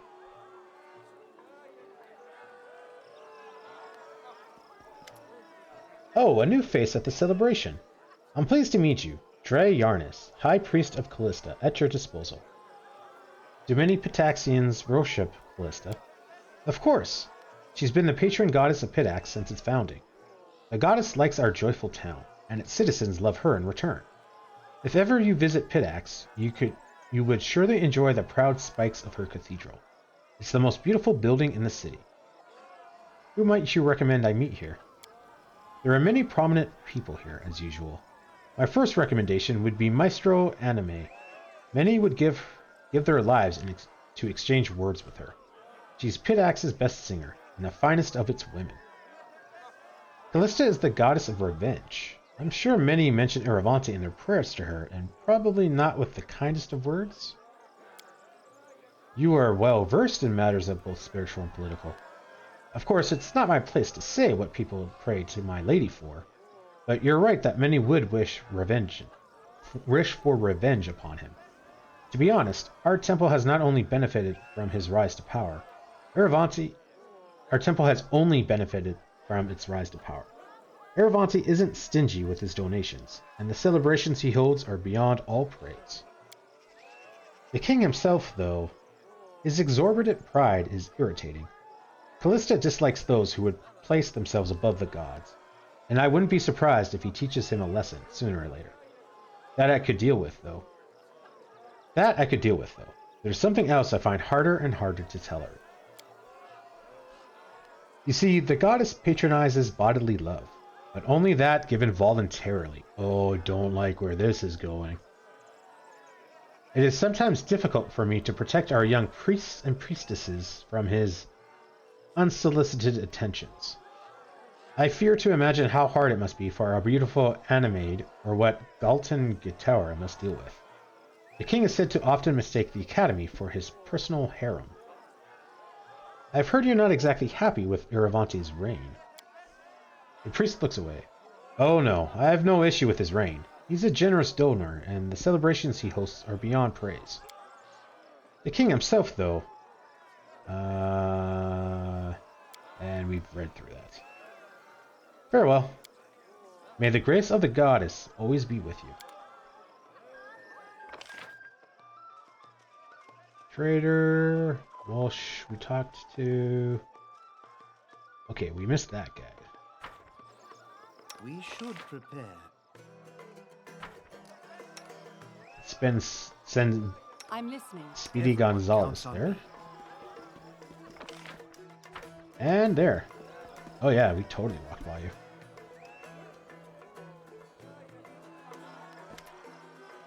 The gnome looks at you, suspicion in his yellow eyes. Oh, you did talk to him. I've heard a few curious words. Bloodbush extract, and that you're no ordinary salesman, and your wares are far from mundane. Quiet! Quiet, I say! Gripping his sheath tightly, the gnome looks around anxiously before whispering. Too many people here. Too many eyes, ears. You want to talk business? Find me out in Pitax. I'll remember you. Very well. Yes, your highness. A great honor. Go, have fun. That was who he was.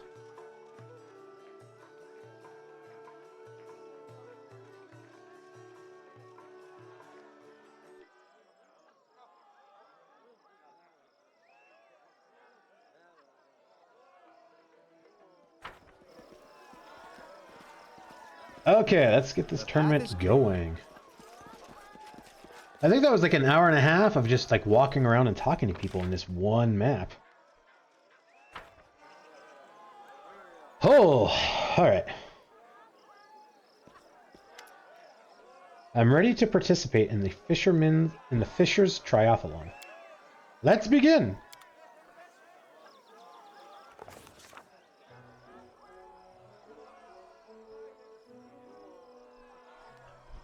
Oh, I shouldn't be surprised that it's a book. Trumpets sounded over the arena, announcing the commencement of the Fisher's Triathlon. We were to distinguish ourselves in 3 sports, if you could call them as such. You be the judge, dear reader. The first round was fish carrying, if you could believe it. They built narrow bridges over pits of mud and placed barrels on either end. One side filled with fish and the other side empty. The goal was to get all the fish from one side to the other, barehanded, without falling into the mud. I'm sure this is just what you imagined for a royal tournament. Throwing fish at your opponents was prohibited, but there was one unofficial but well understood rule in the tournament. Don't get caught. We had to decide which of us would participate, as well as how fair we wanted to play. Oh, this is not good.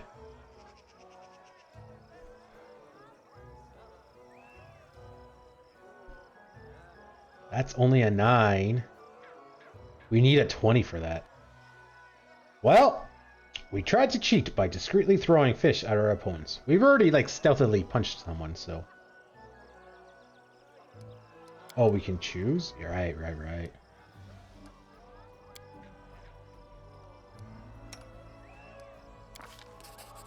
Succeeded. 16. Nice. Competing honestly among such company would be more embarrassing than losing. As Kenora ran across the bridge with heaps of fish in her arms, she deftly tossed a fish beneath the feet of the Galton competitor, who slipped and fell into the mud. Another fish found its way right into the Daggermark's competitor's forehead, sending him down alongside the Galtoner. The judges didn't notice a thing. We won the first round. The second round was untying knots. Competitors would be tied up on poles resembling ship masts, and they had to escape the ropes. Once again, we had a choice to make. 41. That's a 12 or higher. That's not too bad.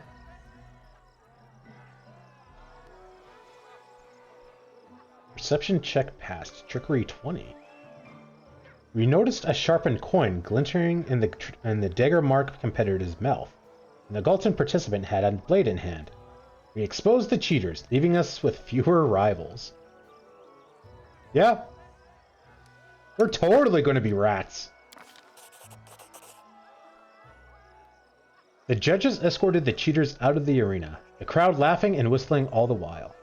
With a third of the competition gone, Lindsay easily outpaced the others, untangling the ropes and making her way to the judges while the others still wiggled in their bonds like flies in a spider web. We won 2 out of the 3 rounds. We seemed to have our victory in the bag, but with the rivals we were dealing with, there was no time to relax. The last round of the tournament was diving for river pearls.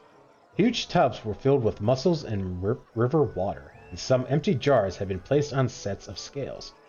We had to open the mussels with our bare hands, gather the pearls, and deposit them in our team's jar. Of course, if playing fair wasn't a priority, we could try weighing down the jar with other things as well. 40 athletics. I love how playing honestly is like so hard to do. Pebbles into our jar. 6 or higher. 50! We tried to cheat extensively to get all of our rivals disqualified. Wait. So we're trying to cheat on... We're trying to make it look like our rivals are cheating?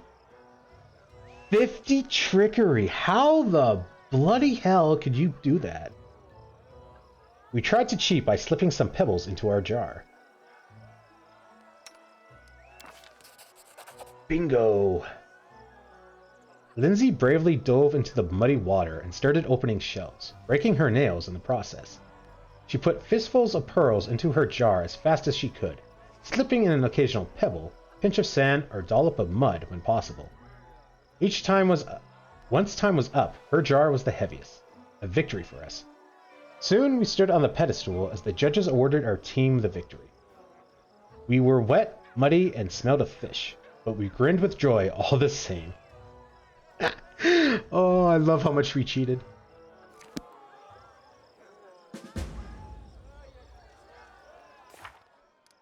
Tournament continues with a boasting contest. It doesn't really matter if you have something to boast about.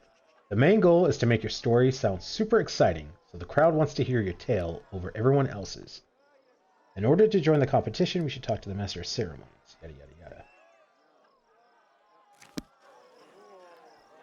I think this is one that we might lose. Your Royal Highness, welcome to the Rushlight Tournament. Yada yada yada. I'm ready to participate in the boasting contest. Everyone's ready. Let's begin. The tournament continued with a boasting contest. Excuse me. The first participant, a man from Daggermark, stepped up to the podium and told a raunchy story about him sneaking into a temple of Callista and seducing all the priestesses, including the High Priestess, in a single night. The crowd was particularly amused by the suggestive glances he kept casting toward one of the guests from Tyrone. She simply smiled mysteriously in response. She is a plant. Sexy, shoeless god of war. What?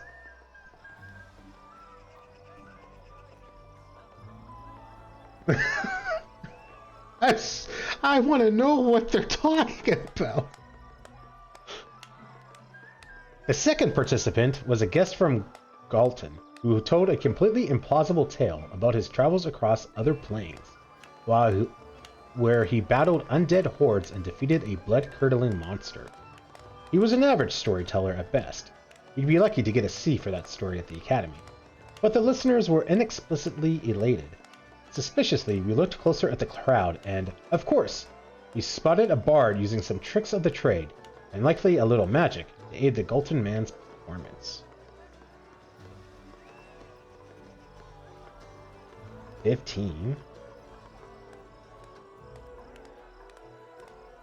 10.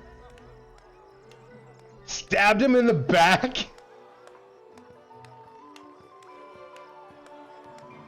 50-50 shot, huh? I know I'm going to jinx myself saying this, but I think we're going to lose. We're bound to get a low roll. We quietly warned the bard that we would shut him up if he kept interfering. Called it. Rolled a 4. We tried threatening the bard, but he wasn't born yesterday. He started yelling and crying, calling to the guards, to Avante, and to all the gods for help. While we were managing that, the participant from Galton finished his line without interruption and stepped down from the podium to undeserved applause. And we were disqualified for trying to interfere with an opponent's performance. The indignity of it all. That doesn't make sense. Two things. One, that he was able to finish to applause when we had distracted the bard. Two, how were we interfering with an opponent's perform? Well, I guess we were in the crowd. I guess that one makes sense.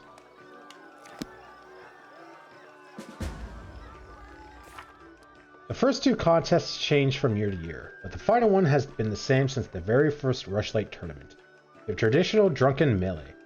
After getting drunk, the participants armed with blunt weapons fight in the mud until there's only one left standing.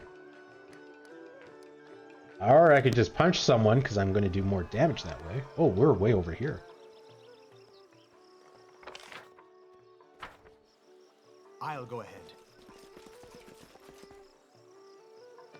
Okay, well, I guess we go all the way back.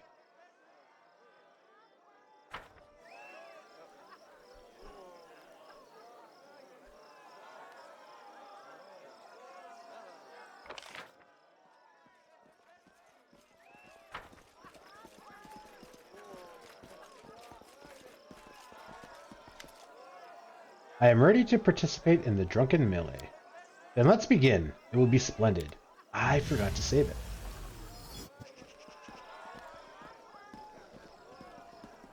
Enemy near. Oh, Oh, is it like a battle royale? Oh, I was gonna say run away. Oh, seriously? They're all gonna gang up on me?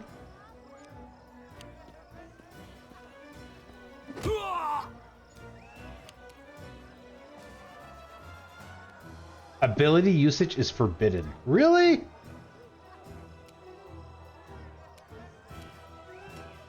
I have no idea what these guys' levels are. A solid plan.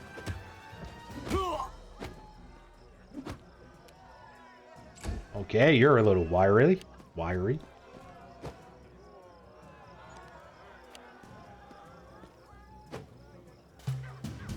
This is why I like being a monk. You can take away my weapons. It's not gonna make a difference.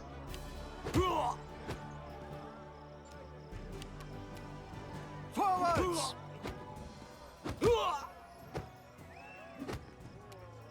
Of course, you know, I need to actually fucking roll in good number. Ah, this game drives me crazy.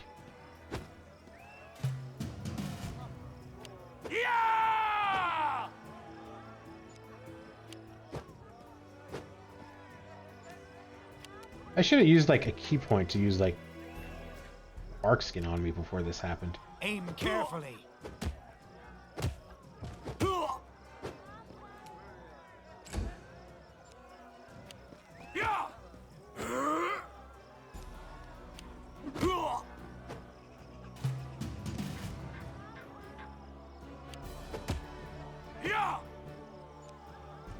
I'll help save you. Attack! Nice. Now it's on.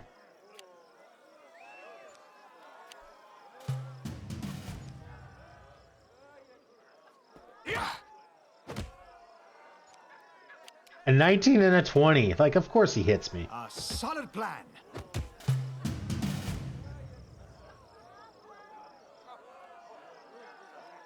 Kung Fu fight. Oh, and I healed back up. Nice. I didn't think that would happen. The contests draw to a close as evening falls. We only have to wait until King Iravante declares the winner. And then it's time for the banquet.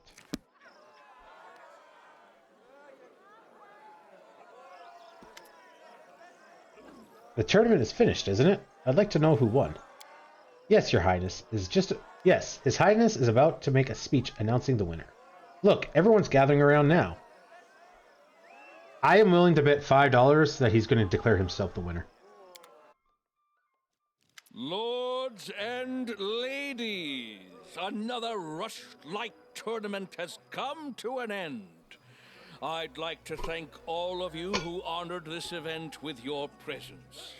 My friends, I'm happy to see all of you, but I'd like to give a special welcome to one guest who found themselves invited here for the first time.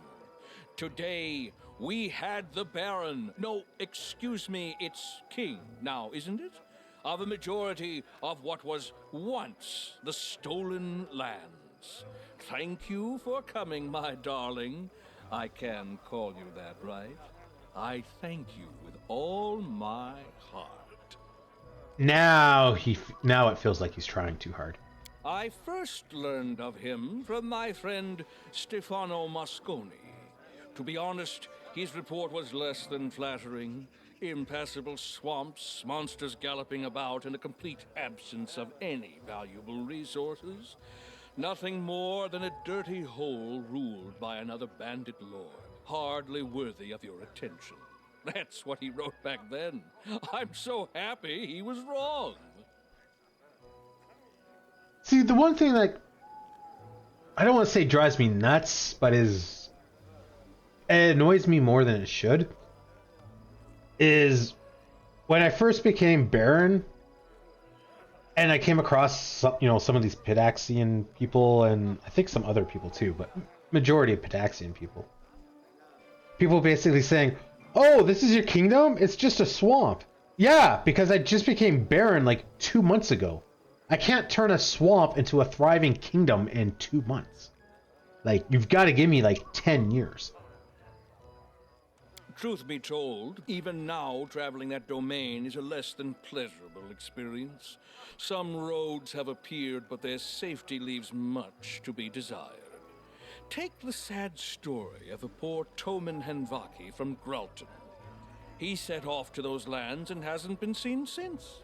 His brother Edrist went to find the poor fellow, and what happened? Oh, that's the guy that wanted me to find his brother.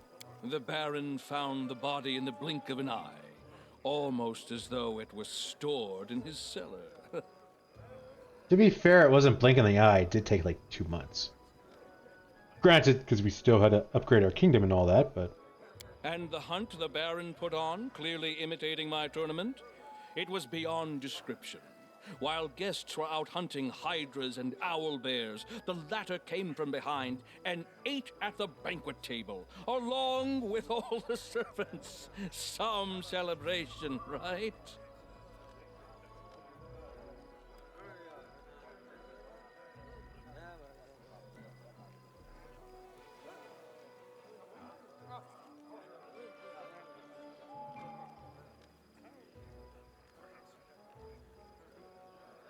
I don't really... I just kind of want to play it off. I don't want to stoop down to his level.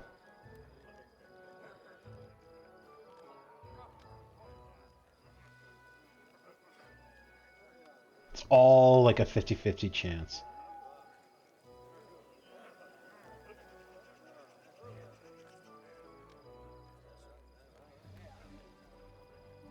Stay quiet. Grinning triumphantly at you, Aravante continues. All I really wanted to get at was that His Highness is a personage truly as extraordinary as his lands, and I'm happy to see him at this celebration. And now it's time to announce the winner of the tournament. This year, no one managed to win all 3 contests. Since the victories all belong to our neighbors here and Pitex, as the chief judge, I'll be rewarding the prize to Pitex for their grace and skill. Not surprised. Again, 50-50 chance. Neutral. Stay quiet. I must say, I was hoping that this year our debutante, my friend here, would show his worth. But I suppose it would be strange to expect him to display more talent during the contest than he does ruling his tiny country. Oh, I really want to do that. Stay quiet. Oh, well, why attract any more attention to a group of losers than they deserve? This guy is very threatened by us. Like, he is super threatened by us if he's trying to take us down, like, bit by bit like this. And now, with the competition over and the prize awarded, let's get on with the main part of the celebration. The banquet! I can hear your stomachs growling from here. Let's get to the table, and later we'll see an unforgettable fireworks show.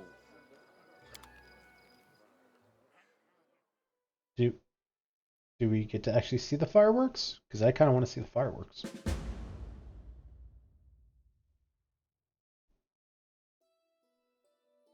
Oh, really? Lame. The tournament is over. King Aravante wasn't very friendly, but overall everything was settled peacefully. Perhaps this invitation wasn't a dirty trick after all. No, I can't believe that. There must be some kind of catch, or it wouldn't be Aravante. I think we'll be hearing some news from Pitax in the future. Well, if that's the case, we may as well... yeah, deal with the pirates.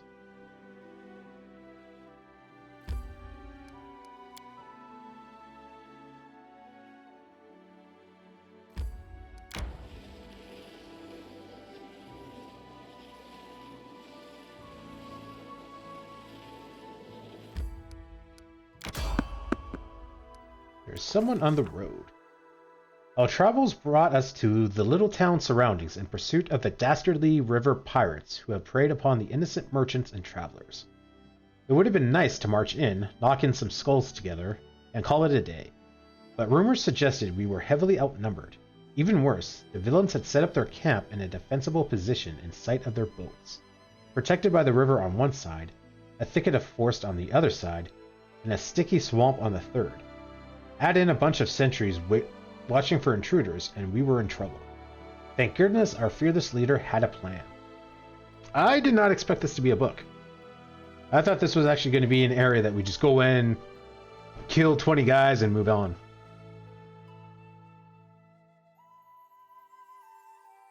Ooh, 12.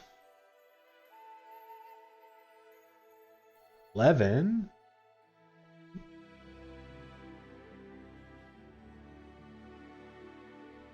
That's a 4. That's more like it. We circled around to approach from the woods, seeking some game trail or other path that would lead us through the undergrowth.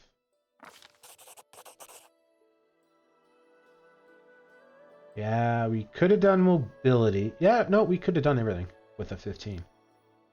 We picked burrs from our cloaks as we reached the edge of the clearing. From there, we could see that there wasn't one camp, there were two.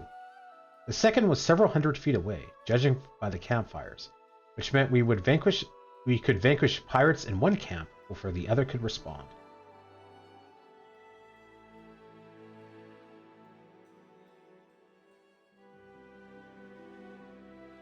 We made a wrestling near the boats, hoping to lure and subdue a few sentries.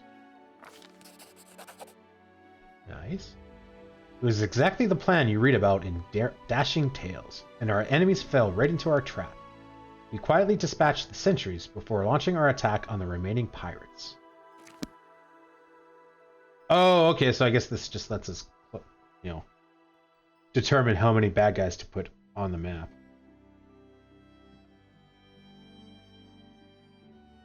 To victory! Okay, and we just start right into a fight. Level 8. Oh. Level 9. Okay, so there's going to be a crap ton of them. As there is a crap ton of them. Reduce person. That's the first time I've seen that used.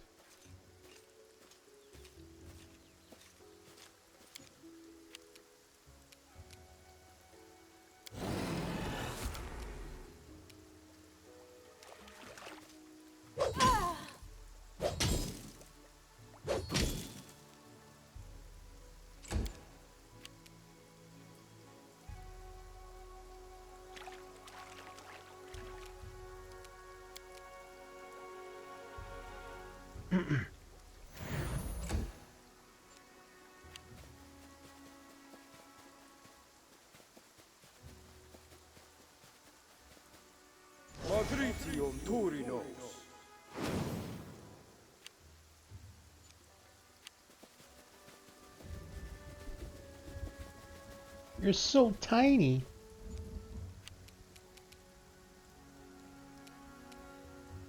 Forwards! Still has life. That's annoying.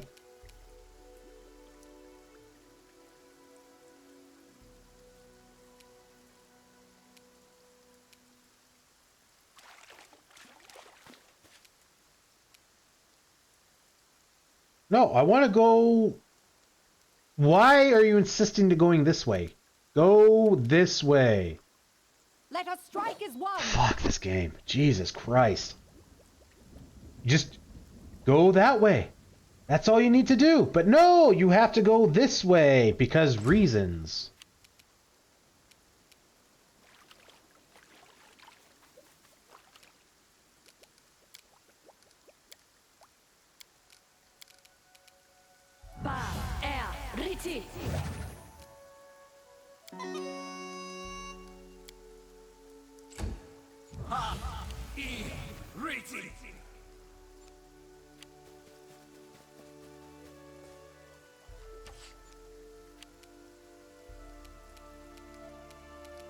Now, the problem is I don't think I can.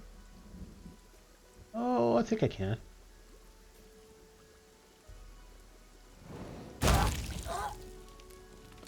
$84 damage to the guy that had no life and 0 damage to the guy that has like full life. That's very unfortunate.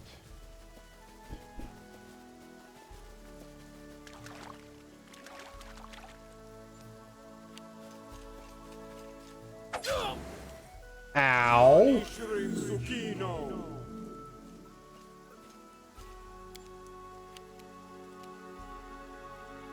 Tear them apart!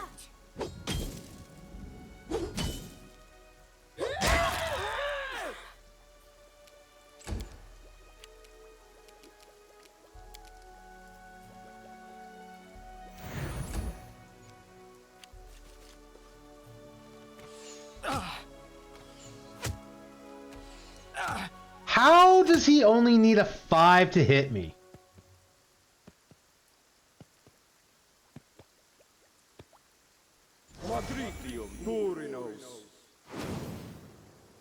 Also liking how I have like deflect arrows or deflect missiles, and that didn't seem to do anything. The guy is level 8. I have 21 AC. Why do I have so little AC? What?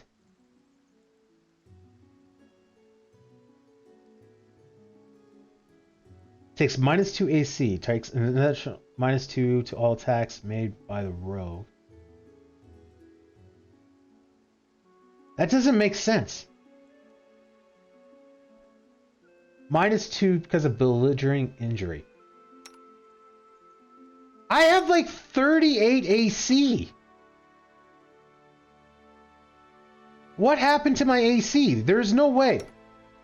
Amari has higher AC than me. There's no way.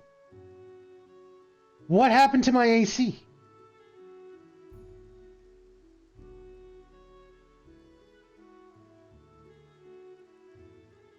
I don't understand. I have no bonuses. Wait, did I don't have anything equipped.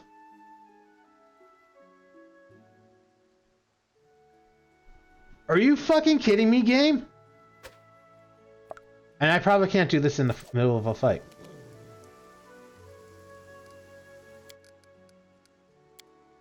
That is amazing. Fuck you, game. Jesus Christ. I can understand taking the stuff off because of the tournament fight. That's fine. But then it should either tell me about that, or it should auto-equip my stuff back on. Like, oh cool, I lost like all of my weapons. I don't know. What were my weapons again?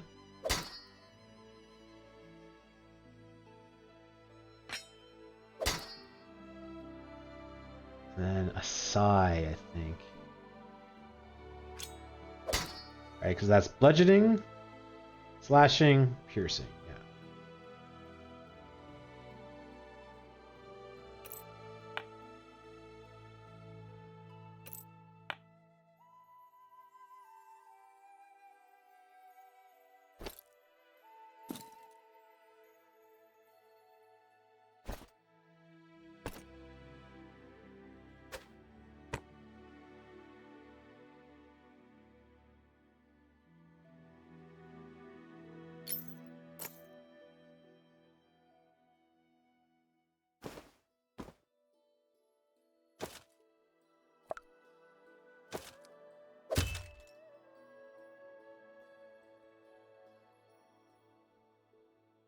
This rod grants its ability to make up to 3 spells they cast per day. Extended as though using the extend spell feat.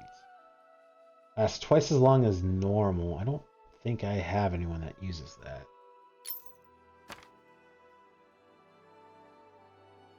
Might be good for Octavia.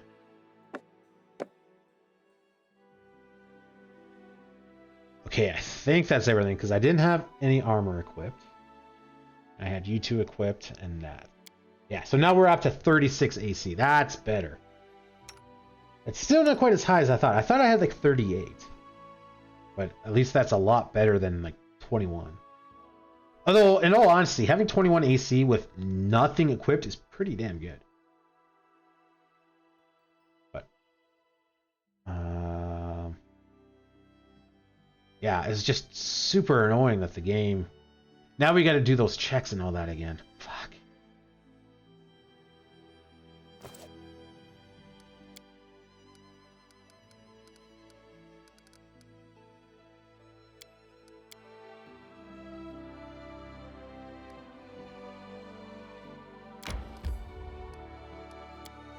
Rubber bit. Okay, now we see.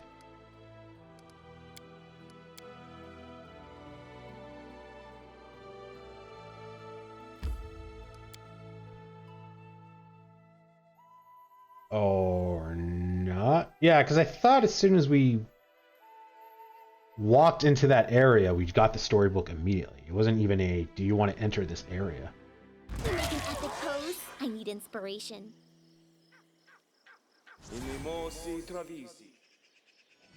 Yeah, okay. Well, I guess this way we get more XP, but... That's awesome. First try, we don't have stuff equipped. Second try, it doesn't even trigger the book thing. Okay, so let's do you. And let's put haste on.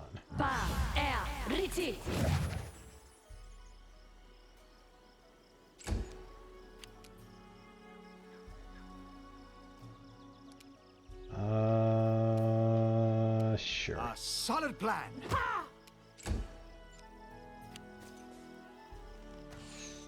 Yeah, there we go.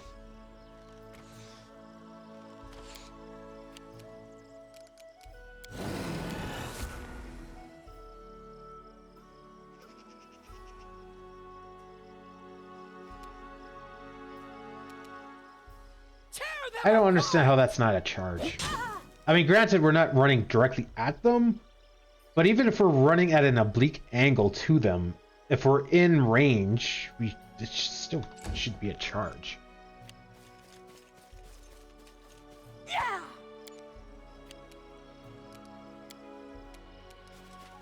Not what I wanted to do.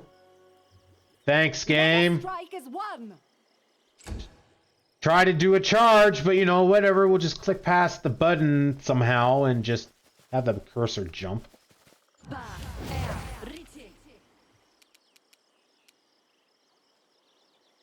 Taste my fury.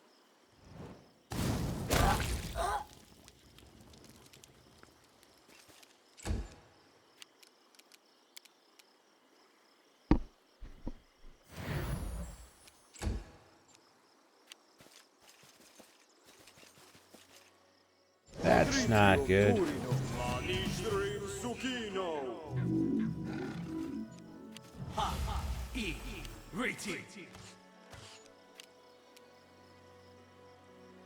Serves you right.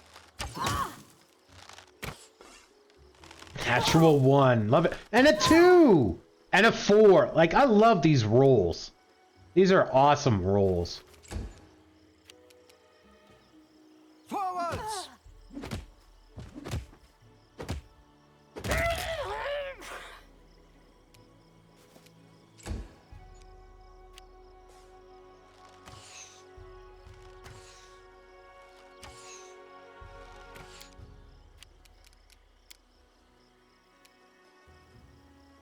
They go down! Cool. And again, why would we possibly Do not fall be down. able to charge at the guy?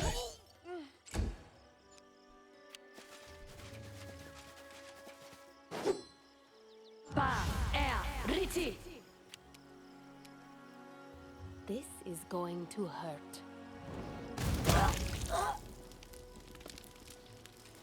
And it did.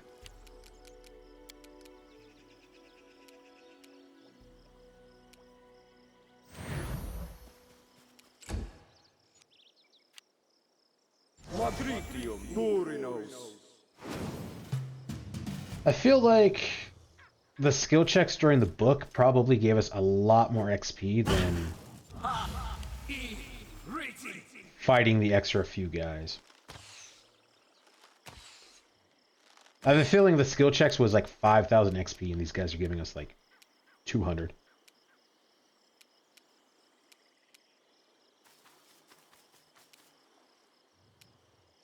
You deserved it.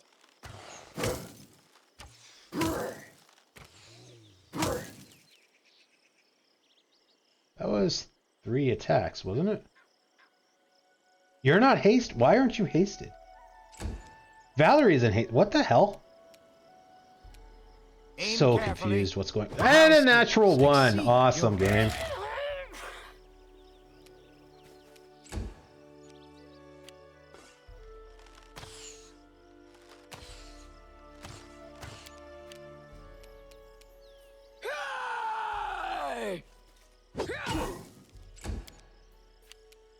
Onwards!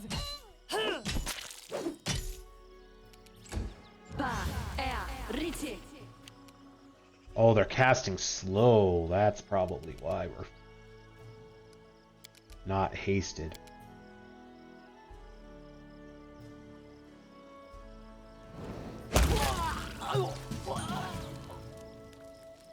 What?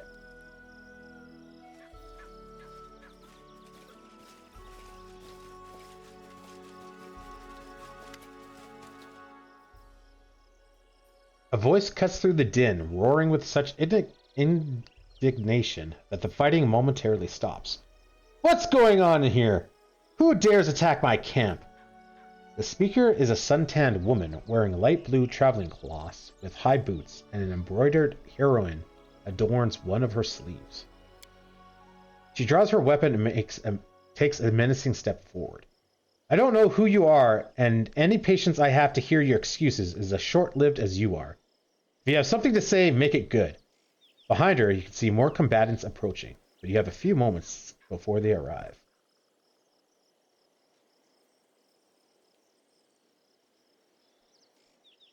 I don't think this would happen if we had done the book thing. Ah, it's pissing me off. Recall what you can about this woman's heraldry. The blue outfit and heroine insignia indicate that this is an important member of the River Song Trade House of Pitax, possibly a member of the controlling family. Jofir Raskari leads Trade House, and this might be his sister, Renshala Varsarsky. As you look down at the enemies you've slain, it seems you haven't attacked pirate, you've killed influential merchants. Who sent us on this? Wait, who are you? The woman's face wrinkles with disdain. I was prepared to kill thieves, but it looks like I'll have to kill idiots instead. If you don't know, explaining is not worth the breath. This is all a terrible mistake! The well-dressed woman glowers at you. Explain. Quickly. Oh, we can actually explain. Shit.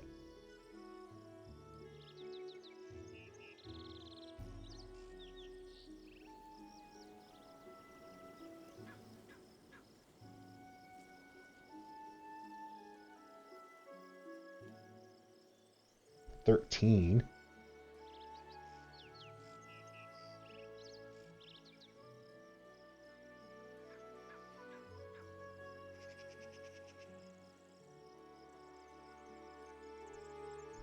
I kind of want to do that. I was acting in good faith to chase off pirates, and I would never have attacked a River Song convoy. Someone provided me misinformation, likely because they stood to profit if we killed each other. At last a hint of wisdom. Yes, you're right. She thinks for a moment before continuing. Perhaps I was hasty to dismiss you as anything but dim-witted brigades. I am Renshala Vaskari of the River Song Trade House, not a pirate. Who provided you this misinformation? You needed diplomacy for this.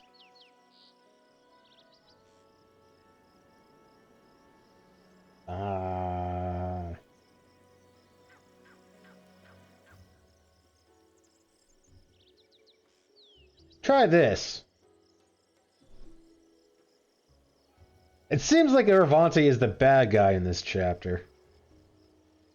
Actually, the magistrate Walsh Siloway insisted there were pirates preying on travelers here. Did he now? Ranashka taps a finger to her chin in thought. Certainly he has the means, but does he have the motive? Bringing any harm to me would be just foremost chaos in the region. And Silavante's a servant of King Ervante through and through. Do you have a theory?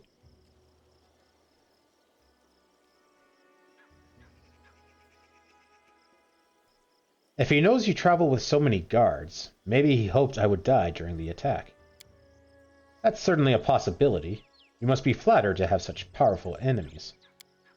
Well then, what do you propose?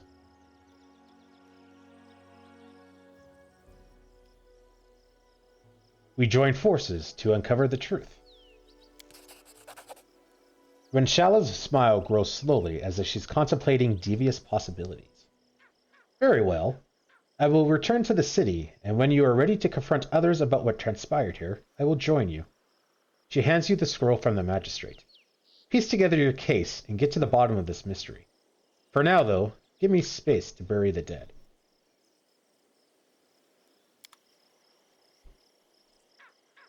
I am very surprised we talked our way out of that. Very surprised.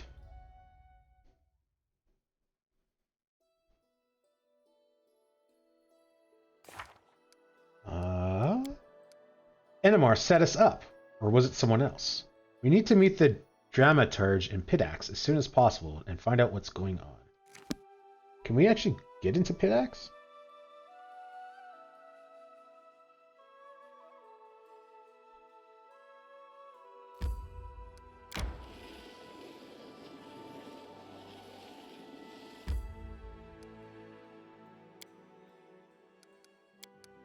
Still mad that we missed out on the book thing.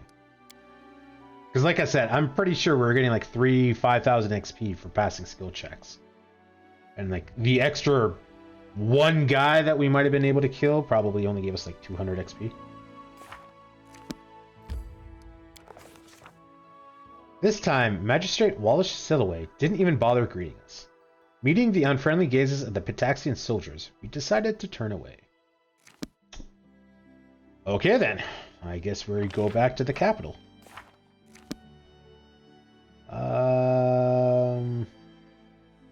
If we go straight there, 2 days, 4 hours. That's not bad. The fast route is through this way, so we probably want to stop here and teleport. Take 1 day. Resting would be nice, don't you think? We should gather our strength.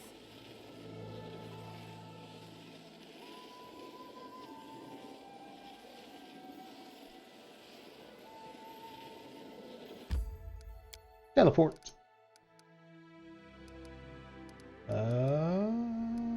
Shrike. There we go.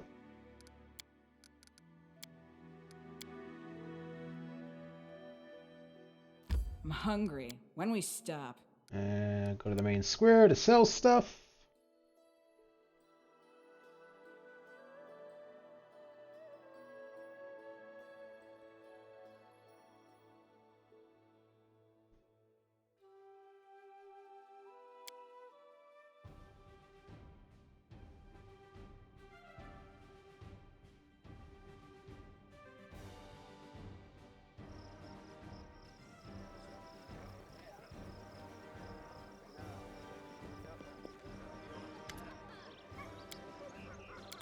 Okay.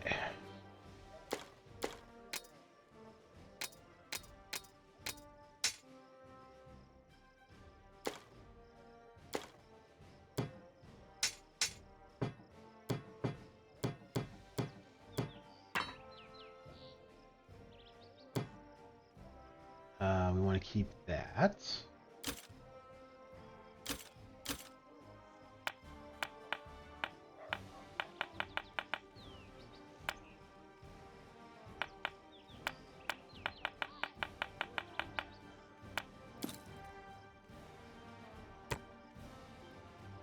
keep that.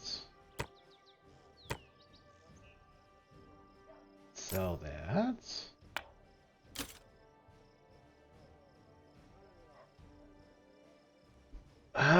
We'll give that to Octavia. I don't think she's going to get much use out of that. Give that to Octavia too.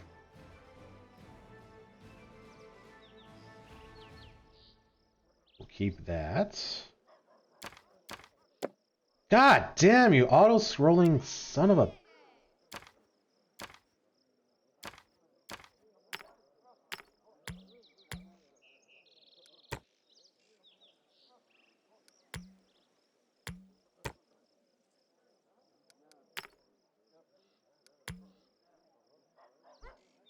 Roasted beans ready to become a delicious drink. Doesn't say it's a cooking ingredient. Also interesting that they have coffee. No, we're gonna hold on to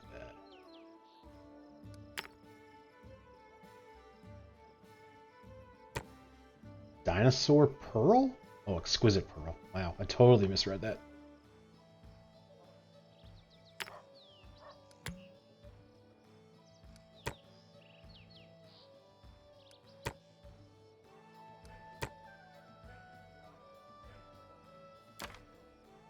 God, this auto-scrolling thing is so annoying.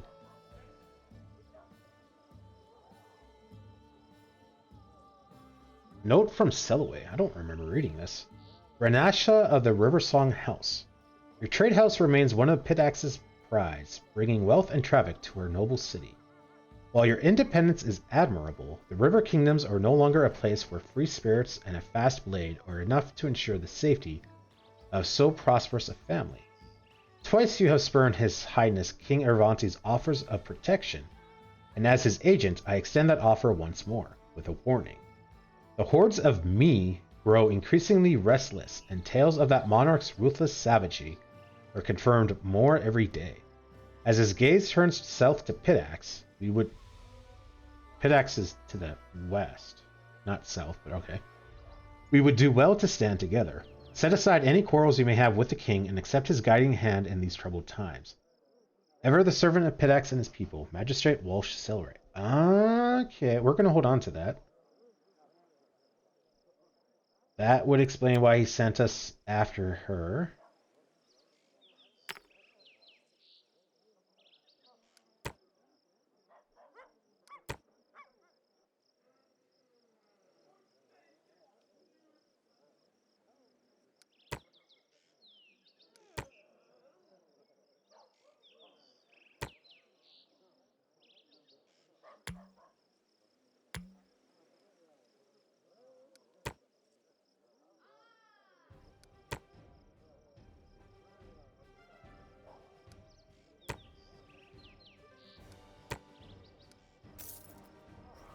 Okay, so first, Tavia will give you. Oh, you already have stuff. What do you have?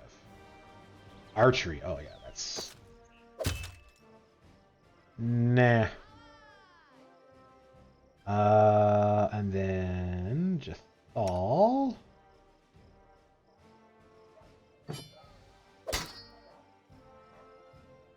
And I think that's it. Oh, and give that to you. I think that's going to be automatically turned on, so we're not going to remember.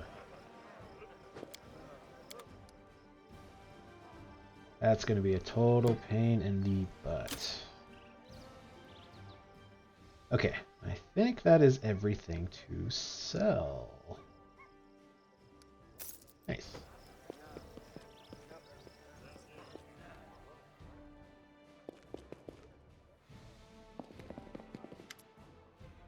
Spend some time together.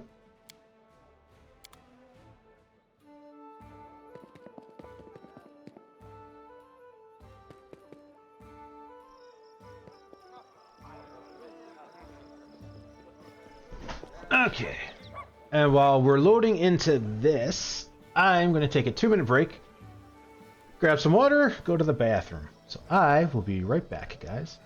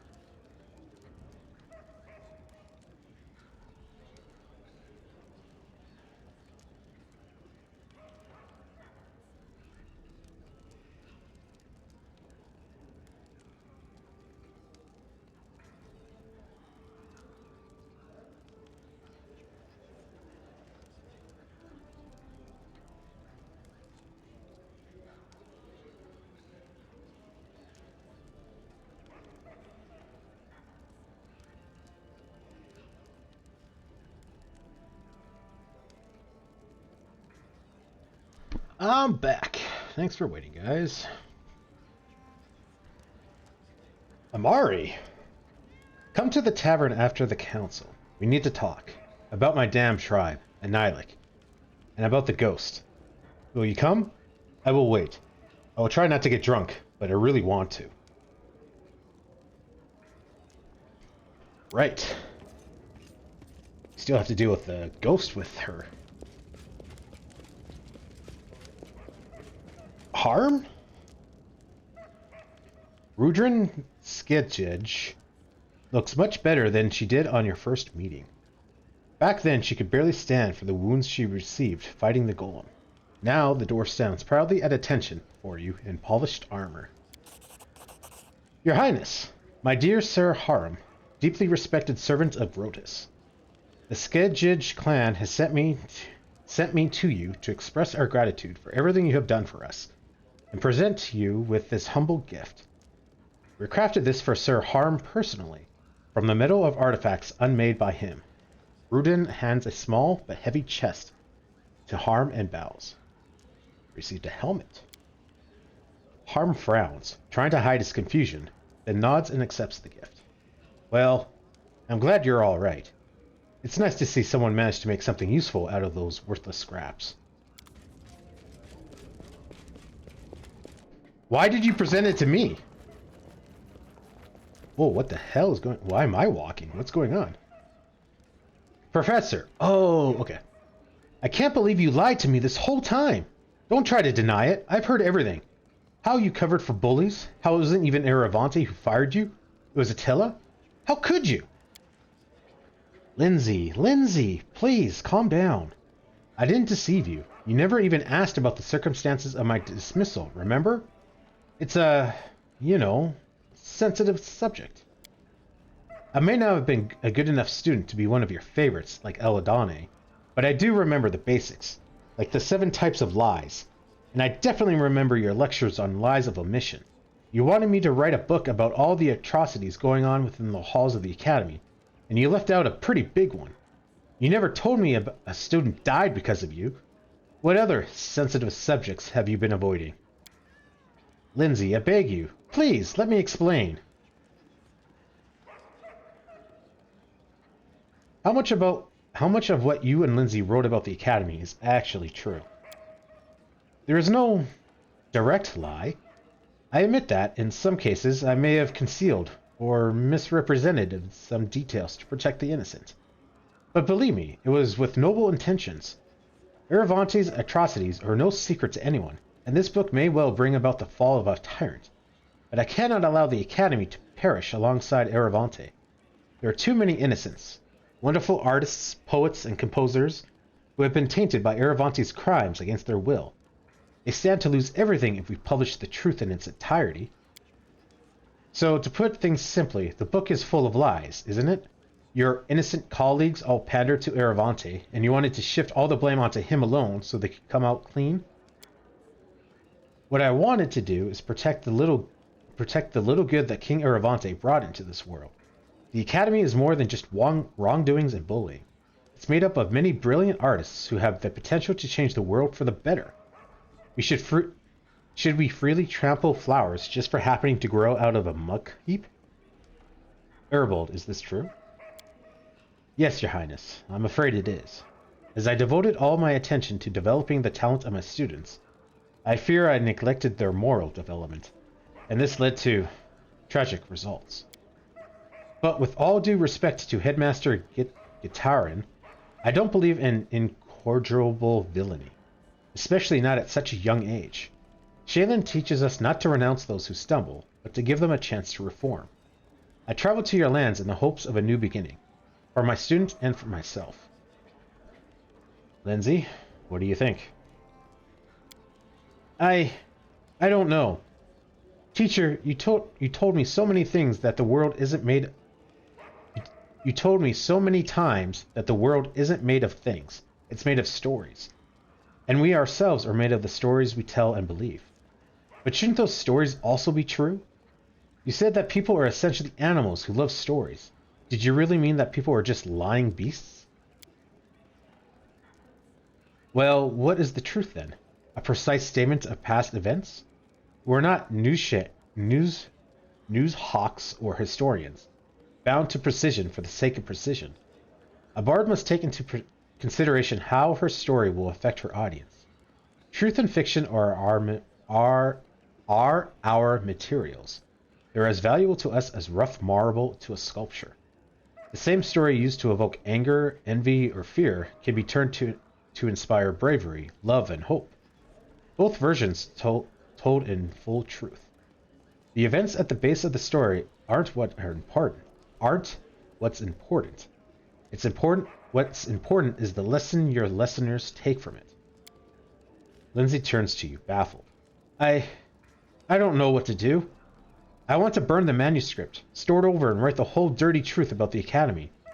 But maybe teacher's right, and that would be a horrible mistake? Maybe saving the good the Academy brings is more important than punishing everyone who's guilty.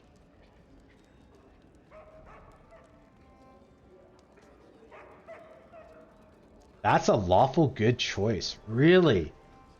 I was expecting the lawful choice to be, no, tell the truth.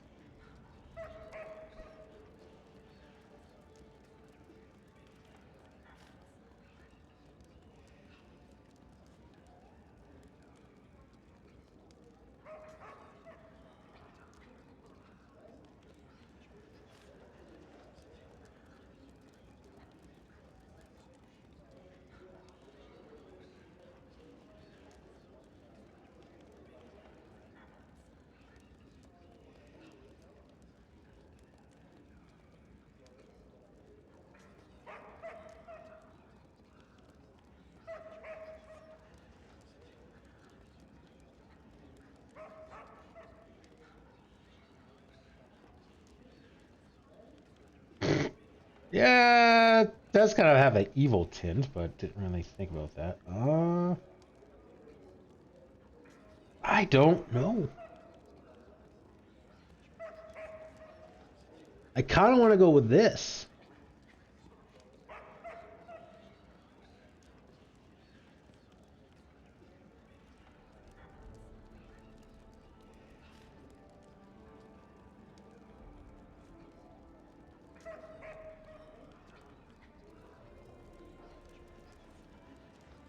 I think you're right, Lindsay.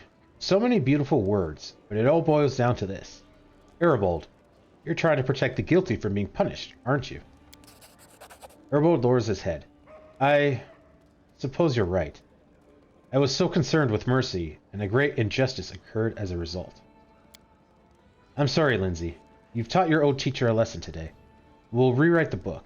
I'll tell everything I know, and everything I'm guilty of.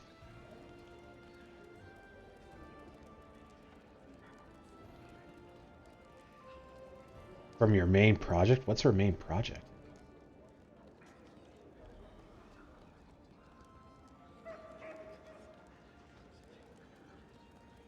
I hope the new manuscript will take less poetic license, Arrowbold. I don't want to be disappointed again. I swear by Shaylin's name, I'll conceal nothing. If truth must see the light, then I will ensure it does. If the truth about the Academy destroys it, then there wasn't really anything there to save. Let's go, teacher. We have work to do. Lindsay turns to Aldani. And you. Pack and leave. No, don't say a word. I have no interest in your excuses or apologies. I just never want to see you again. Adori shuts his mouth, swallowing his response before it started. With a single nod, he leaves without saying a word. Didn't see that part coming. The guy is right about a bard. Right, the bard's job isn't necessarily telling the truth, it's to tell a story and to evoke emotions and all that stuff. But that's not what this book is about. This book is supposed to be about the truth of, like, Arvante and the Academy and all that stuff. So it has to be the truth.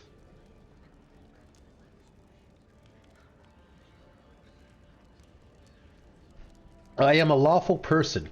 If we're going to take down a person by telling the truth, then we're going to tell the truth. Remember those books from Maestro Janish's study?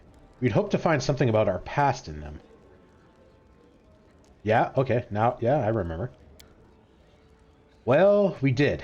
and I'm kind of sorry we looked. We actually found something, but it's a sensitive conversation. We'll wait for you in the palace garden, near the viewing point. There's a palace garden? What? Okay, so I guess we got some companion things to do while we wait for Pitax to happen. Tristan remains silent for a long time. When he finally opens his mouth, his voice is hoarse and tired. I won't take much of your time, Mie. I've been meaning to ask you about something.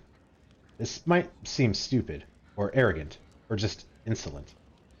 Tristan stumbles and catches his breath. I want to talk to you. I think you know what it's about. It's what I've done, and what I haven't done. The priest lowers his head and grows quiet. But let's speak in private, far from curious ears. I'll be at the viewing point in the palace garden. Please come as soon as you can. A very popular spot.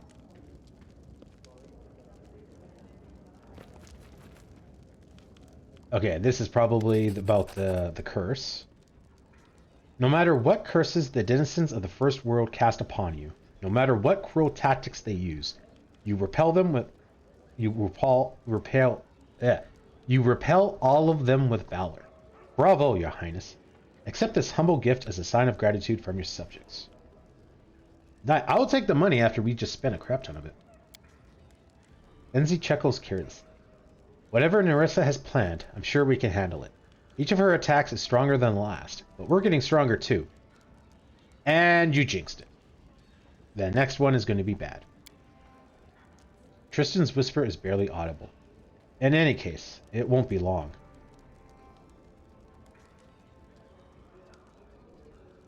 Why do you think the attacks keep getting more dangerous?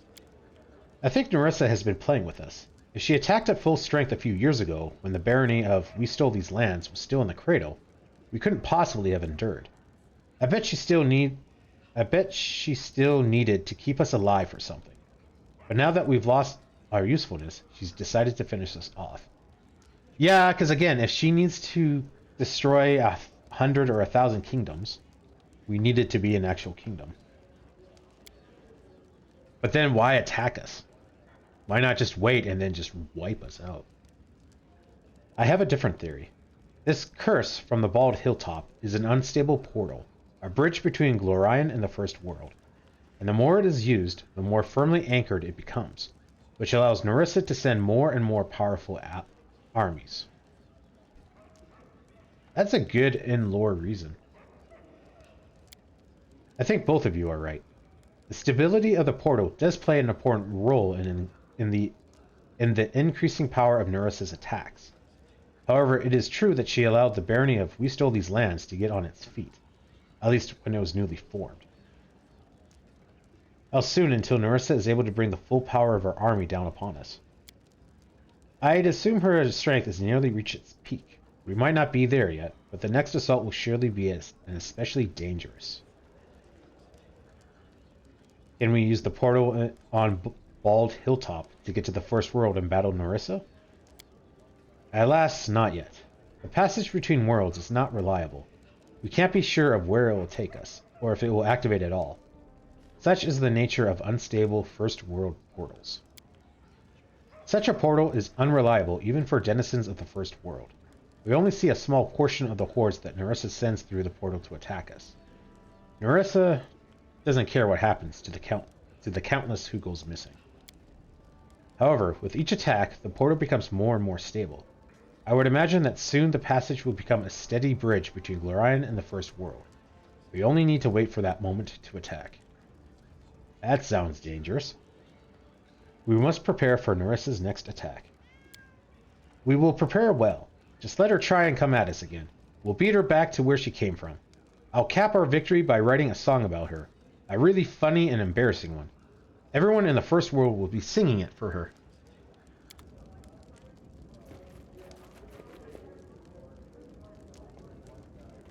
And probably merchants. Yeah. Warhammer of Hatred. One-handed axe. Will do. It'll be heavy enough to split open a suit of armor, but light enough that you won't get tired of holding it.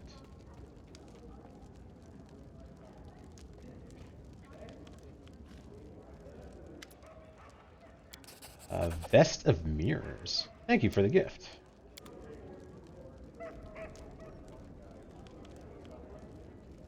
Hey, there we go. And we can see what's going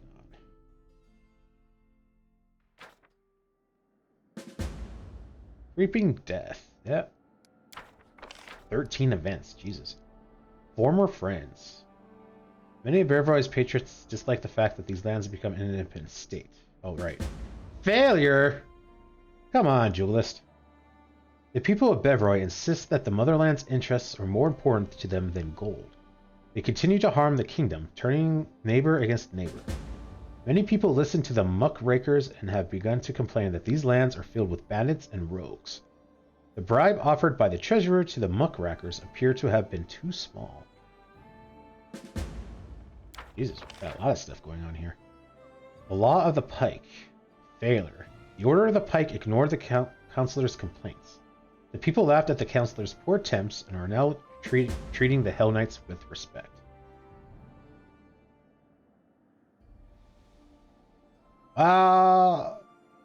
I'm not sure I like the fact that this was a problem, but there was no consequences. Or at least consequences on here. Darkness retreats in the Teburnus depths. The visions of darkness dispersing in the tenuous depths haunt the king's dreams. It appears that the final shroud of insanity has fallen, unlocking the passage to the heart of the depths. It's time to answer Siluran's call. The contract. Triumph. The minister replied to the threat by issuing a contract of his own with the Red Mantis. In just a few days, he was approached by a young woman carrying the head of the hapless assassin in a bag. Plus 3 espionage, minus point BP. Okay, well, I guess we don't have to worry about me being poisoned. Streams of power. Local spellcasters a valuable location. Success. The workshop was built and open for work. It's amazing how well the spellcasters cooperate, considering the power they wield. They managed to share the power equally. The Rushlight Tournament has begun. Success! The Rushlight Tournament is over. Amari wants to talk. Dorfgeil wants to talk. Octavia wants to talk. Tristan has some news. Visitor has met with the king. Not sure who that was again. Oh yeah, we leveled up Keston. 2. Oh, did we not send you out? Oh, this was an opportunity. Wait, this doesn't make sense. We had you working... What? A greedy Nexian gnome mage has offered the sale of advanced military magic technology. Yeah, cool. 16%. Yeah, okay, so we're just not doing that. Drink till you drop. Problem. The holiday for Caden Kalin will soon be upon us. Hundreds of inebriated townsfolk will flood the streets to fight, to take part in questionable adventures, and generally have a roll-licking good time. Appropriate measures should be taken in advance, or there won't be a wall left standing in the whole region. So this is our own little, like, rush tournament thing? 65% chance, not bad. False lights. Send in Duelist, 50%. Devious crimes are being committed. Someone has been using false beacons to lure vessels into the shallow sandbanks of the rivers and lakes. Oh, and then shipwrecks their hulls and sink, and bandits away for the goods to wash ashore. Something must be done before trade begins to suffer. Safe refuge. Yeah, we can't do that. Technical issue. A small cult of Droskar in the Five Kings Mountains is offering to sell Dwarven mining equipment to the kingdom. Yada yada yada. Okay, Jubilis is hard. 40% chance. 25%. Alright, 40% not great, but we've only got 7 crisis points. Send Lindsay out on that. Send Julius out on that. Ranking up takes time. Economy, I don't think we've got anything. Less money, less money, less money, less money. Bad thing to do. Less money. And then I think we circled back around. Yeah. Training, nothing. Curses was kind of a waste. Other, I don't think there was anything worth. Regions, I think takes time, so we're not going to do those.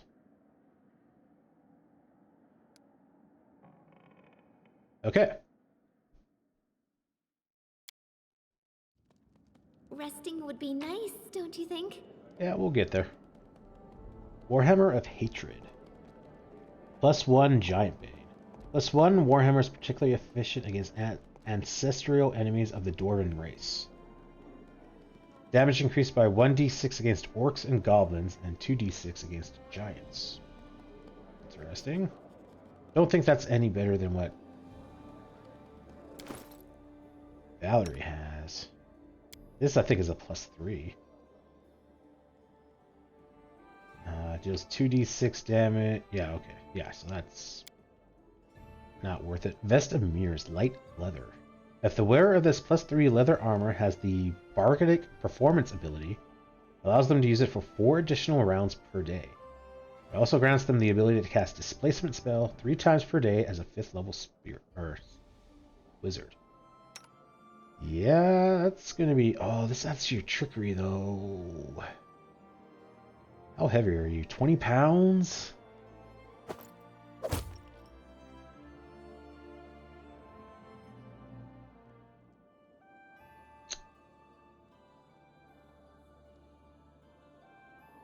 Yeah. You are weighted down. Oh, I guess because your strength is down because you're tired. I think we'll have to sell that.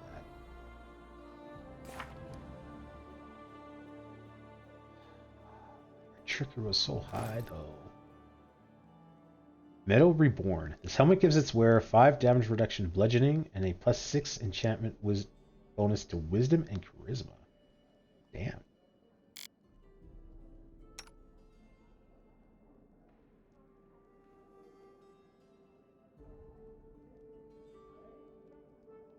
Alright, yeah, and then we'll sell the other items. We can store food and stuff.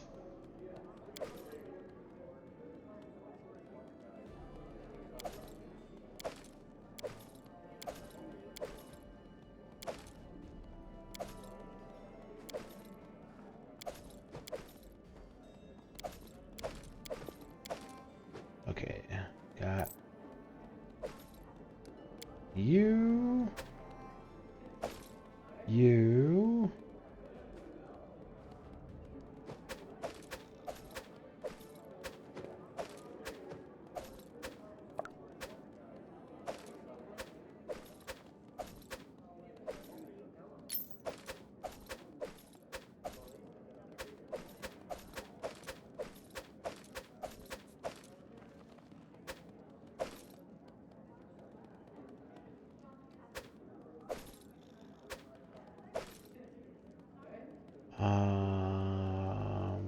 I think we had these before, didn't we?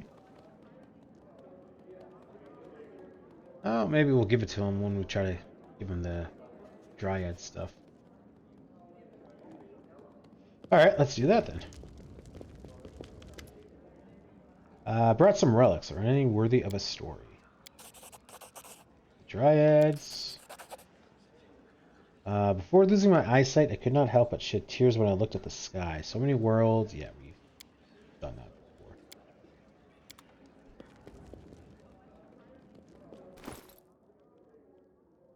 before. Okay, so that's not bad. All right, let's go get some rest.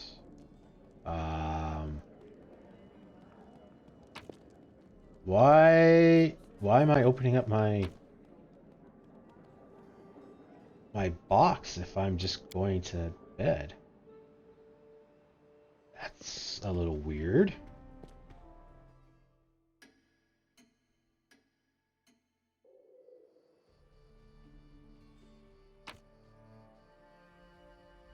again, this is opening up when we're leaving. Can I not leave here? Oh no! Oh, I hope it auto-saved because it was a while before we saved. I think we saved it before we like did the kingdom stuff.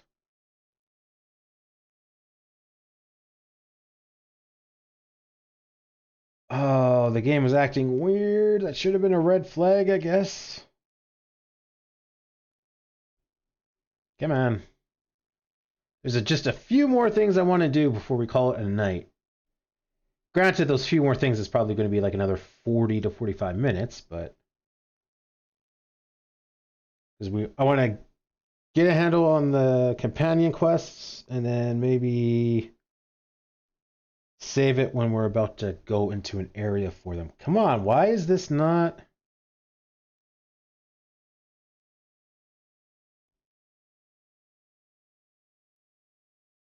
Steam's like freaking out or something? Like, what's going on? Why can't I open up Steam here?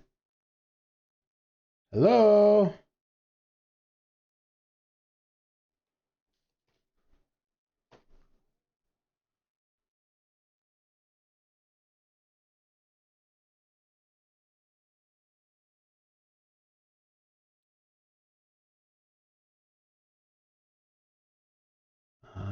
Okay, where is Steam on this?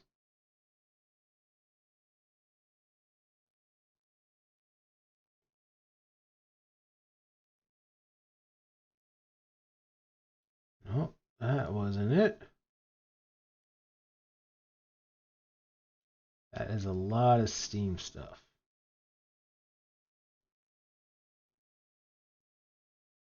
Okay, that looked like that was the root. Yeah, okay.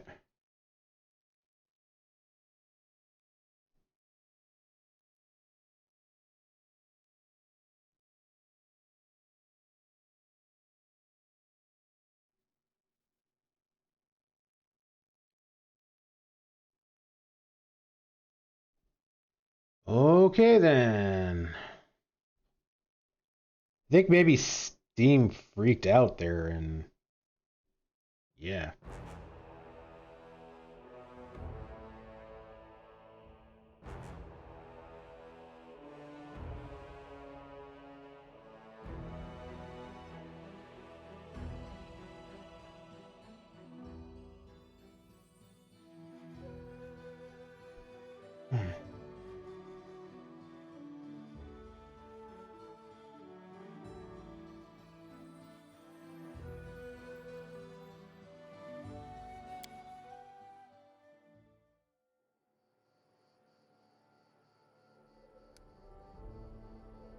I think, yeah, we're all rested. Lindsay has -1 strength. Damn, that would explain a lot. Okay, well, at least we had an autosave.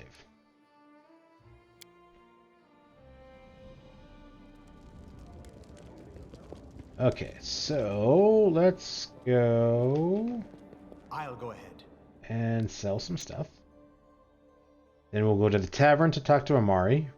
And then we'll have to figure out what this garden thing is to talk to Tristan and Octavia and Reg something.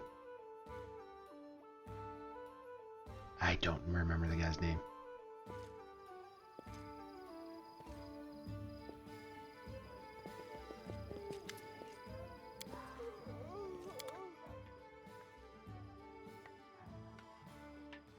Well, I guess if we do need this for whatever reason, we can always just buy it back.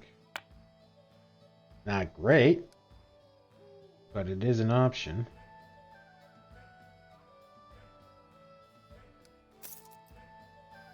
Okay, and then the tavern, yeah. We should prepare.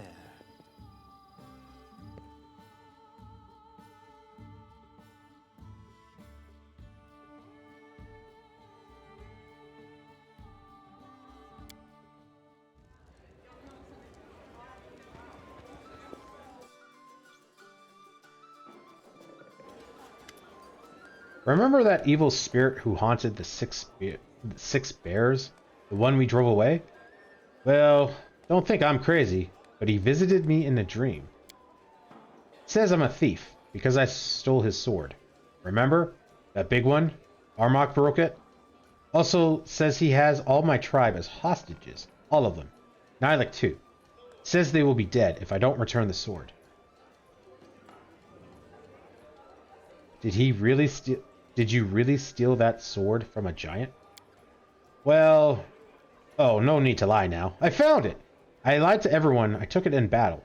But that giant was dead for a long time. How could I know he would want his old piece of iron back? Does he know that the sword is broken? He knows. I saved the hilt. The ghost tells me to forge a new blade. He even said how to do it. There's a whole ritual. Where is he keeping your tribe? He said, first I have to fix the sword, and then he'll tell me where my tribe is. I'll see what I can do. I understand. The repair will cost a lot. I never held no such amounts in my hands. But, Nylek. The barbarian shakes her head in grief. New event. Reforge the sword. Oh yeah, I should look at this stuff, because yeah, we got a bunch of stuff going on here. Tournament's over. Hear from Pitax. What started as a joke ended as an enterprise so serious it scares even me. When the book about the Academy of the Arts is all its dirty secrets is ready, it'll hit Pitax like a bomb. I think we just wait. Reforged blade. I knew it. The ghost that chased the 6 bears has returned. Now it haunts Amari in her sleep, demanding that she return a sword she stole from a breathless corpse long ago, when she first set off for her travels. The sword was broken once by Armag, the insane chief of the Tiger Lords. Before the sword is returned, it will need to be repaired, and the cost will be high. Repairing a magic sword will cost a fortune, but that's the price the ghost sets on the lives of Amari's tribe, including her best friend Nylek. Amari got some news about her tribe, and she doesn't seem to be happier for it. She's waiting at the tavern. You better meet her before she empties the wine cellar. Highborn at heart. Studying the documents found at the Technic League's lair, Octavia conducted her own investigation. Now she knows where she's from. But why was she sold into slavery? To figure it out, we'll have to travel to a half-forgotten family house to meet her past, face to face. The papers found in the Technic League's lair were useful. Octavia found some important information about her origins. But why doesn't she seem happy about it? To discuss what she found, Octavia arranged a meeting with the king in the palace garden near the viewing point. Oh man, slave. Oh, we have to do each one individually. Ragnar's tribe disowned him when he was barely a child, not just disavowed. He was sold to trade slavers from the Technic League. It's obvious he has no warm feelings towards his old tribe, but he has learned who they are and where they live. Knowing him, I fear to even imagine how their meeting will go. Using the clues found in Janish's documents, Ragnar finally learned which tribe he was from. He doesn't seem happy about it, though. He's waiting for the king in the palace garden to discuss things. Saving grace.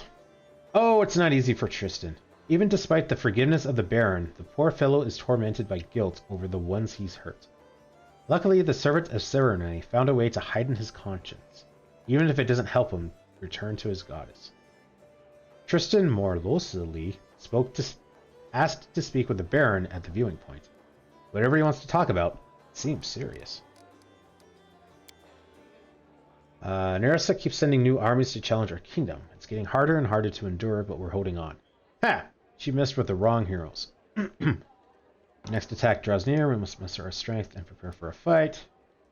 Previous attack was hardly a final one. We should gather together and discuss this thoroughly.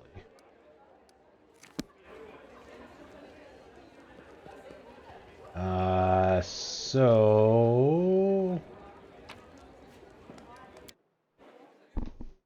let's go to the throne room, because that sounds like a project that we have to establish to fix the sword.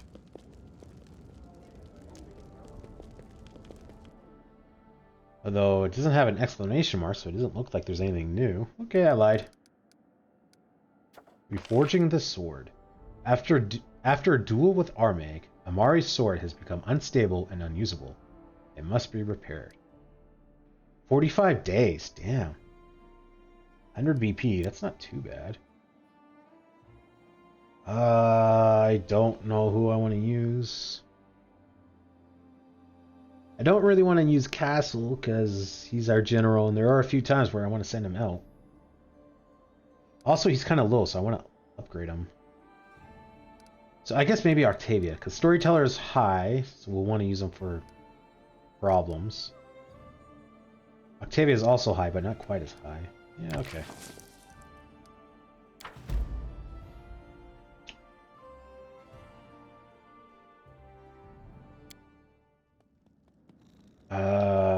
How do I get to this garden?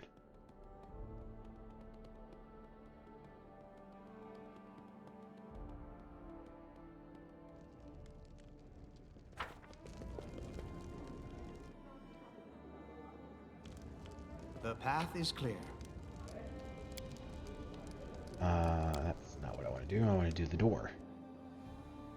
Tavern, library, throne room. Yeah, where's this?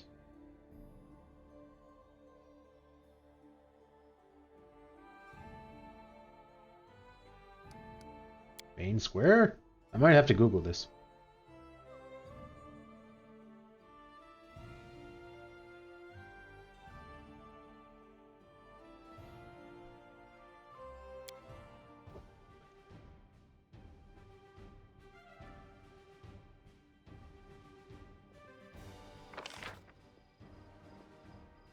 Library, tavern. That's Kenra's house. Oh, we haven't gone into this house.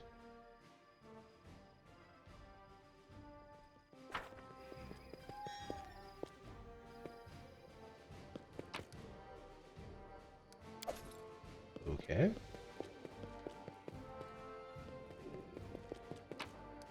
Greetings, citizen. I am just going to steal your food.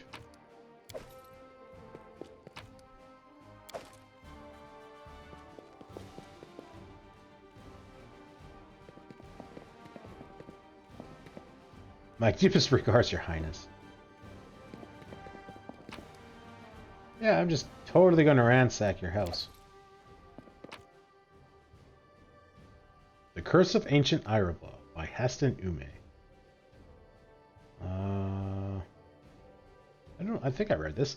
Tell us, O teacher, why would Bevroy call us barbarians in the books you give us? The gods became angry with our homeland, my son. This land has devoured so many great empires, as if it was unwilling to bear life. There are centuries-old ruins around our settlement. They were ravaged by a star that fell from the sky. The kingdom of the Cyclopses was the first victim of this curse. New settlers claimed this land 10 centuries later to establish a beautiful country named Iobara, which stretched from the Lake of Mists and the Vales to the Castrovian Sea. But the curse still lay upon these lands, and trouble came once again. Well, our ancestors suffered numerous maladies: the terror plague, the char death, the choking death, one after another, leaving only pain behind. People say that Alton the Necromancer was to blame. But who knows? A great civilization was turned to dust. This is why I'm teaching you. Forever I shouldn't make fun of you or call you barbarians.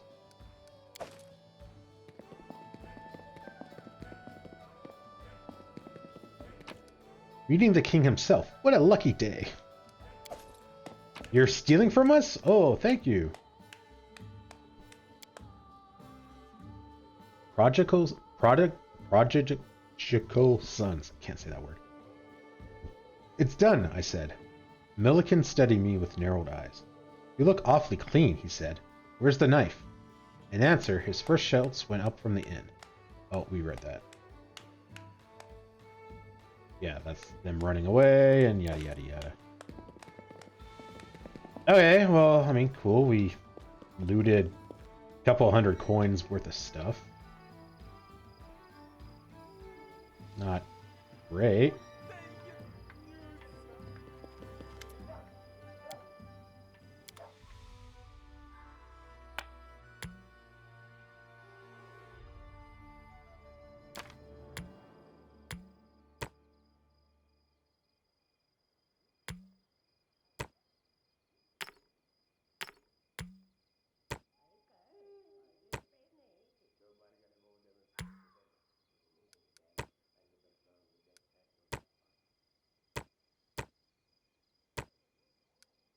200 gold worth of stuff. Cheese and the food we'll put away if we come across into the chest again. Otherwise, I'm not going to worry about it because it's not a whole lot of weight. I don't know where to go. I'm going to have to Google this. Pathfinder, Kingmaker plus Garden.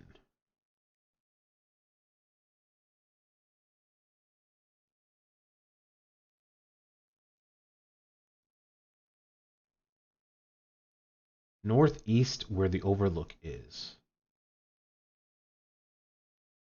I'm a moron. I assumed it would be a separate area like the library or the tavern. Even built a park in Sacred Grove thinking maybe they unlocked it as another building. Oh, okay. No, that's what I thought too. Oh, whoops. So maybe over here?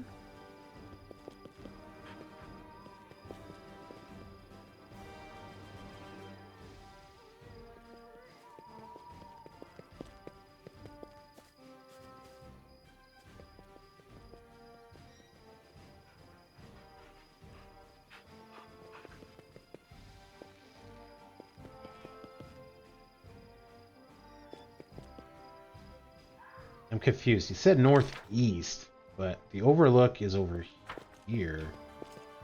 I assume this is what he means by the Overlook. This is northwest. Oh, there's Tristan. Okay, yeah, I guess somewhere over here. One person we need to talk to. You've come. Tristan tilts his head to the side and remains silent. You notice he's holding something in his hands. It's so strange. I don't know if I should be glad or frightened. Anyway, thank you for finding some time for me. Tristan turns his head. I don't like the music. It's scaring me. If it weren't for his blind eyes, you would imagine he's looking into the distance. Since you freed me from Nerissa's power, I've had time to think about what happened to me and what Nerissa did to me, about what she truly did. When I found myself here, without my wings, in a mortal body, I was terrified, and I believed everything she told me, or I believed it was she who stole my freedom. At last, I discovered that Nerissa had lied to me, and ever since I've sought a way to regain Serene's gifts. And do you know what I realized? You never lost them? No one is capable of taking the Deva's gifts, granted by his creator. Tristan's voice is barely audible. No one except for the Dawnflower herself.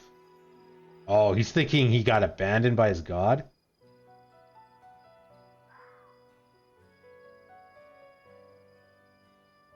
So you were made mortal by Serene herself?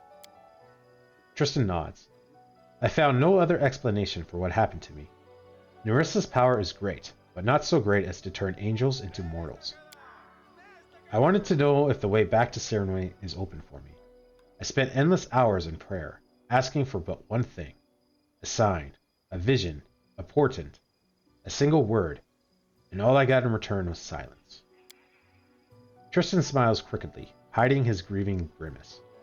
I wanted so bad to do something extraordinary, and it appears that I succeeded. I fell so low that even my most merciful lady couldn't forgive me my sins.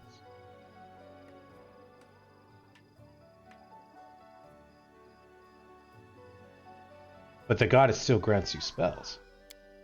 Yes, perhaps this weak hope is the only thing that keeps me from losing my mind to despair.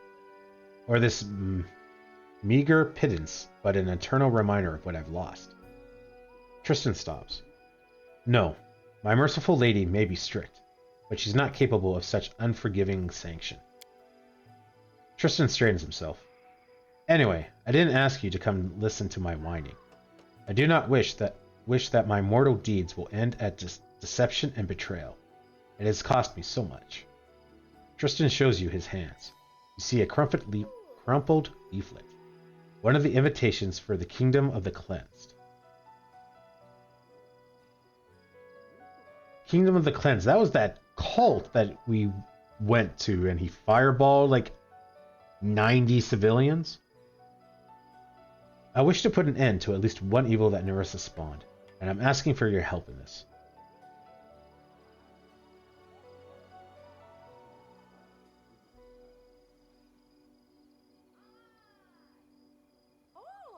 These cleansed simply will not rest. It's strange, actually. The goddess who demanded your death was Nerissa, and after the kingdom failed in its mission, she broke all ties with the First Faithful. Yet still his followers seek your death. Do they actually hope to return to her favor? What are you going to do when you find the kingdom and the First Faithful? Tristan's forehead, a moment ago seized with worry, becomes smooth, and his voice grows tranquil. Consider me naive, but I still believe even the blackest soul can find repentance. I will try to find it in even the darkest souls of the cleansed. I would not deny anyone of saving grace. Maybe you can finally tell me who this First Faithful is, and what is the kingdom of the cleansed. I only know what I could overhear, or what Nerissa boasted to me. The one called the First Faithful is a former priest of Estelle named Rugart. When the bloom came to his village, he lost his faith. Estelle didn't protect his congregation, and Ruthgart was stripped of his position. After this, he set off for the Temple of the Elk to pray for his god one last time, and if he didn't answer, to throw curses in the face of his idol. Like so many others, Rugarth was fooled by Nerissa. She pretended to be the goddess of these lands, told Rugarth of the curse of the king, and promised him untold gifts in return for the death of this ruler. It was she who invented the name of this new cult, devoted to herself, and made Rugarth its high priest. She knew just how to flatter him in his moment of weakness and despair, and he, in his turn, did everything he could to draw his former congregation into this vile cult. Where do we start? A faint smile appears on Tristan's face. I knew I could trust you and ask you for your help. Thank you. I've heard that the cultists of the kingdom have been sighted once again, but now they no longer shout their slogans in broad daylight. No, they crawl from their lairs under the cover of darkness to abduct people for sacrifice. At least that's what's being said. We should return to the temple without walls, where they once held their rituals. Of course, the First Faithful is not so foolish as to return to the scene of his crimes, but perhaps one of the cleansed has visited this meeting place, held rituals, remembered the past, gods know what else. If we're lucky, we might find something there.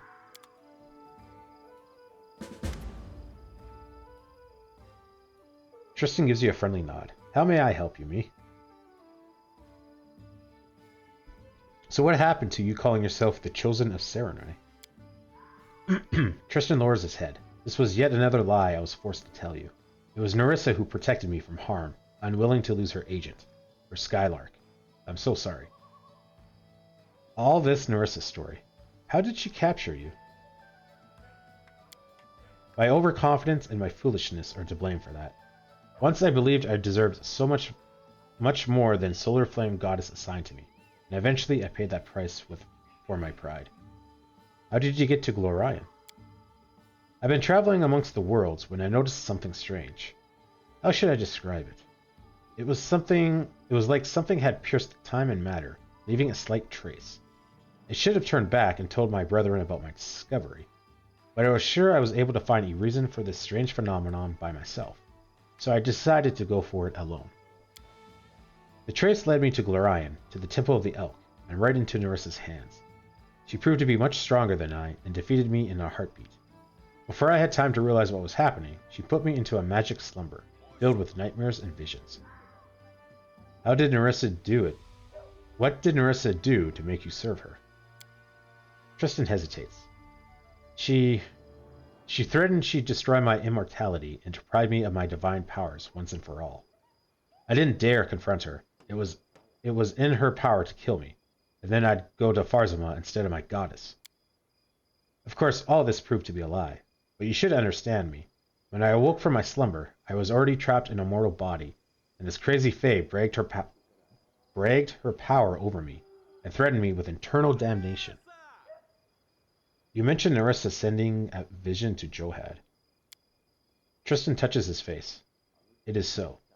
Her goal was to orchestrate our meeting, and she knew nothing better but to deceive a faithful servant Estrelle with hope of forgiveness. Tricks and frauds are her specialty indeed. The magical fog was her doing as well.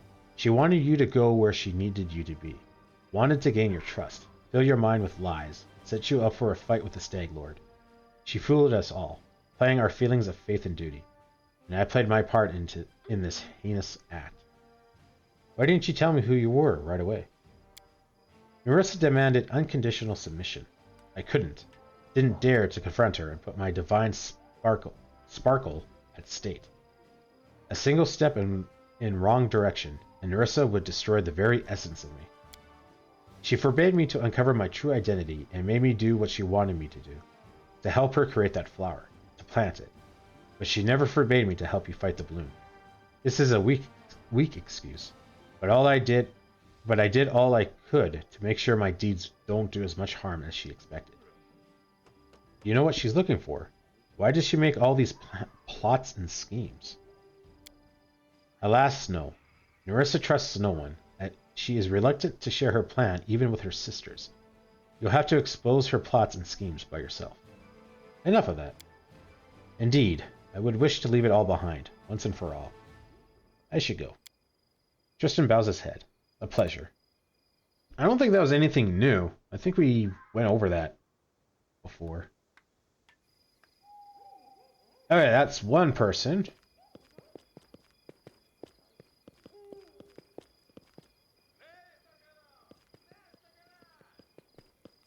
There we go.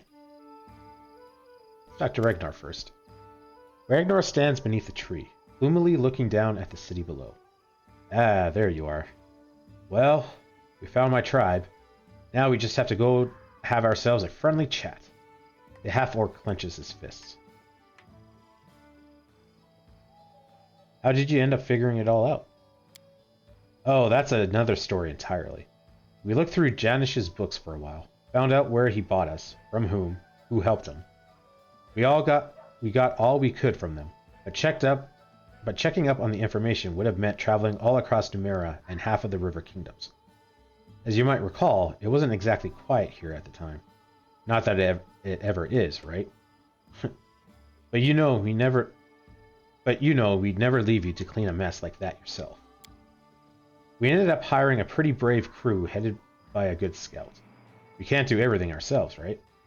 They pulled some strings, followed some leads, and figured everything out for us. Well, almost everything. The most important parts. Octavia and I will find out for ourselves when we pay our families a visit. What about Octavia? Did you learn anything about her family? We did. Turns out she's... Stop. No. I'm shutting up. That's her news to tell you. Are you looking for revenge? Not sure what I want yet. Maybe, maybe not. Might be enough just to look at these freaks to be sure nature's punished them well enough without me. I'm really just looking for some closure, that's all. So who's your tribe? The sewer rats. No, wait, that's not it. The crab lice? The threadbare moles. Man, I just can't seem to remember. Oh right, the dung pigs. The half-orc gives you a lopsided grin. Fine, fine. They call themselves the Sharp Fangs, and for good reason. Ragnar grins, displaying his teeth. Smaller than an orc's, but still large and sharp. They have kids with orcs to strengthen their blood. Not bad, huh? They breed themselves like Predigi cattle. So I've really been sold twice. First by my orc sow of a mother who took some gold to push me and my brother out, never to see us again. Then my father chose which of us to keep and which of us to sell to the slavers. Treated like an animal my whole life. I'm surprised I'm not barking on all fours.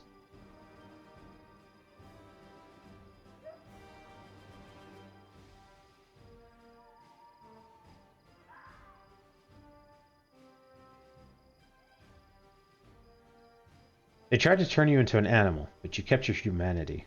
That's something to be proud of. Heh, true, true.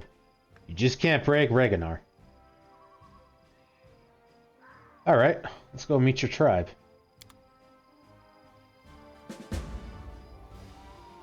I can't wait to talk to my father. I already know what I'm going to tell him, and it'll be a short talk. Ragnar is going to meet his tribe, the very people who disowned him. Is he looking for revenge, or just to look and maybe spit in their eyes? Looks like he hasn't decided yet. Turns out that the Kingdom of the Cleansed didn't disappear after all. Its cultists are sneaking around our peaceful citizens and stealing those that aren't careful. Neither the king nor Tristan know where their prisoners are taken, but they have an idea where they can start looking. Octavia pensively fiddles with a small metal trinket while she waits. It takes her a moment to notice you as you approach. Oh, hi. It seems we haven't been properly introduced. Allow me. Octavia della Fanani, heir to a noble title, a family manor, even a coat of arms with a model. With a sad smile, Octavia shows you the trinket she was playing with. It's a fibula, decorated with a coat of arms, a butterfly and an arrow. At the bottom you see the motto, Serve solely my conscience. Fibula. What the hell is that? Fibula. Oh, like, is it an actual, like bone? I thought maybe it was like something else. All that's popping up on Google is like the bone fibula. No, it said it was metal though, wasn't it? Yeah, small metal trinket. Maybe it's like a piece of metal in the shape of a fibula, maybe? That's weird. What about Ragnar? Did you learn anything of his past? Yes, but he'll tell you everything himself. So you're from a noble family? I could hardly believe it myself, but there's no doubt. I'm the missing daughter of Marchioness delle Fanari. Missing. That's what they're calling it. How did you discover all this? It took a lot of work. After going through Jonish's ledgers, not only did we find information about our purchase, we found a wealth of other data as well. Connections, suppliers, meeting places.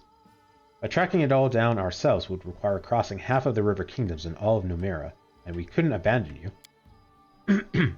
So we did the boring but practical thing, like kings or their entourage might do. We hired a team of sleuths to follow the trail, and they found everything. Who bought us, who we'd been sold to, and where we're from. Finding my family was relatively easy. The Marchioness is already looking for me herself. They just needed to put a few pieces together to realize I was the missing heir of the Della Fernari family. On the other hand, Reg's tribe had to be found with a looking glass. But it's no matter. We certainly paid them well for their trouble.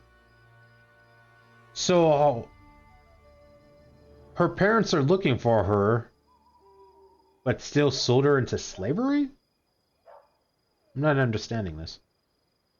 Do you know where to find your family? There isn't one, really. The Della Fernari family was waning before I was born.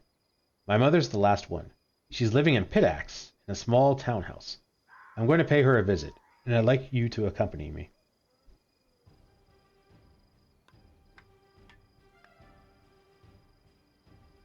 As you wish, Your Excellency.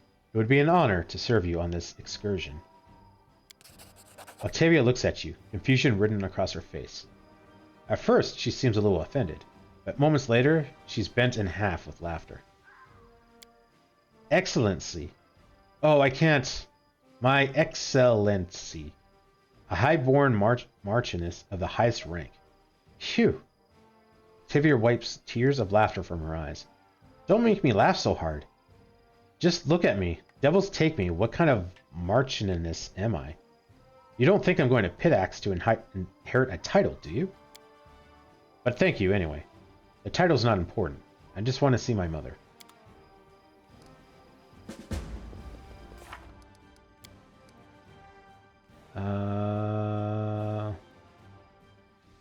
Well, how about that? Seems Octavia came from a noble family.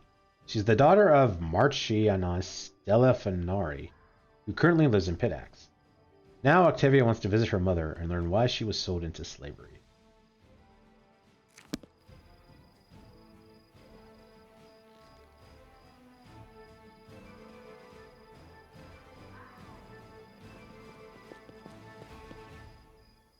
Alright, save it. Leaving on an adventure.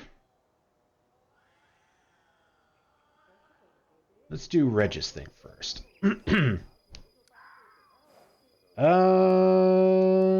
Thinking not Lindsay.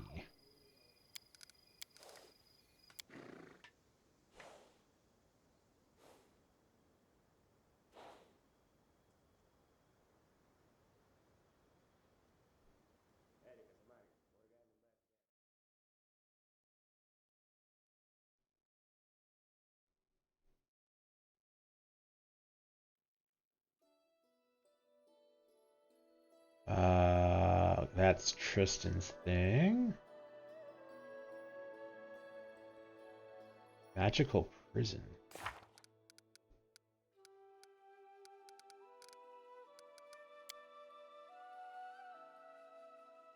Oh, that's, yeah, okay. One of those 45 monster things we gotta do.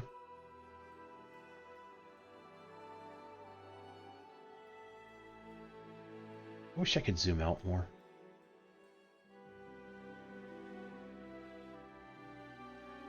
Meet Reg's tribe. Okay, it's way the frick over there.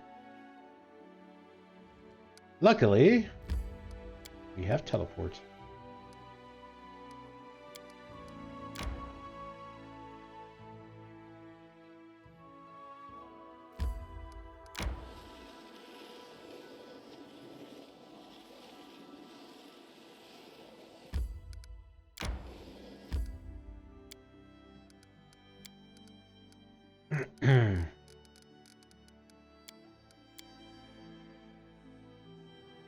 This is the last known stand of the Sharp Fangs, the tribe Reginar was born into.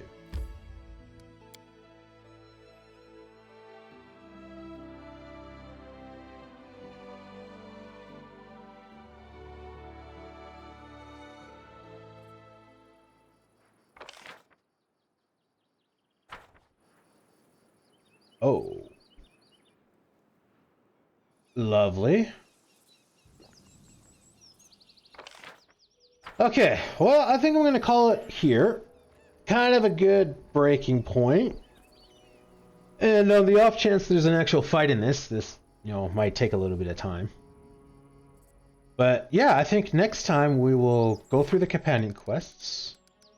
We gotta wait for that. We gotta wait for that.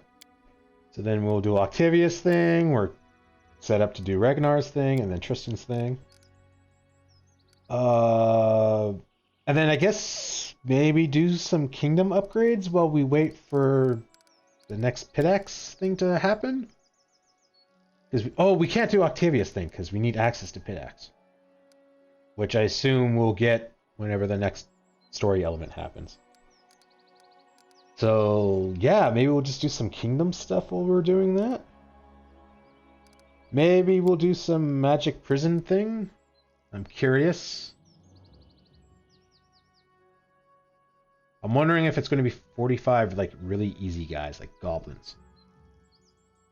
Because I was thinking this was going to be like, oh, you've got to fight a manticore and then a bullet and, you know, guys with substance, a troll, a giant.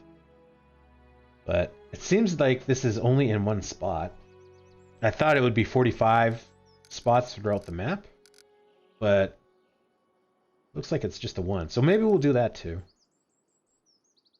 But yeah, hopefully we won't have to do too much, because I would like to continue the story.